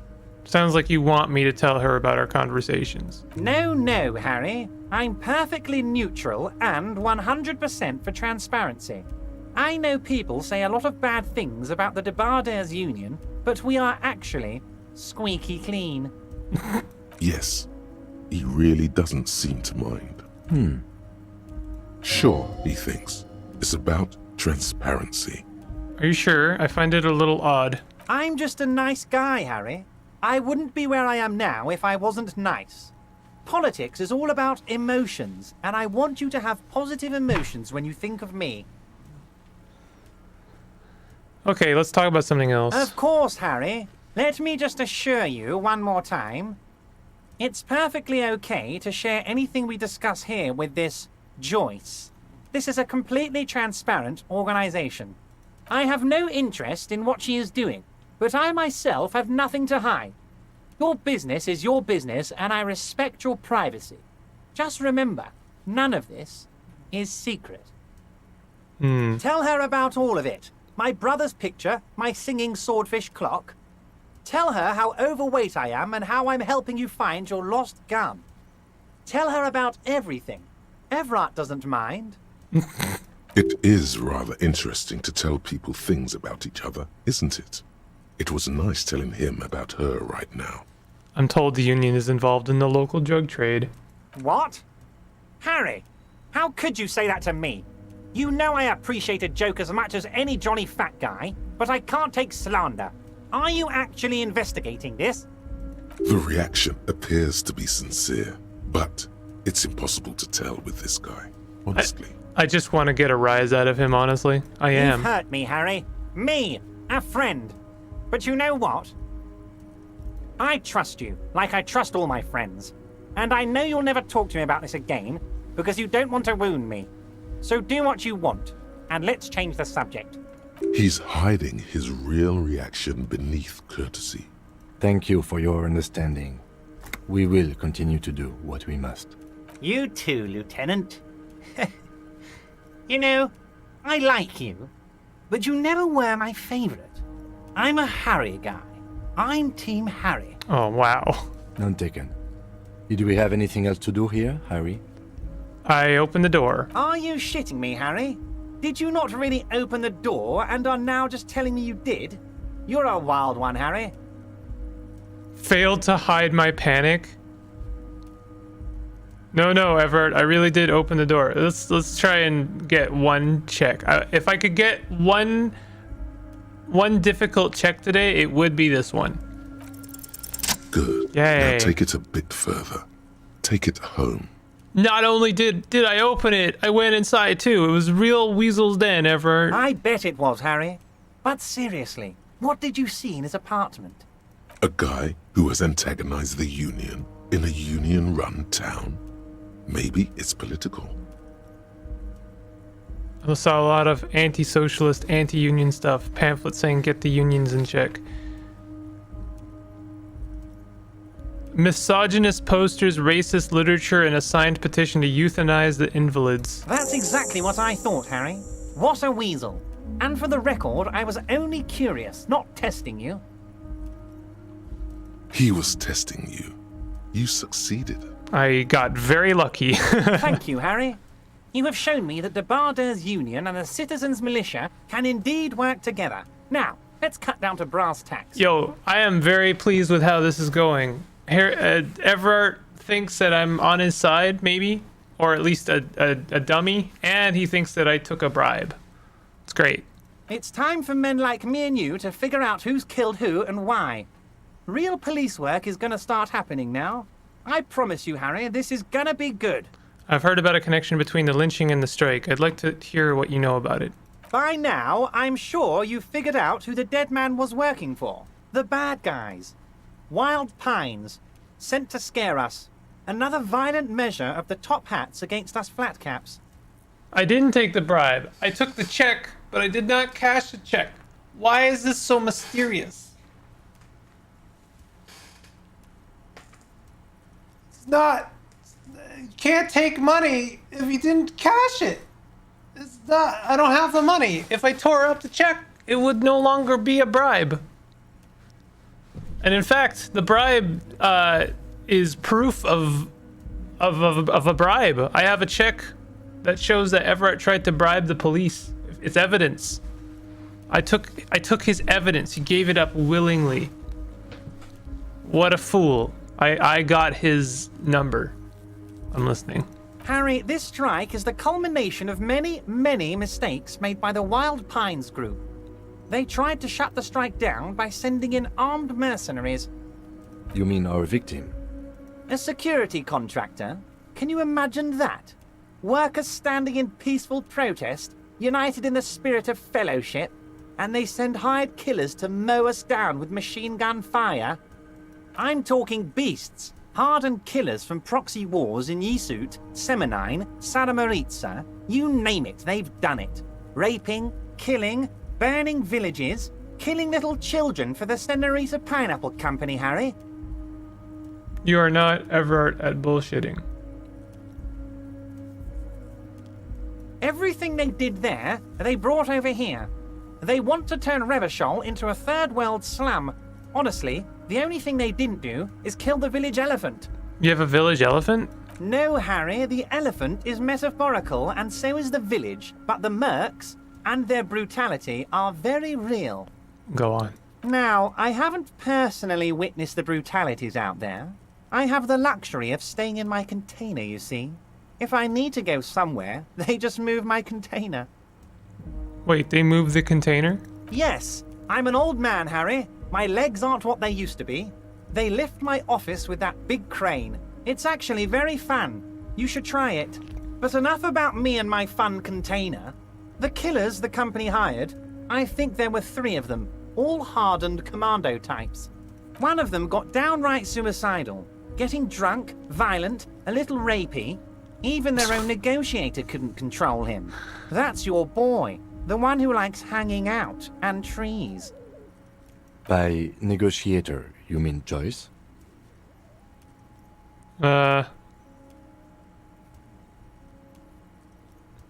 Harry, what you need to realize is, we dock workers are not pushovers.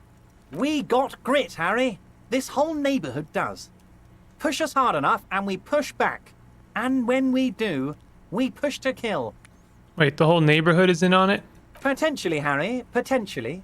We got arm wrestling champions, rowing club people, ex-coal miners, tough guys, all ready to spring into action for their home base. My cat is sitting on my mouse pad, and he's been, like, very slowly taking more and more space on the mouse pad and pushing what little space I have left for my mouse a little bit more and more sideways, and I have maybe about 2 inches left.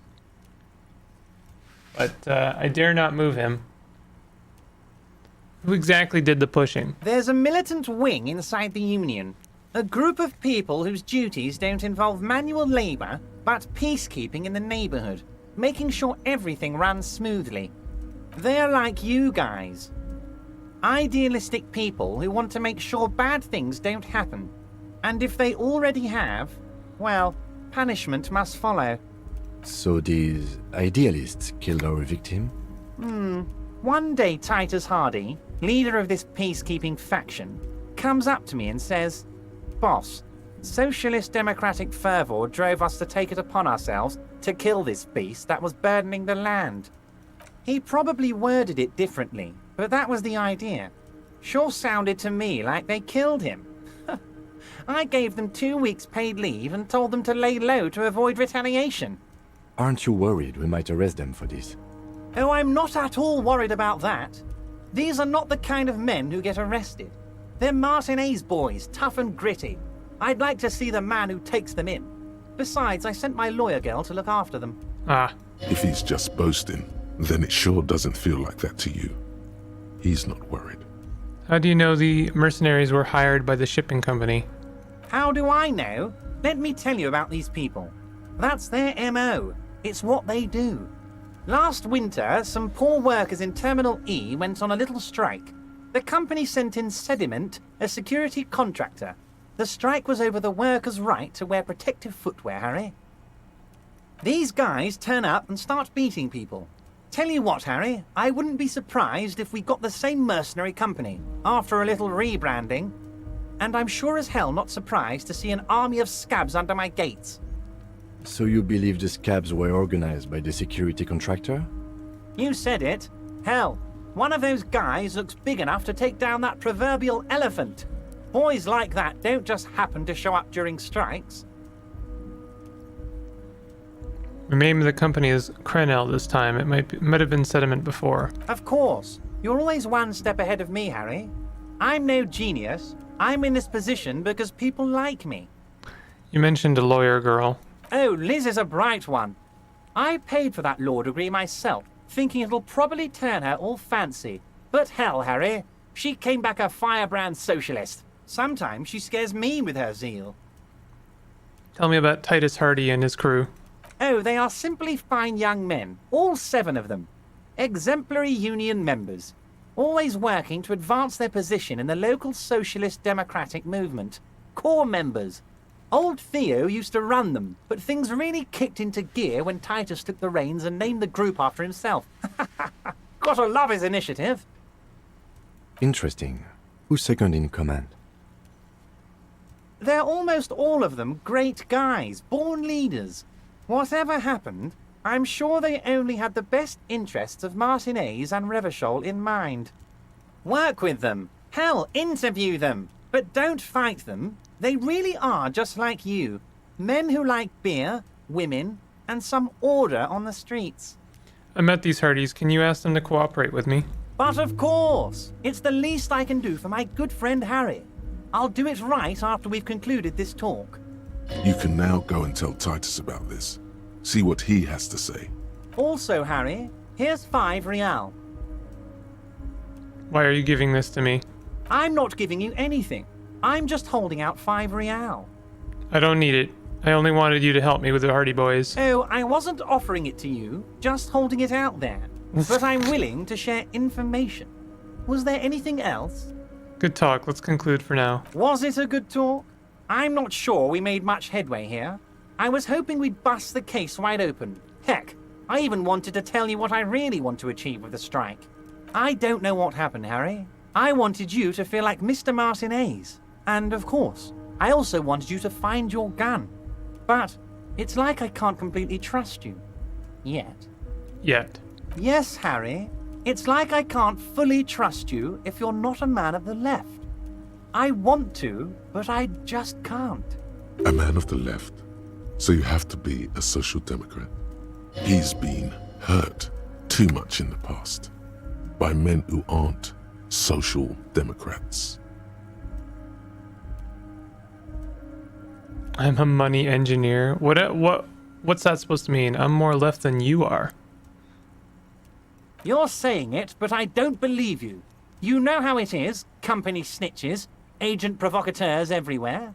I'm barricaded in this fortress of mine, and I need to get a message out. Will you help me? And what would this entail? Once again, I require nothing unethical or illegal of you. You just need to get 2 little signatures on this piece of paper, and then mail it to my accountant in La Delta. What are the signatures for? I'm glad you asked, Harry. The Union is going to build a modern youth centre in Martinez.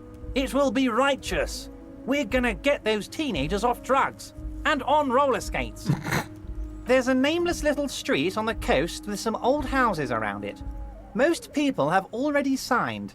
I just need 2 more signatures to get this mission off the ground, Harry. Where is this place exactly? On the coast, Harry, across the canal. There's a cul-de-sac there, a little village they're calling it. A gloomy place. You'll find it. I trust your detective skills, Harry.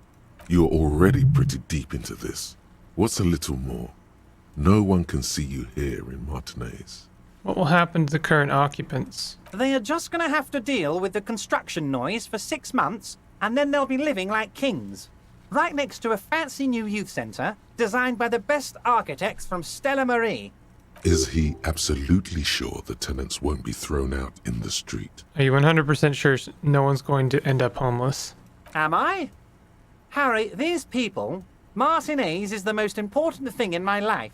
I would never let anything bad happen to them. We're going to build a youth centre there. the value of their properties goes up and kids have a place to play in. I'm looking out for these people, not pulling the rug from under them, Harry. I'm looking out for all of Martinez, not just the harbour. He means it. Kim, what do you think of this? It depends. I don't think what we just got from Mr. Clare was very useful. But, he thinks, it's your call. As I said, it weighs on me heavily. But once we get really talking, well, I'm going to hand you the keys to Martinez, and maybe even help you figure out who's behind this killing. He's saying as little as possible, as vaguely as he can, deliberately omitting things. Fine. If I happen to be there, I can ask them. You bring joy to my heart, Harry. Such a pleasure to be working with you. Here. You need to get signatures from Isabel Sadie and Lillian Carter. The cul-de-sac is right past the pawn shop and across the canal.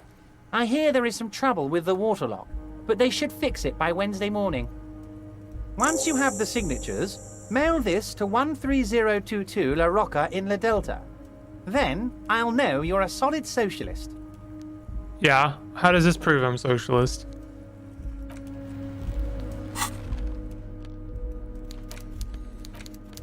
You take the legal documents out of the envelope, a 12 to 40 month construction period, and the zoning plan in the addendum. Look at the zoning plan. The youth center cuts into the ocean like the bow of some great modern ship. Apparently, it's going to cover most, if not all, of the street and the square between the existing houses. It's 3 stories tall. It's going to be awfully close to the already existing buildings, almost wall to wall, practically integrating them into the youth center. This is either an ominous or cool architectural choice. Hard to say. My money is on cool. Looks like a cubic pyrite. What do you think of this? I'm no property lawyer, but it looks fine. I like the print size. They're not selling or leasing anything. It's not a perfect solution, but... How else are you going to build something? It's always inconvenient to build things, and citizens inevitably have disagreements over such construction projects. But there's no other way. I'm gonna put on my logical clothing so that I can wear my so I can figure this out. Hold on.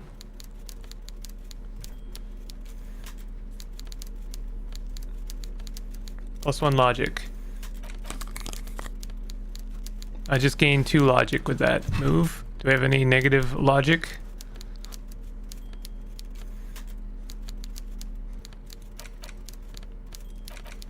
You take the legal documents out 72%, of the envelope. nice. A 12 to 40 month, there is no loophole. The simple truth is, the current residents are going to lose their street access, and for the next 12 to 40 months, their lives will be dominated by constant construction noise right next door. Why? I thought they said 6 months. Wait. What are the ramifications of this? Once the construction starts, it'll probably take a few months, a year maybe, for even the most stubborn occupants to get tired of living like this. After that, they'll sell their property for cheap and move out. Look, Kim, point to the photocopy. These people are gonna have to move away. Can we do something about it? I should have seen it.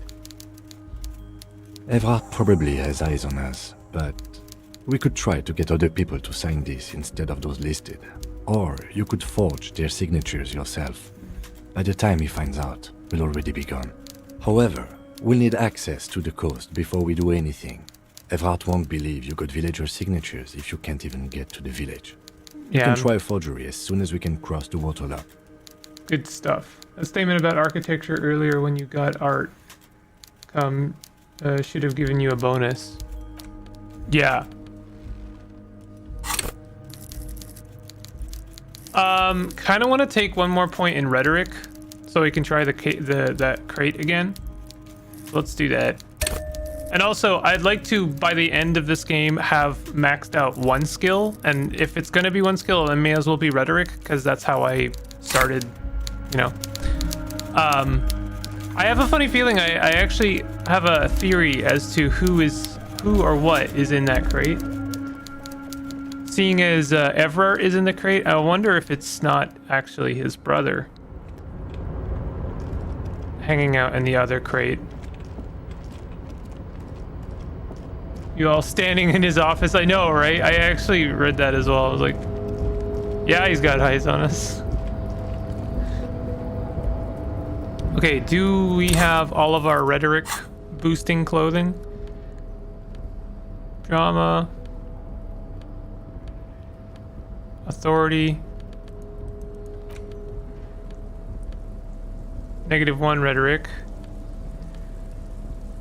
I don't know if I have plus rhetoric clothing. I don't think I do. Okay. There is no brother. Well, the, wait a minute. I have another point? No, revert. Okay. If we have another point, I'm gonna try twice. You're back before the cargo container. Its draw has not lessened since you were last here. If anything, it seems to have grown slightly. If I want to try and do one impossible thing in this game, it's probably open this crate. Persuade the door to open. Despite the dirt that surrounds and trails you, a beacon of light emerges from deep within you. Hello, is there anybody in there? The door stands silent. Satisfied, detective? Try again. If there's someone in there, I'd like to talk to you. Just like that, you hear a click, then a rattle. Some mechanism unlocks itself inside the door. Ahoy! Come on in! Mega rich light bending guy? What? You can't be serious. What? What?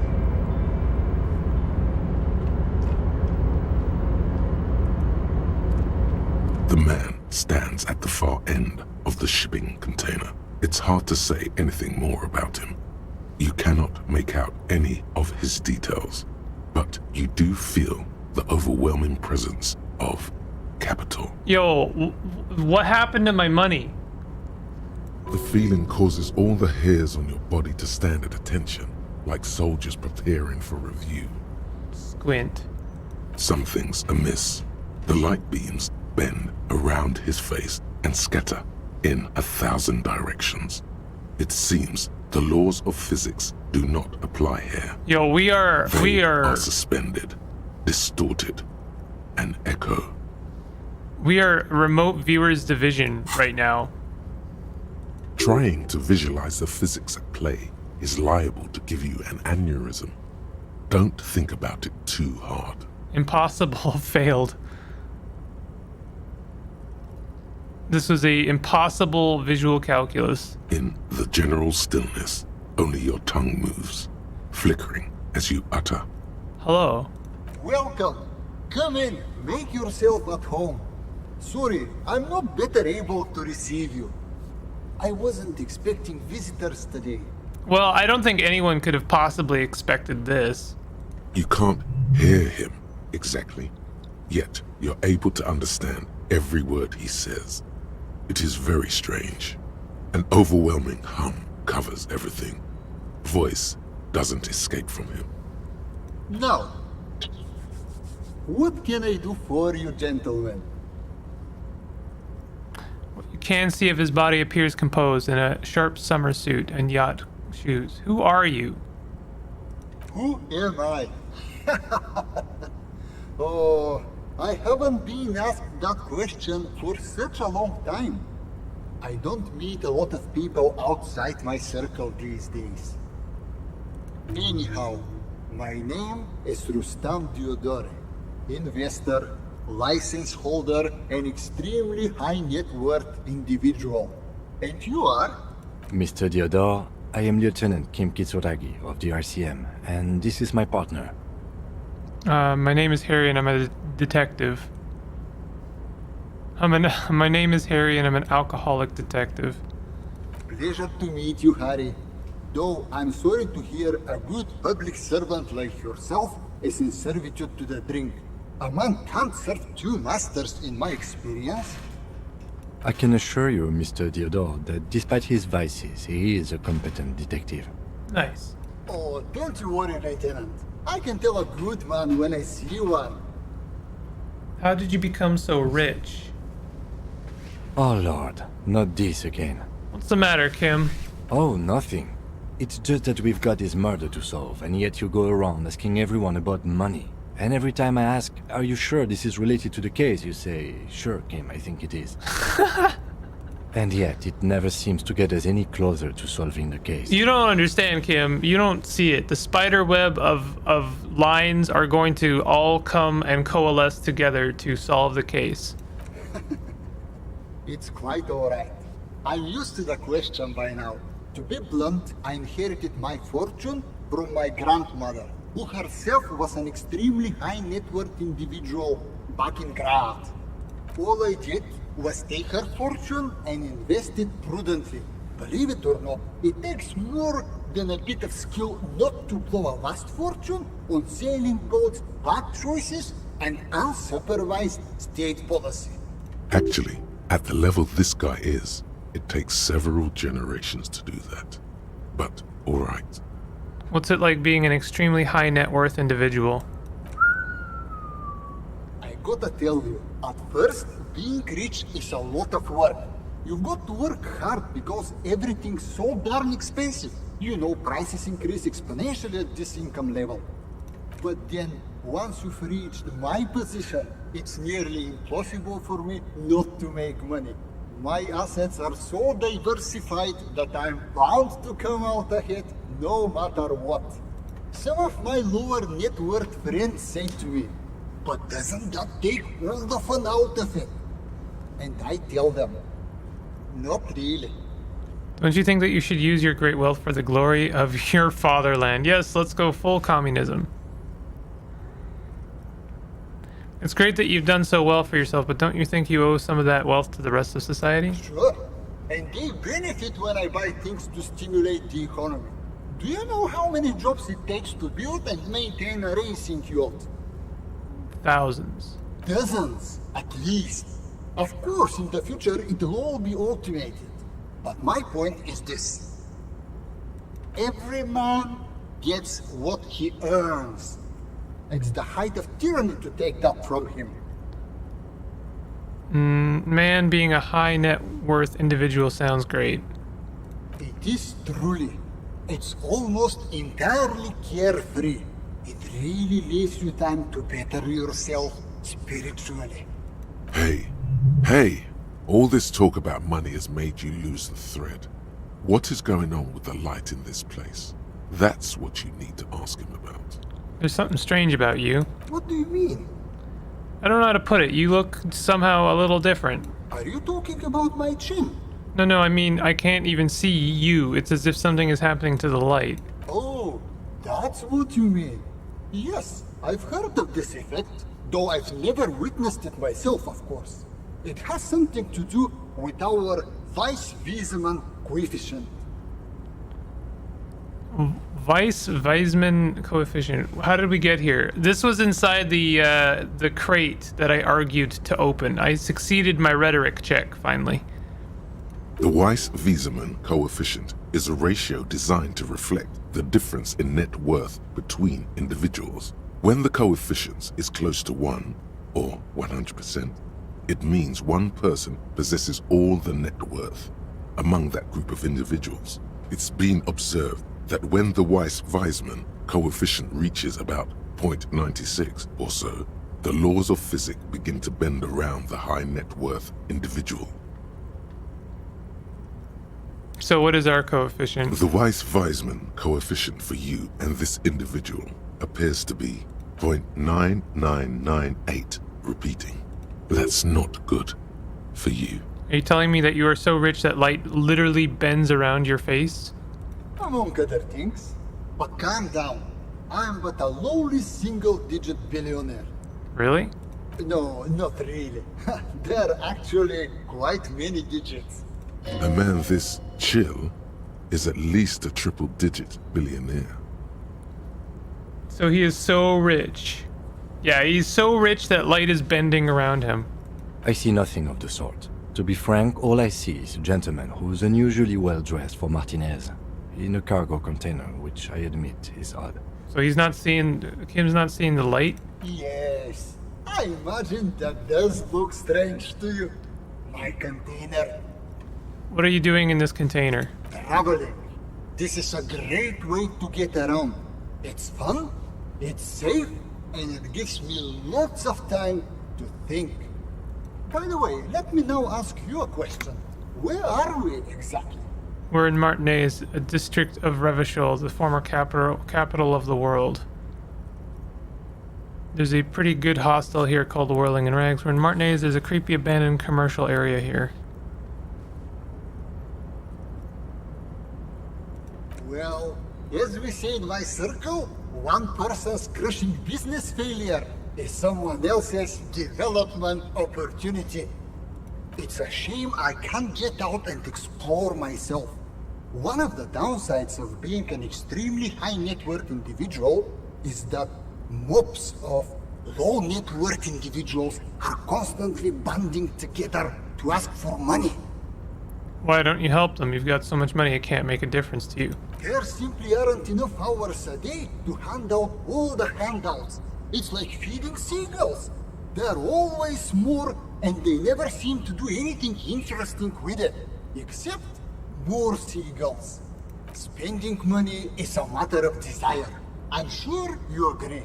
I don't have the desire for spending it like that. So you travel from place to place via shipping container? Smart, no?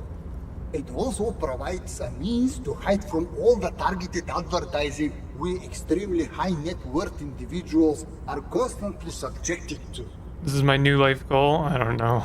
Luxury yachts, high fidelity portable radio systems, bail-proof outerwear, and so on. It just gets a bit middle class after a while.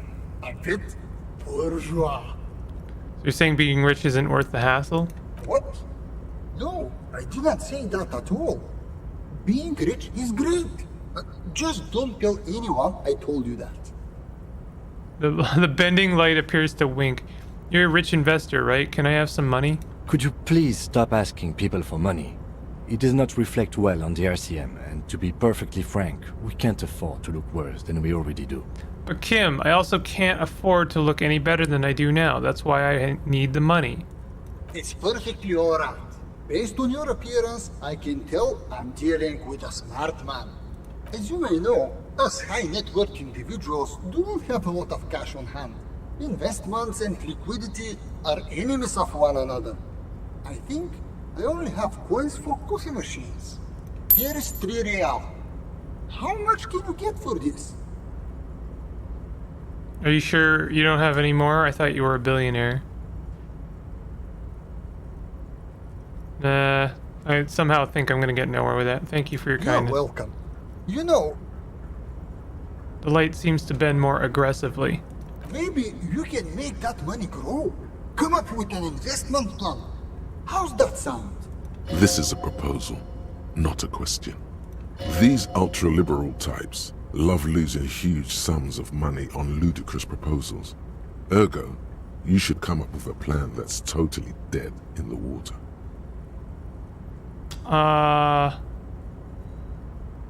Cannot be retried. Present an investment plan that is sure to fail.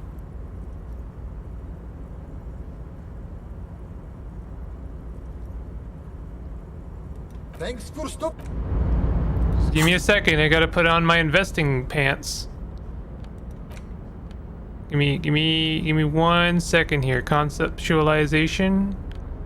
Yeah, I knew we had conceptualization. Is this conceptualization? No. Composure. Aha! Let me get my investing shirt on. Check your money count. I see that, but like, isn't it gonna go away as soon as I leave? Welcome back, gentlemen. What can I do for you? I'd save scum here. I'm not a huge fan of save scumming, but yeah. Welcome back, gentlemen. What can I do for you?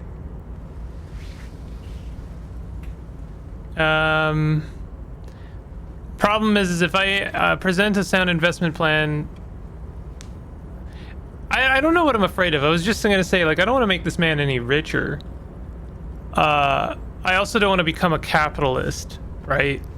But this is Harry, John Disco we're talking about. He doesn't have a sound investment plan.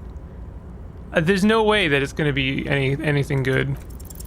Deploying high concept buzzword generator. All systems functional. Ready to engage in 3, 2, 1. It's time to disrupt the future. You've got to stay lean, innovative, and focus on what matters most. The children. Steal the union boss's idea, add a twist, and present it as your own. Very capitalistic. You should invest in a youth center. A youth center, huh? What kind of youth center? A place to teach them practical skills like teamwork and self-discipline. Come on, tell him what he wants to hear. One dedicated to instilling liberal economic values in children from low net worth families. It's not bad. One to inspire the future leaders of tomorrow to public service. You know, a regular youth center with basketball courts and stuff to teach teamwork and other emotional skills.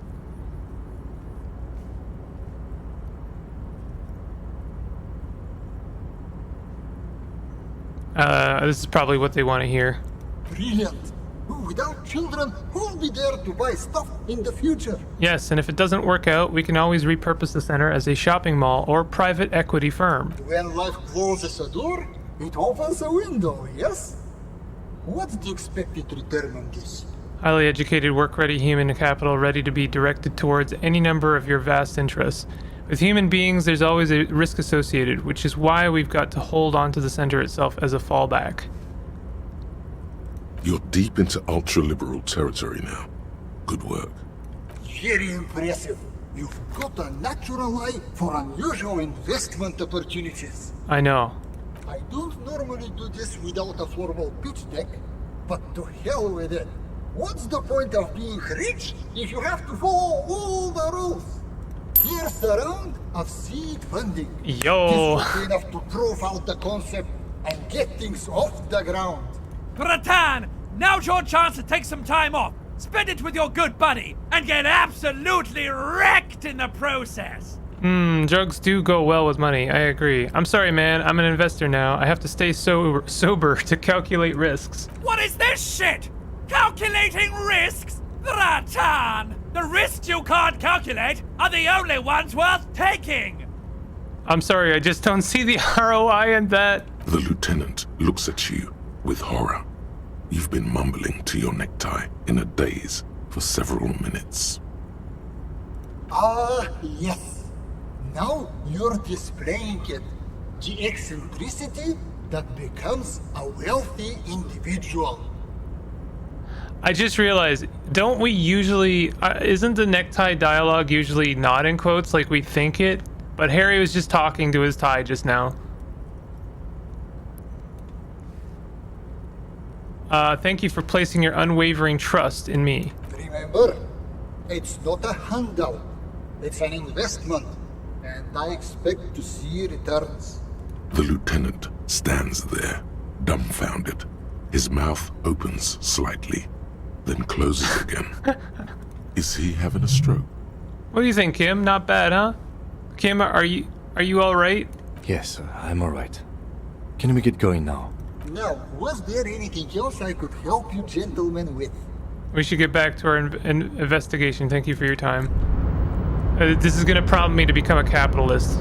Calling it right now. Wow, you work hard. I do? Oh, yes. You hustle. You're a provider.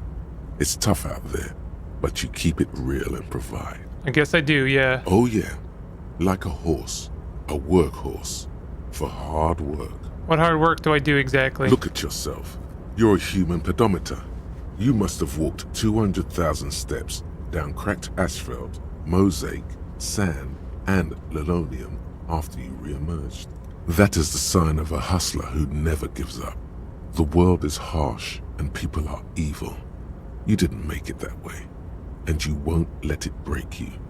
You ride. Yeah, I ride a little. A little. You make money. You got gills, baby. Got those black papers with the faces of the innocents on them. You bring in the Franco Negros and the Solas. It ain't easy, but you do it. Day in and day out. You didn't make the rules, but you won't lose. You're a cop, and a sprinter, and a money printer.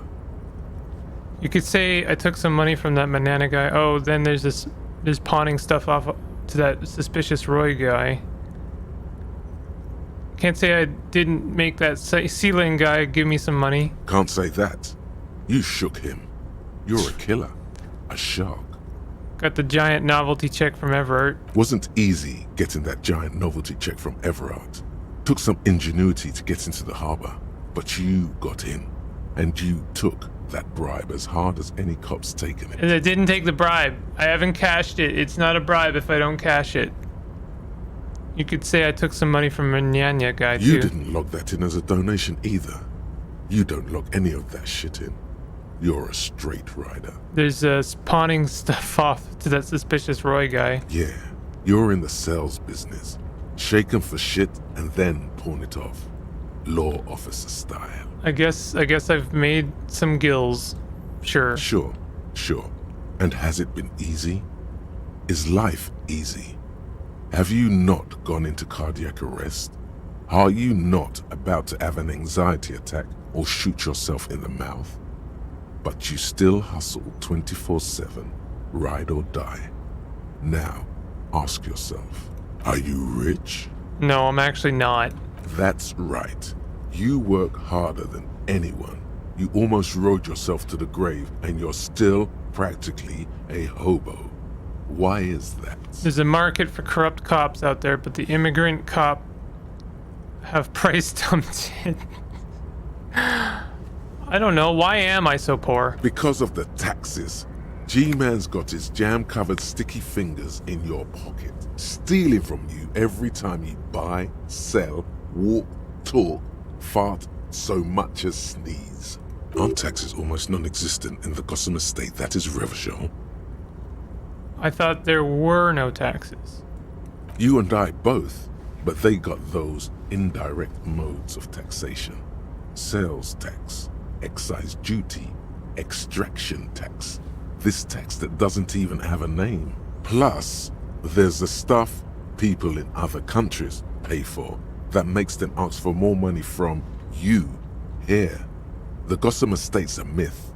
In total, the coalition government is taking 98% of all your money.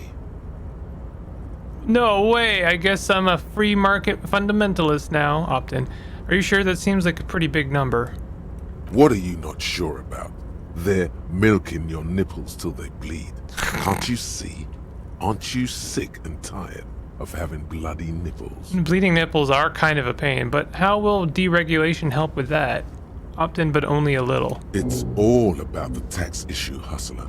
No other problem in the world is as pressing as top marginal tax rates. And don't you fucking forget it.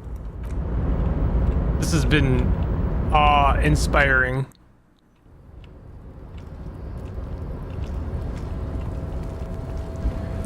Good lord, that was fantastic. Wait, what is this? Oh, can I not get that?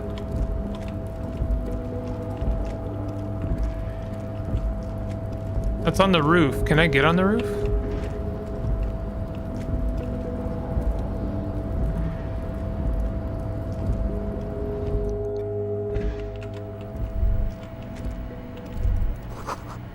Habitually chilling next to the radio.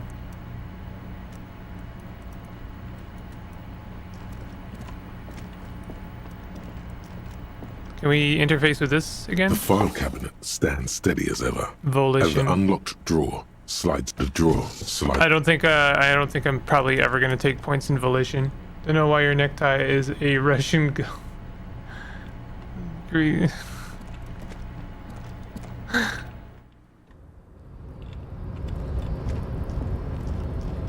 This Russian South Park character. Hey, brother! Let's go do some drugs!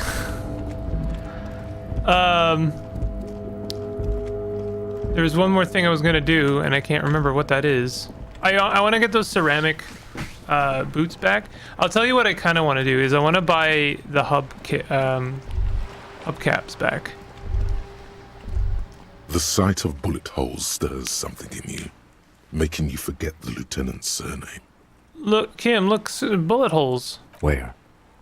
Someone has been shot. Point to the chips in the wall. Someone has been shot. We're cops. We should solve it. There? Those are old. Oh, you mean like from the Revolution? Yes, the one that happened half a century ago.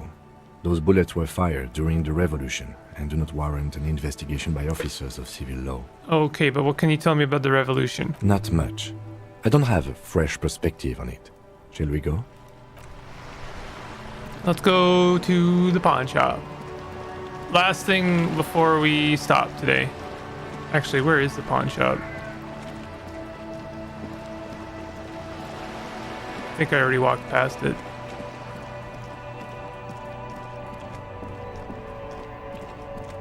No.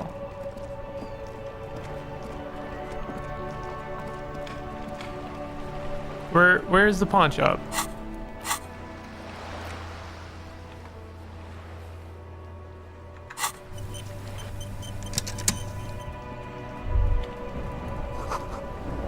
Next to Sunshade Guy? I think you might be right.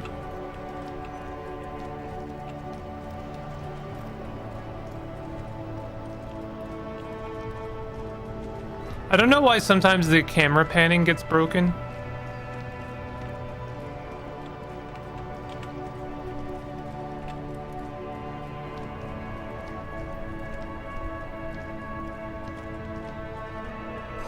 Scribbled between the thighs of a page 3 girl luring to disco. Have I checked out this place?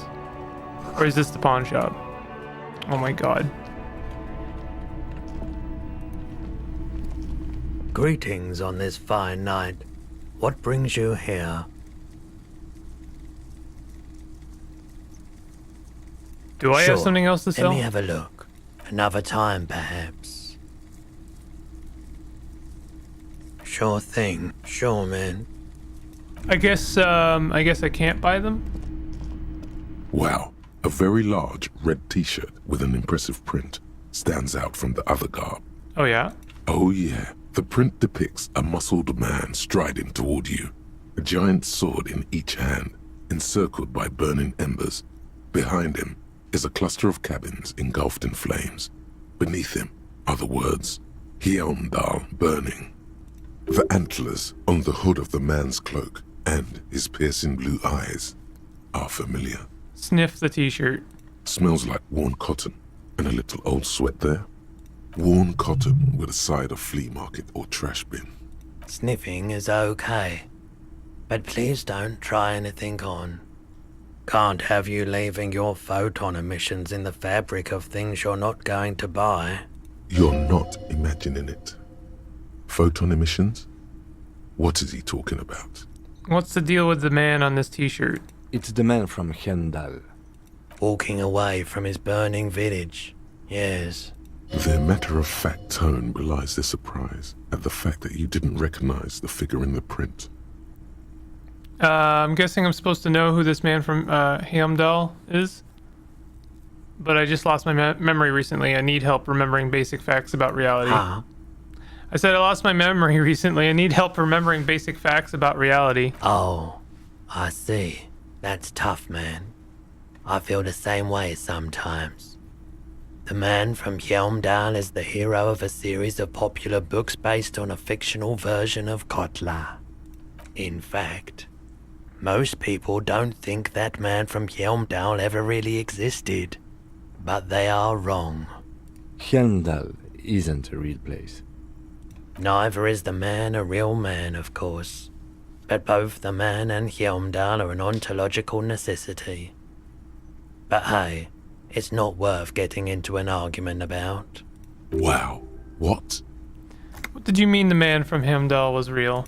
I mean, even if the man from Heimdall didn't exist before the adventure novels, the stories have made it so that he has. It's simple, really. Okay. You sound skeptical. It's not that complicated. All that's required is a more robust understanding of cause and effect. Besides, I've been to Kotla, though not quite as far north as the Hjelmdal, and watched northern lights travel across the sky. Very unique energetic tides there. His theory isn't exactly incoherent, but its logic does suggest some unusual neural activity. Interesting. Very, very unique energies indeed. Geomagnetic ley lines, one might even say. How much are you selling this t-shirt for? 2 real. That's dirt cheap. Couldn't you just give it to me for free then? But why? Because I'm a broke cop without a cent to my name. The man from Haldal is a superstar. I'm a superstar. It would be perfect. I suppose that makes sense, yes. Please go ahead and take it. Welcome to Hjelmdal. Why buy a shirt when you can just have it? This adds +1 to shivers.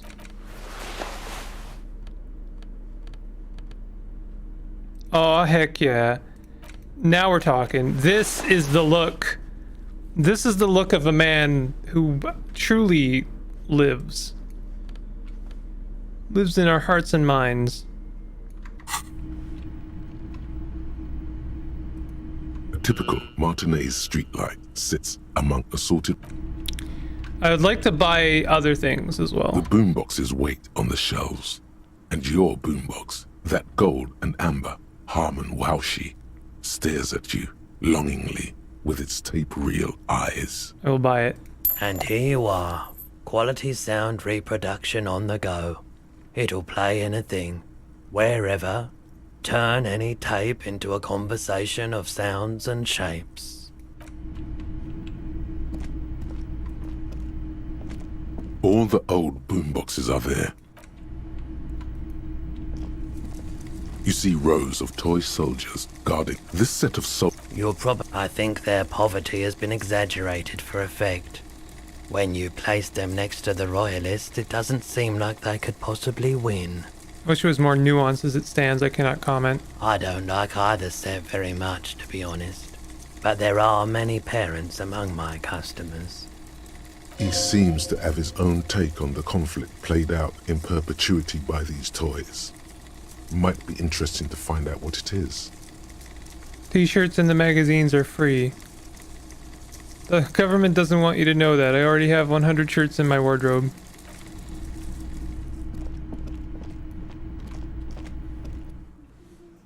Very good. Okay, I think that's gonna do it. It's been a long day. The jam mystery. Find out who's the lady driver and where her lawyer. Where's her lorry?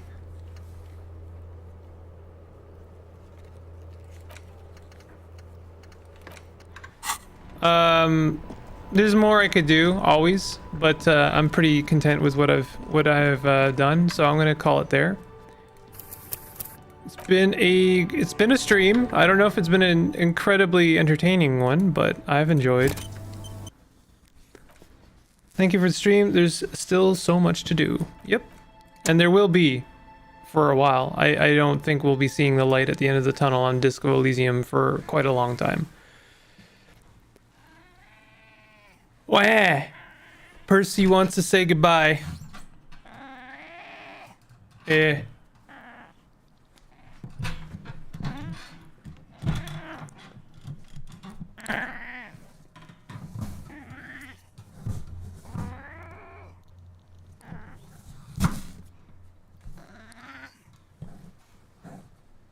All right. Goodbye. Goodbye.